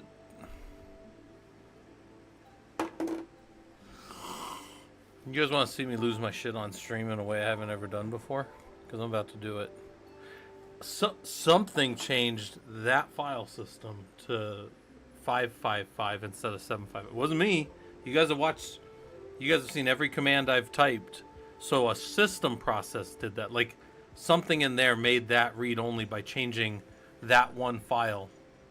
Anyways, I don't care. I don't give a shit. Let's just go. This'll do what I want right there. So we got to rebuild. Probably the only thing I wanted to do. Oh well, now it's seeing all those executable bits everywhere, so that's my fault. Cause I just changed everything in the system to 755 there. All right, whatever. We're gonna let it proceed anyway. I don't care. I don't care if I just broke the whole OS, cause I just set everything in the OS to 755. I don't care. I don't care. I just want it to be, just go, let's go. There's enough of this. We got other shit to do. We don't need to be sitting here all night waiting on that. I'm just kidding, I don't care that much. But I do wonder, I think the wife's coming home soon. Let's see.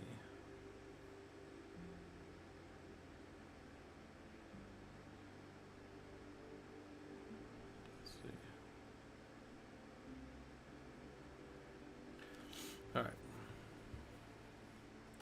So I don't have much left to finish Unit 12. So Unit 12 is almost all ready for people. I'm going to open up, or I'm going to fix up some of the documentation pieces of it. So like presentations a little better for tomorrow.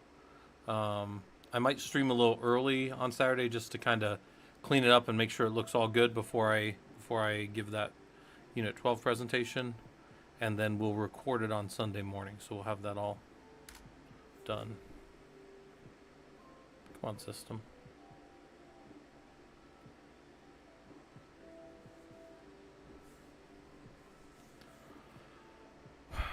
This thing says it's proceeding anyways, but who knows? I don't think this should take that long to rebuild your drag cut image. Oh, did we also lose this? Did I lose my crap so much that this thing decided not to even work anymore? Yeah, I think this thing stopped working for me. There it is. That's because I was losing my crap. Oh, and it's done. Okay. True. Exit. All right.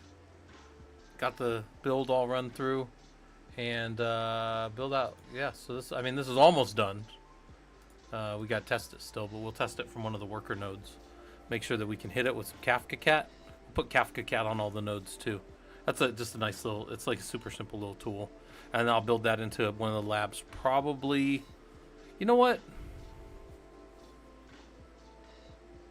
Maybe we'll work it into this one for fun. We'll throw some data out there and we'll pull some data back, just as like just being a side. It won't even have anything to do with the actual lab.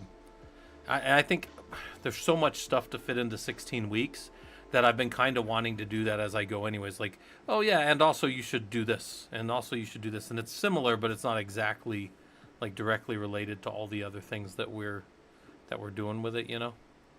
And like, I don't know, maybe that only makes sense to me, but yeah, guys, we've got, while that's going, we got a lot of stuff going on in Discord. They've still got the study session going, so you can go down there and hang out with those guys. There's a bunch of other events. If you're just hanging out in Discord looking for stuff, like casual study session tomorrow morning, so that might be late. Yeah, I might Linux developer. I'm gonna see where my wife is, how far away my wife is. I still have some college stuff to do tonight. So maybe, I don't know, maybe I'll do some college stuff on stream. I don't know, I feel like that's a mixed bag. Some people like to see the research stuff, and some people are like, F this guy, I don't want to see none of that. So I don't know, it's a mix for me. It's a mixed bag. Also, it's really annoying me that I keep having a square around me on the one side.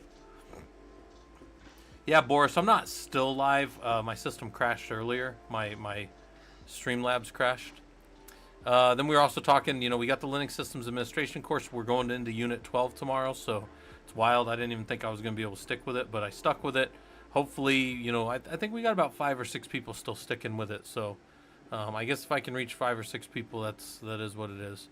I said that tomorrow after our normal meeting, we'll do a project intensive where we will just hit whoever wants to talk about the project. What are you stuck on? What do you need help with? All that kind of stuff. We'll go through it. There's a project for this course that you have to do if you want to get the cert at the end. And what I want you guys to do is have something. And I always get college students ask me this too. Like, well, how nice does the project need to be?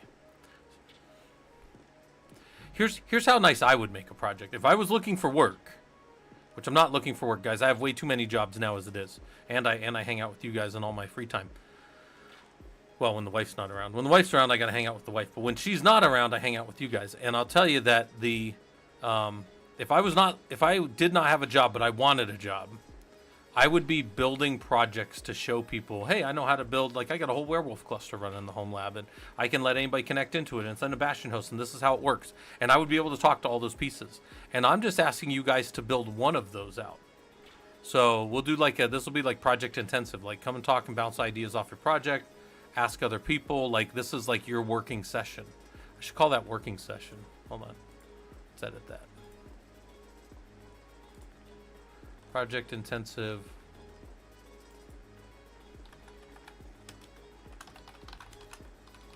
It's a working session, right? You should be building your stuff and looking at it.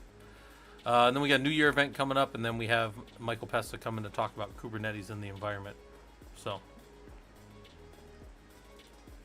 all right. So you guys got your study groups down here, right? And anytime you see people in there, you can just hop down in there with them. They're working on whatever they're working on, which I think is studying for this week's course. Okay, so we need to set, check this out, container, Control-Shift-R, Control-Shift-R, Control-Shift-R, Control-Shift-R. So now we're going to go back to Kafka. In the Kafka lab. Oh, wait a minute.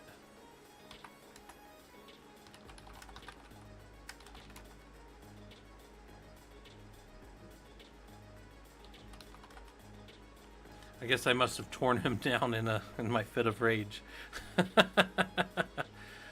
Oh gosh. Add Control-Shift-R.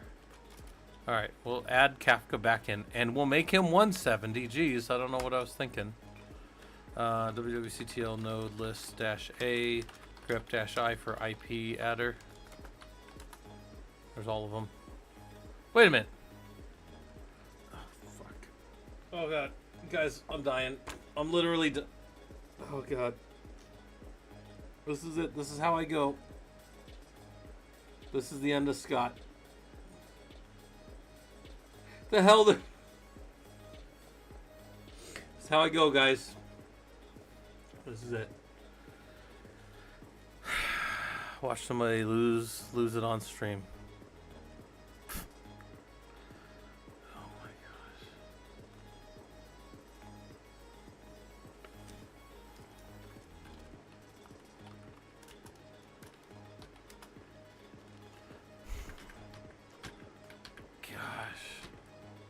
Back to 70.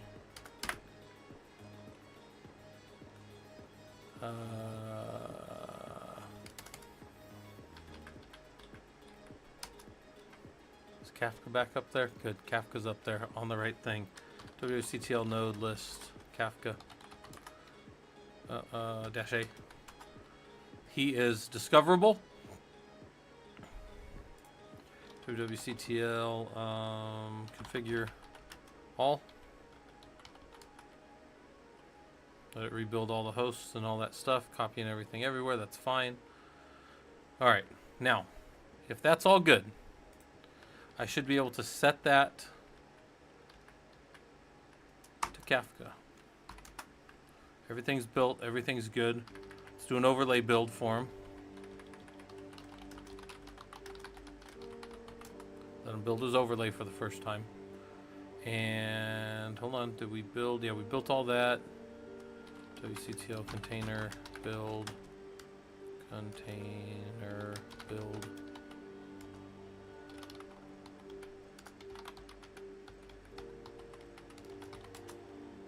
Just for fun, make sure you set the current version. All right, screw it. Let's go reboot this guy. He's there. He's up. I'm up. He sees me. I'm down. Anybody know what that's from? I'm up.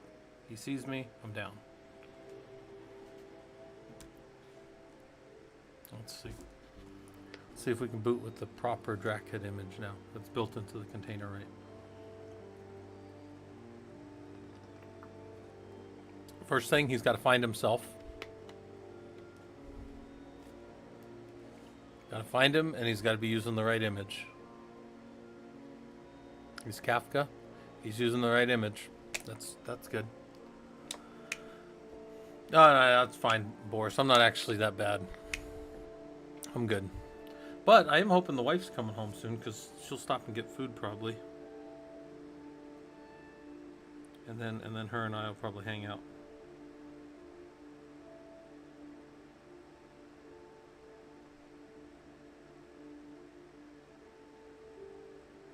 Okay.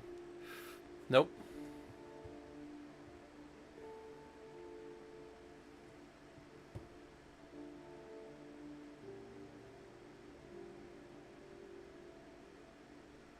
It says deprecated hardware is detected, but that's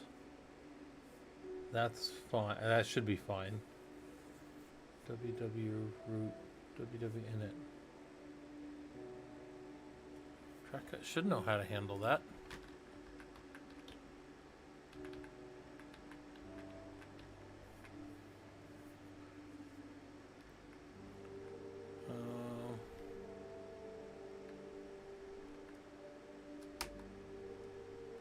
I don't need the S-trace anymore. We did the build.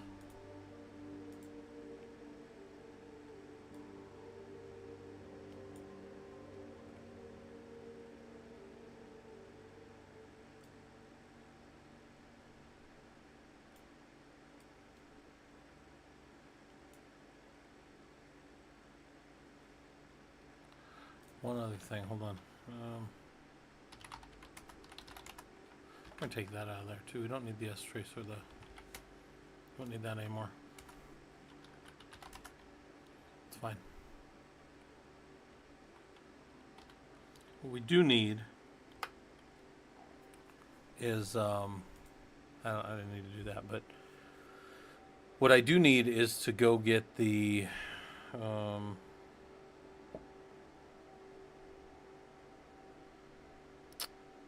need to compare the two. I think I might have something set on the other images that I don't have set on this one. I'm not 100% sure, but let's go. I mean, the best thing to do is go check.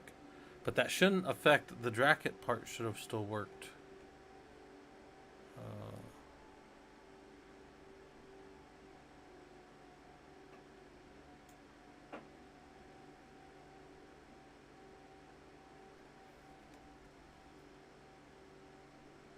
Yeah, that Wayfair PDF stuff is what got me into using InfluxDB and Telegraph. That's so that I use that, but I never used the Kafka piece. I didn't need to because I'm just in one location, but I can see why the Kafka piece would be good. Hold on. I'm gonna try this with just lab, and then, damn it.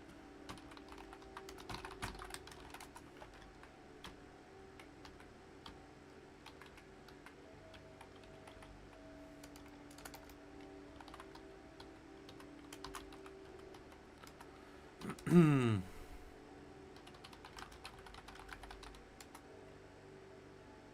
allowed to build all of mine, I don't care.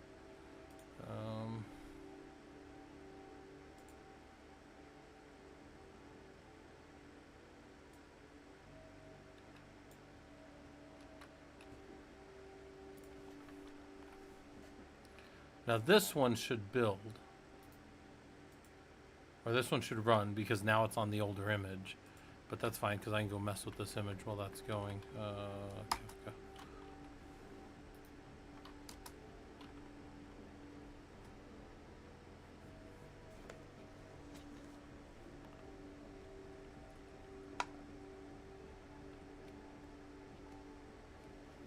But this isn't the test we want to see succeed. We know this is going to succeed.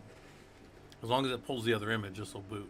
It'll just be, yeah, it's just like any other lab node. It's just called Kafka instead.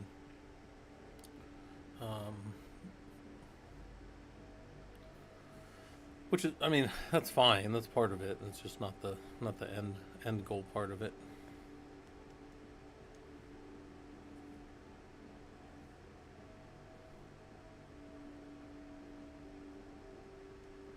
All right.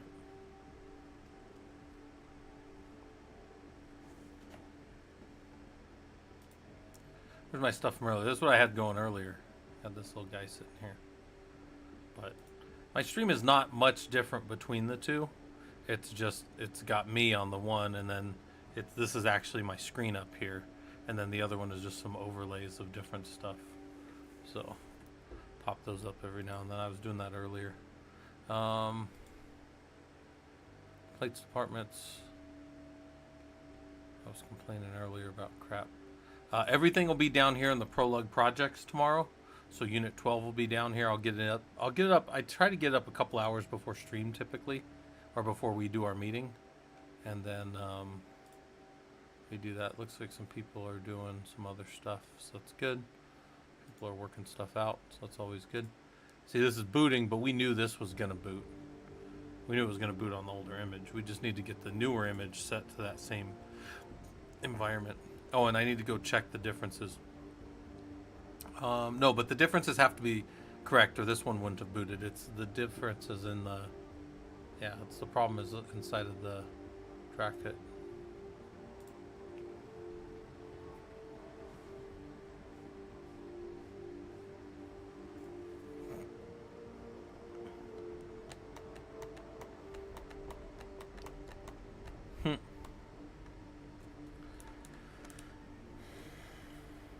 Yeah, next time though, like I won't dramatically change everything on the file system like I did either. That's not the best way to do it, to turn the whole OS to 755, but I just wanted to see it work. I'm at a point right now where I'll blow this lab box away and restart the container. I don't care anymore, you know. I mean, if it's to be if it's to be murder, we're just gonna murder the system completely down to nothing and start over, right? But now that it's kind of working, I wish I hadn't said it like that, because now everything's gonna throw up flag errors, but that's fine. I don't care that much. Remember, it's booting over there, but it's booting the wrong image. I'm gonna go to a different image. Yeah, I don't care about any of that crap.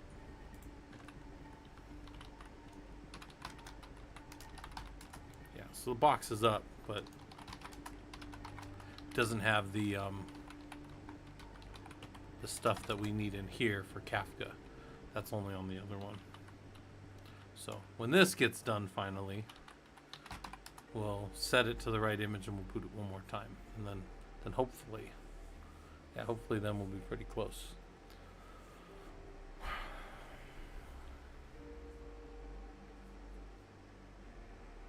And then, you know, we'll have a Kafka box in the environment for you guys to break if you want. There's one more thing in the environment to use.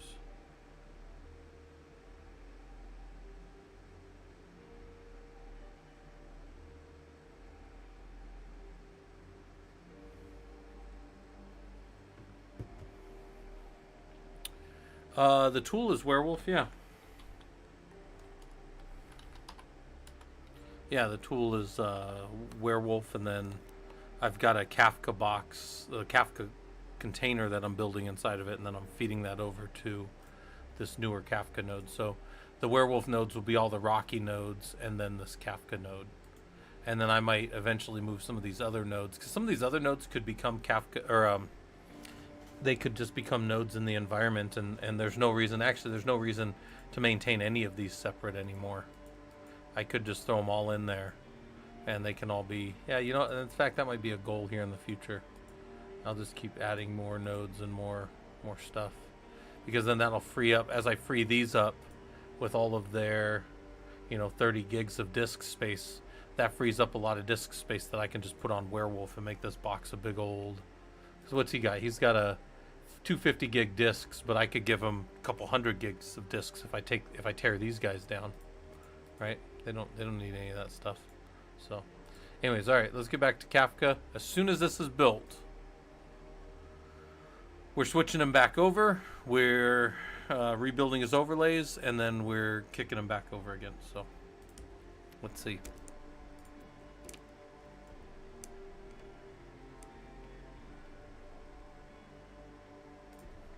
All right, overlay build for Kafka. Set him back to Kafka.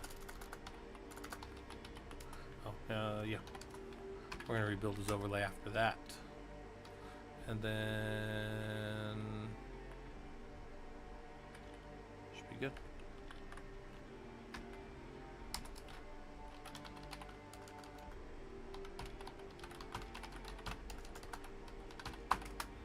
Bunch of reboots.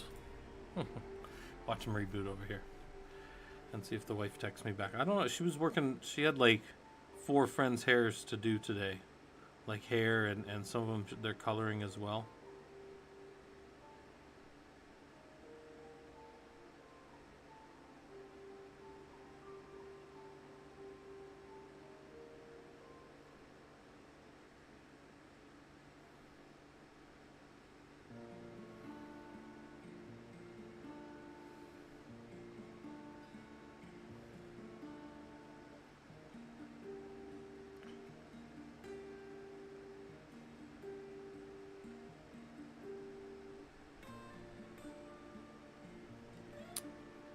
Well, let's see if this boots. Overlay is a concept. Actually, I have some examples of it. Overlay in Werewolf is it's something that happens to the system in one of 2 cases. Either a system overlay that gets run at the very beginning, and it'll put in any system level stuff that you want to run. Like, let's say you wanted to just push in some config files at the beginning, and you just need that to happen once. That would be like a system overlay. And then a runtime overlay is something that the client, the WW client on the server, goes and pulls from the Werewolf server in our environment every 10 minutes. So what that means is, like, the things that go in the runtime overlays are like Etsy PassWD and Etsy shadow files, so all the cluster stays in sync. But something that you might only run at the beginning might be like a setup of some config or some service or something that runs. So, like, really, I could have done this a different way. All that stuff that I'm putting in there with Kafka in this own container, I could say, no, hold on, I'm going to do that in an overlay. And I could have built all that stuff and pushed it into the system in a system overlay. And then this node would be on the Rocky lab box image, but it would get an overlay of Kafka on the startup. I could have done that, and maybe in some ways that might have been easier to do.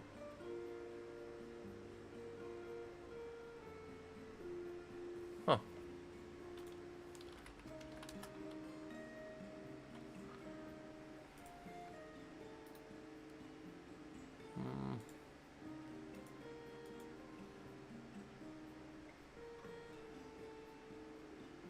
Oh, I wonder. So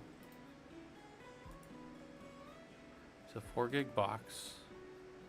Oh, he doesn't have the same. Hold on. So there's something missing. So it's the easiest way to do this.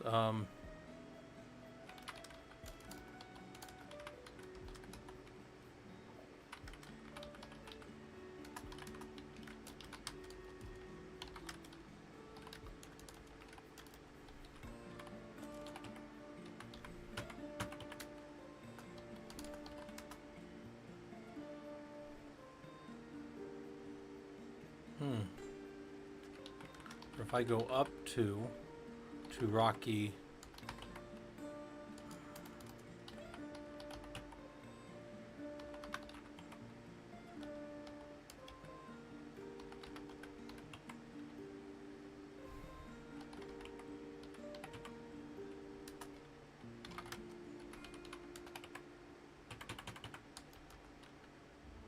Where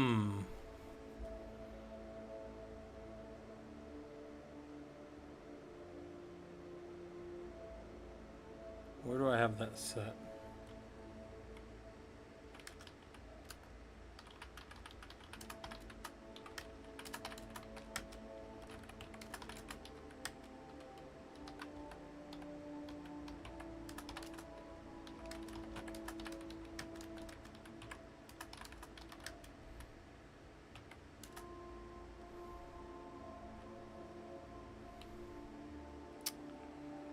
It's not in there.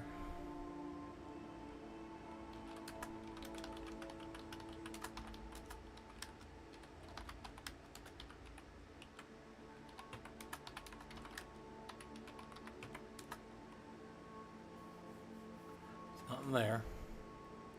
Oh, yeah, it is. It is right there. Wait. So it's right there.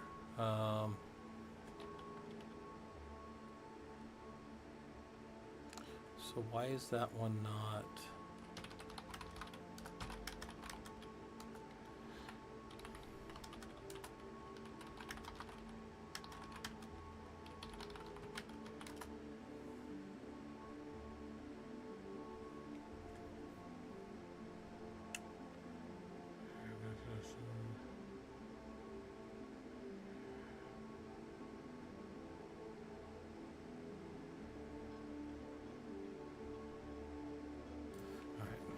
Well, I still know what I can fix, but so we don't need all that other stuff that was BS. Oh shit. Too much work. Too much work to do. All right, let's go. Let's go get. We need to pull some stuff out of here. CD2. Well, root, and then user local Kafka.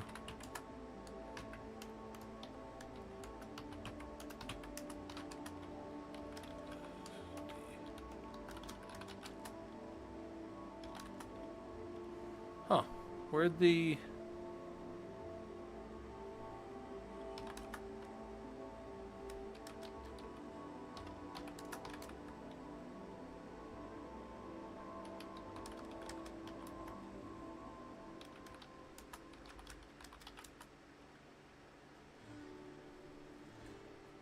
hell did that thing run out of space then?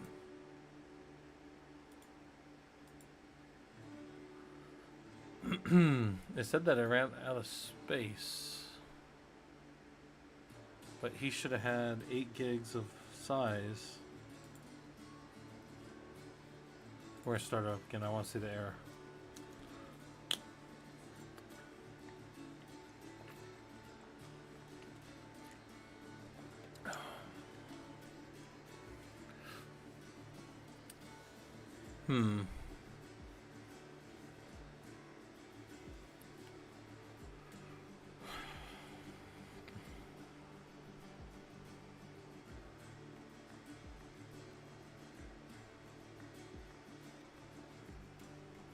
We'll pull his kernel image. Pull stuff. He didn't have any.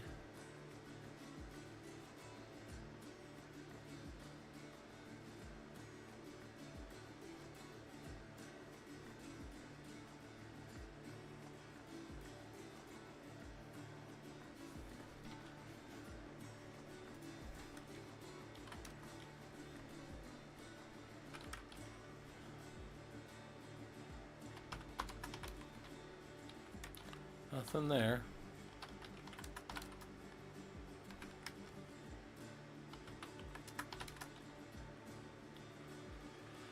Nothing in there.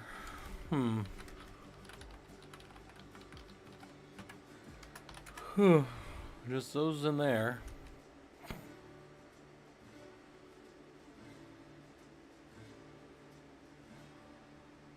Those things should be.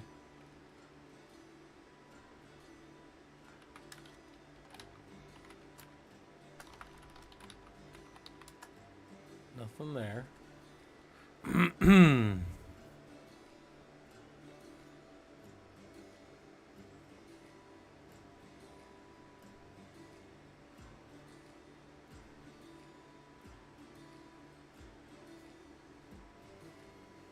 Tell me that there's no space left on the device.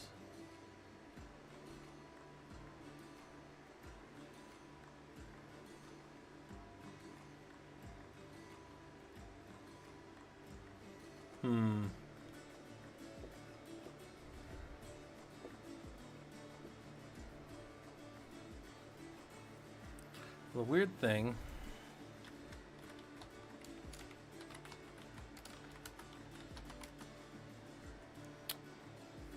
there's nothing in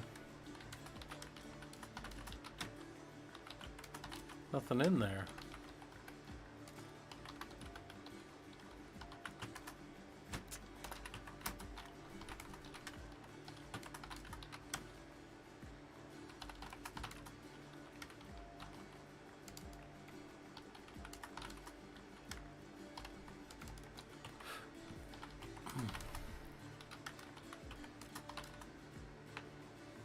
Nothing else in there.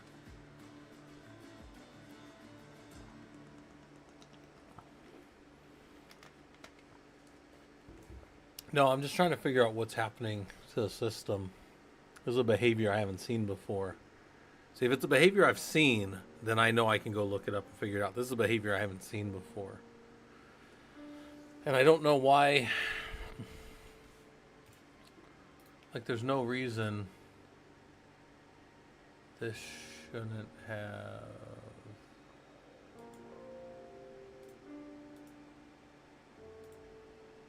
He's got plenty of space on him, but that's not even the space that he should be using.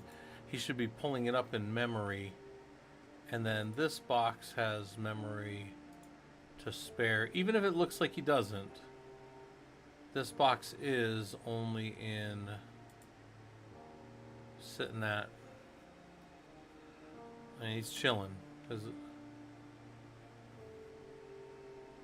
says he's using all his memory, but that's not right. Maybe that is right. Maybe he genuinely is out of memory. So here's what we're going to do to test. We're going to shut down the blue nodes. We're not using the blue nodes for anything right now. I don't have them as part of the test for tomorrow. Tomorrow we're going to be doing stuff against red node 1 for the iPixie iPerf environment. But we're going to turn those nodes off just to be safe. And then we're going to give this guy a boot.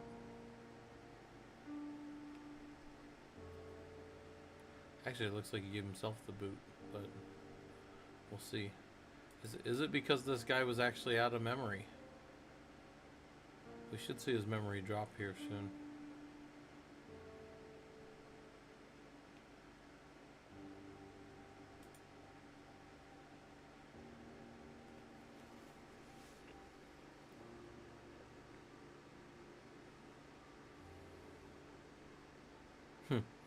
Yeah, my devices are so old that they're deprecated hardware. I get that. I definitely run some older devices in the environment. Alright, so it's still no space left on the device.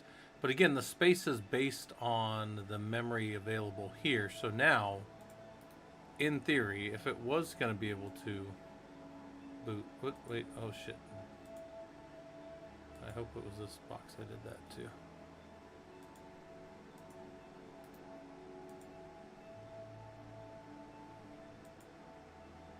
I didn't just boot this guy over on accident. Alright, no, he's fine. Phew. Not that it matters that much, I just have to restart the server on him again. He's got an iPerf 3 server running on him so people can hit that box and see the speed that's available on him. So...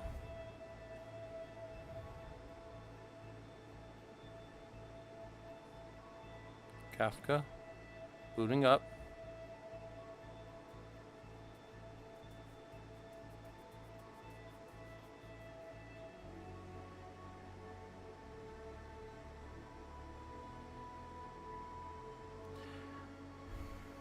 No, he should be pretty clean. As far as the image shouldn't be any bigger than anything else. Wait, I'm gonna check something here. Container help. I want to see when they show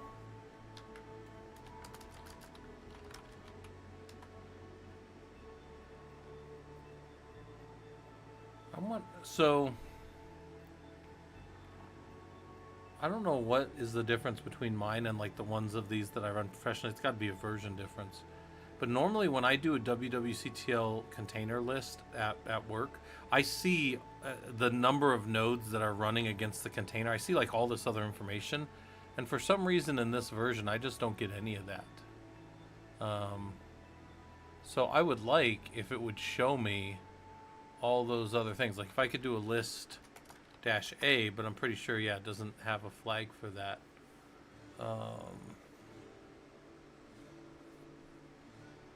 Yeah, we're still failing. So it has nothing to do with any of that stuff. All right, I got to figure out what's going on with that then.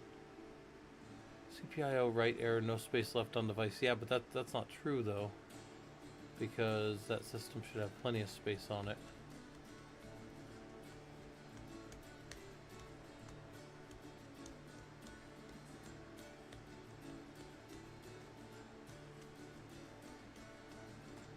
Maybe we'll build an overlay and we'll see if Kafka can just be run as an overlay. I think I've got all this. I mean, I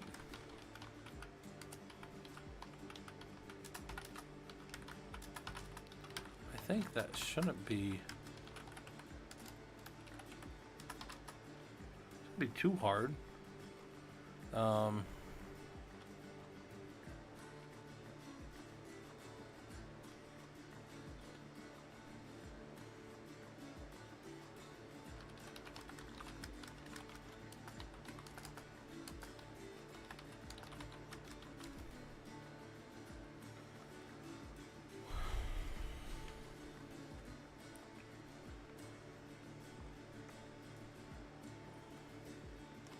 So instead of trying to do this, this is what we would do on this node. We would set him back.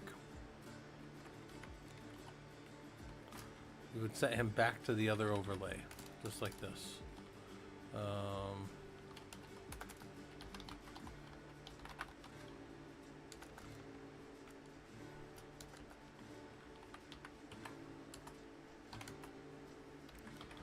Reboot him.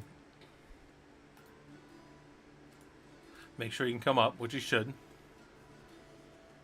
Never Fear, you said XCP NG Center is looking better than XO. Yeah, I mean, XO was fine. I never got into using it. And I think I told you after like 3 months or something, they started trying to like get me to buy it. And I'm like, eh.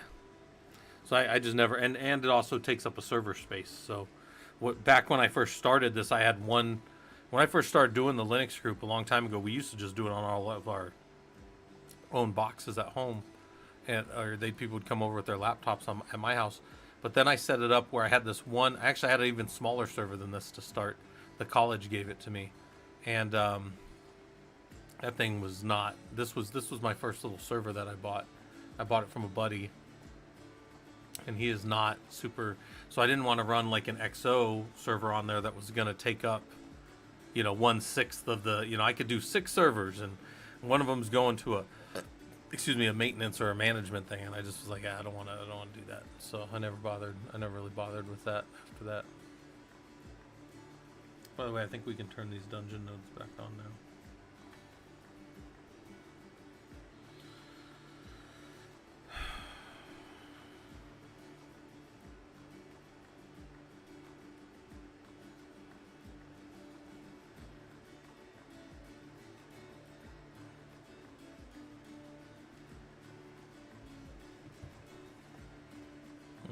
I probably should have rebuilt his overlays. Doesn't really matter that much. Doesn't really matter. I mean, they're the same. Yeah, see, it's coming up just fine. Wait. What's going on here? This tab has been modified. Still use the old version. System daemon reload to reload. Yeah, that shouldn't matter. None of that shit should matter.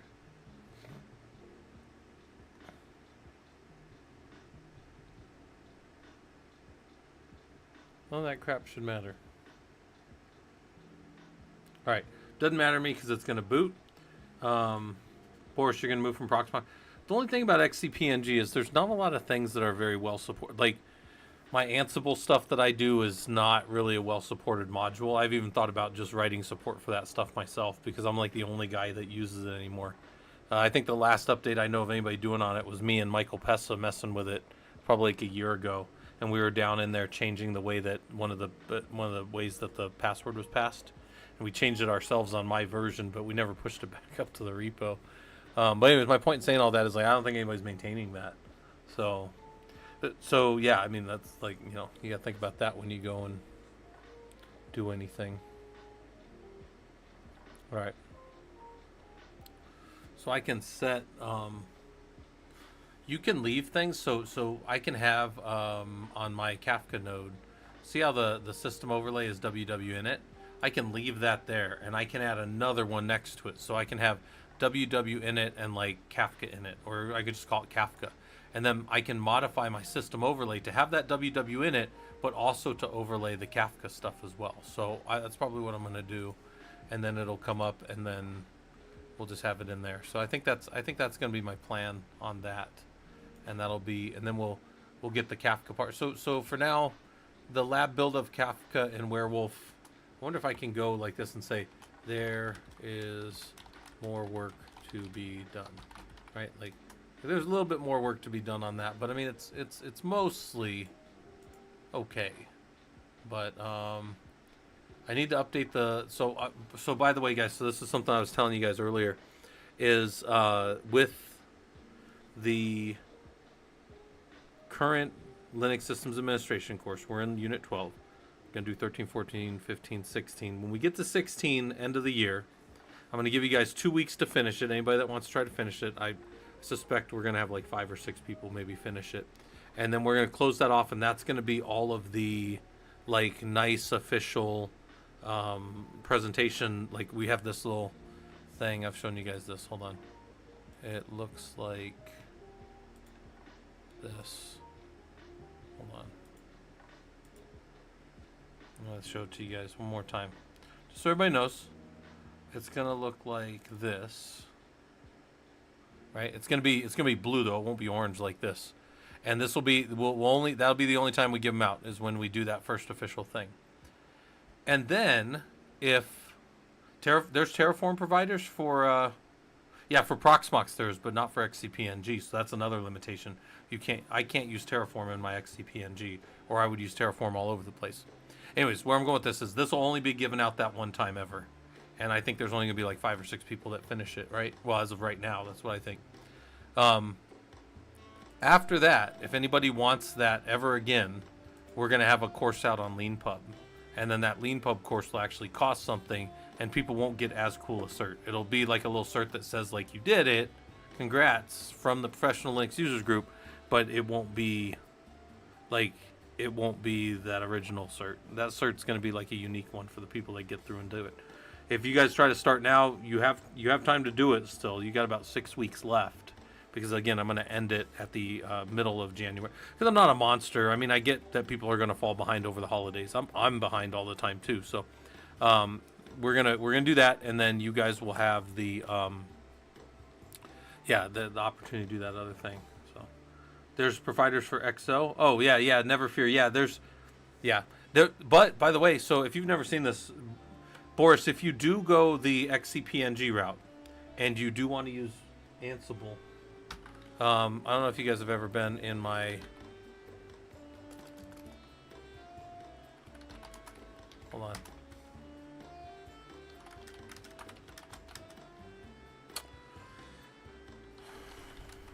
Yeah, iPerf is still running good. So the server is running on that node. So that's where that's going to run. I want to show you something if you've never seen this over here.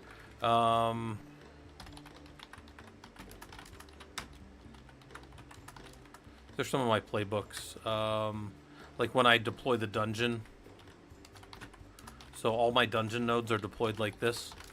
And lab environment.yaml. This defines the nodes. Red 1, Red 2, Red 3, Red 4, right? With their info.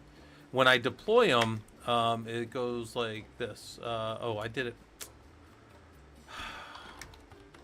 Just bear with me for a second. So here's our lab deployer.yaml. And this is how, I don't have the roles do anything. And what it does is it pulls in that environment file, the lab environment, and it pulls in a vault, and the vault has the passwords and stuff. And then what happens is it goes and it puts in the information and the password of whatever node I want to connect to. And then it goes and it deploys the dungeon nodes to, in this case, if we wanted to go look at the vault, I'm pretty sure the host is always, yeah, the host is always 198. So in my environment, 198 is this guy. That's his IP address. You can see that right here with his networking. Yeah, he's 198, see? So that's how that all maps. But my point is you can build an environment file like this, and then you can deploy like this. But it's... Is this the cleanest way to do it? I mean, I would prefer if they updated the Zen server guest, because this is not well maintained at all. And like there's things that I've had to comment out because to my, you know, you can't do certain things on here that you'd like, so it's kind of a, so. Never Fear, you said if you compile XO from source, you get all the premium features free. Interesting. Yeah, I still won't run it because it's too much overhead in my environment, and I'd rather use my environment stuff for like people relate, you know, like give people access and that kind of stuff. So give the Linux users access to my environment. So some of you guys have been around enough to know that you can get into our lab environment if you want. All you got to do is ask down the Discord or find somebody will set you straight if you ask. Or come to our groups on Saturday and somebody will always set you straight in there. If you go down and look through the chats there, you can find how to get in. So, kind of sucks that I couldn't knock this off. I was hoping to knock this one off today, but apparently it'll be later. We did update a lot of this, but we didn't finish it. So I'm going to say, but not finished. So we updated it, we did, but we did not finish it. And then start the Linux course on Leanpub. That's the same way. We didn't really get in there all the way. So, but yeah, Boris, if you need any of this later, or when you do go to run it, if you need any of my stuff, it's messy, but it works. Like I tell you guys all the time, my stuff, especially in the home lab, is messy, but it works and it does what it needs to do. So this is all up, I'm sure, in the Discord somewhere. But Boris, if you go the XCPNG route and you want to access anything, I'll show you how all this stuff works. It's not hard. It's not hard. It's just something you have to be doing, right? Like if you've never done Ansible, this looks like a lot. But if you've done Ansible, you're like, that's not that bad. So yeah. Because I mean, you know, at the end of the day, I want you guys doing this stuff, right? I want you guys to feel like you have, you know, the ability to go do it professionally if you wanted to, right? Because you know we're all doing it as a hobby, but some of us, you can go and become a pro at this if you want. So. And make money at it. Let me see if the wife is.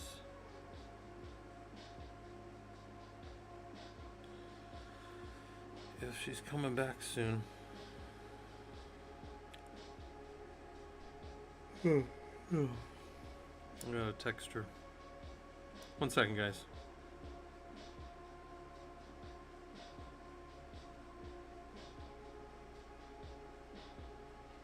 All right. Here's what we're gonna do. We'll go to we'll do one more little break. I'll do a little break, and then check on Ranger Dog. How's Ranger doing? That was a hassle, huh? Getting that boot stuff working. And then I think we didn't even manage to get it all working right.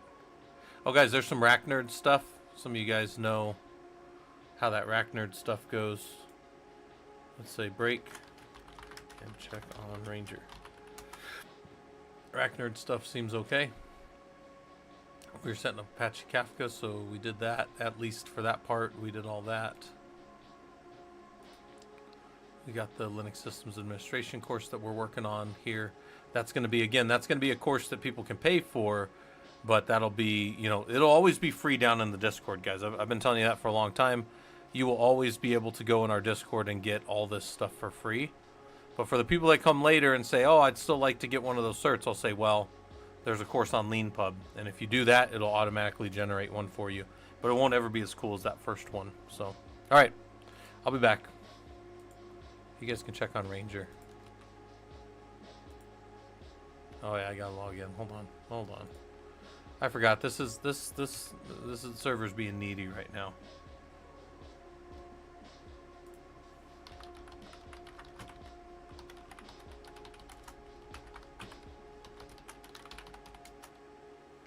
There's Ranger laying around downstairs. You guys keep an eye on Ranger for me. I'll be back.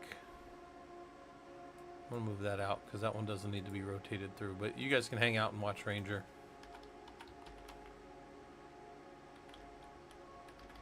Where's the logs? Yeah, logs dashboard. Boom. Let's see. There we go. All right, and we'll start it one more time. All right, I'll be back. You guys keep an eye on Ranger Dog for me.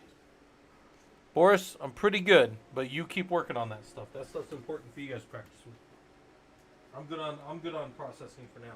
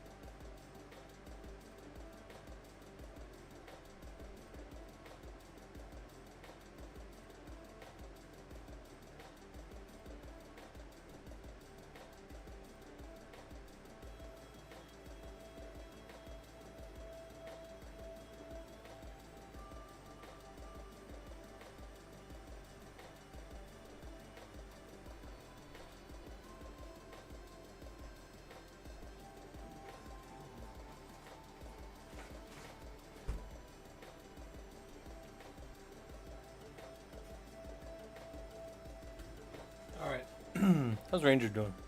He's doing all right down there. He's had a long day of laying around not doing anything. Tell you what, it's a good dog, but doesn't work too hard. All right, I'll pop this back up. We're still on break. You guys can hang out for a little bit. Get some water.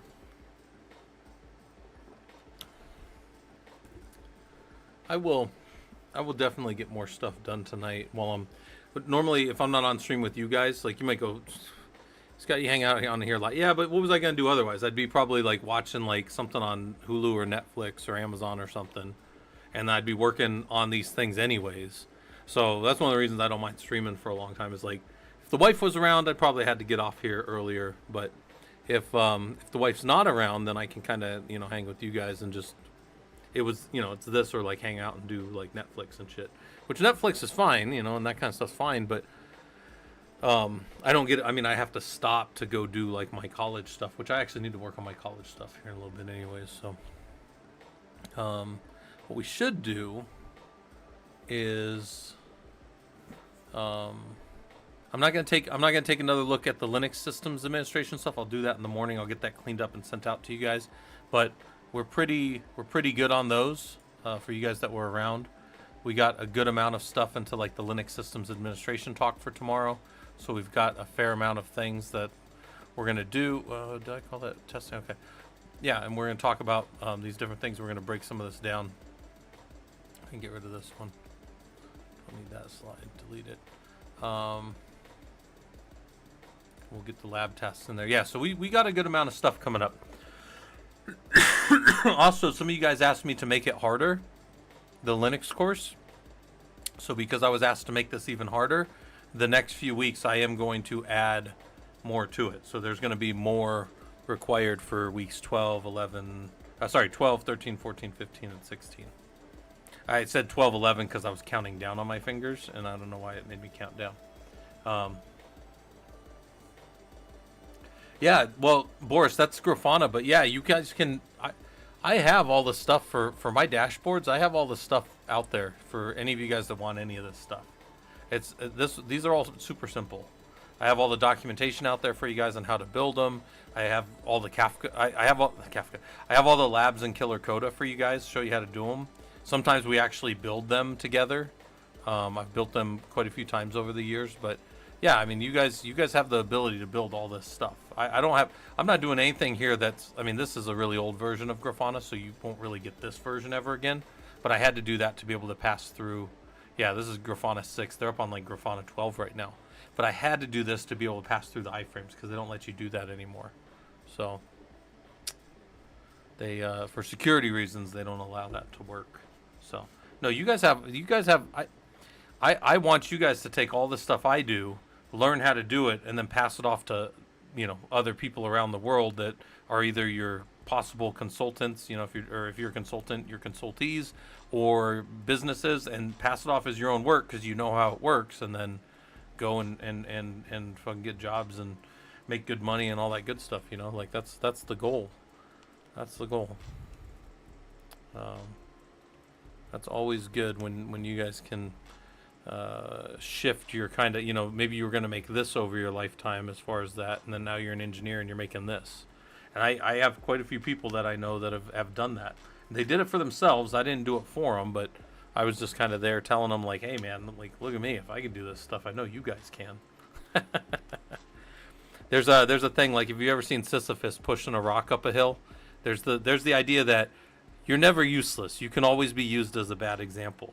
So, you can always be used as a bad example, guys. Like Sisyphus he's a bad example for most people, right? Like, but, Albert Camus argued that the myth of Sisyphus is that he's unhappy, but actually he's contented because he knows what his purpose is. Most people never find their purpose, and that's like a college thing. That doesn't matter that much. But I have a paper I wrote on that long ago in college. But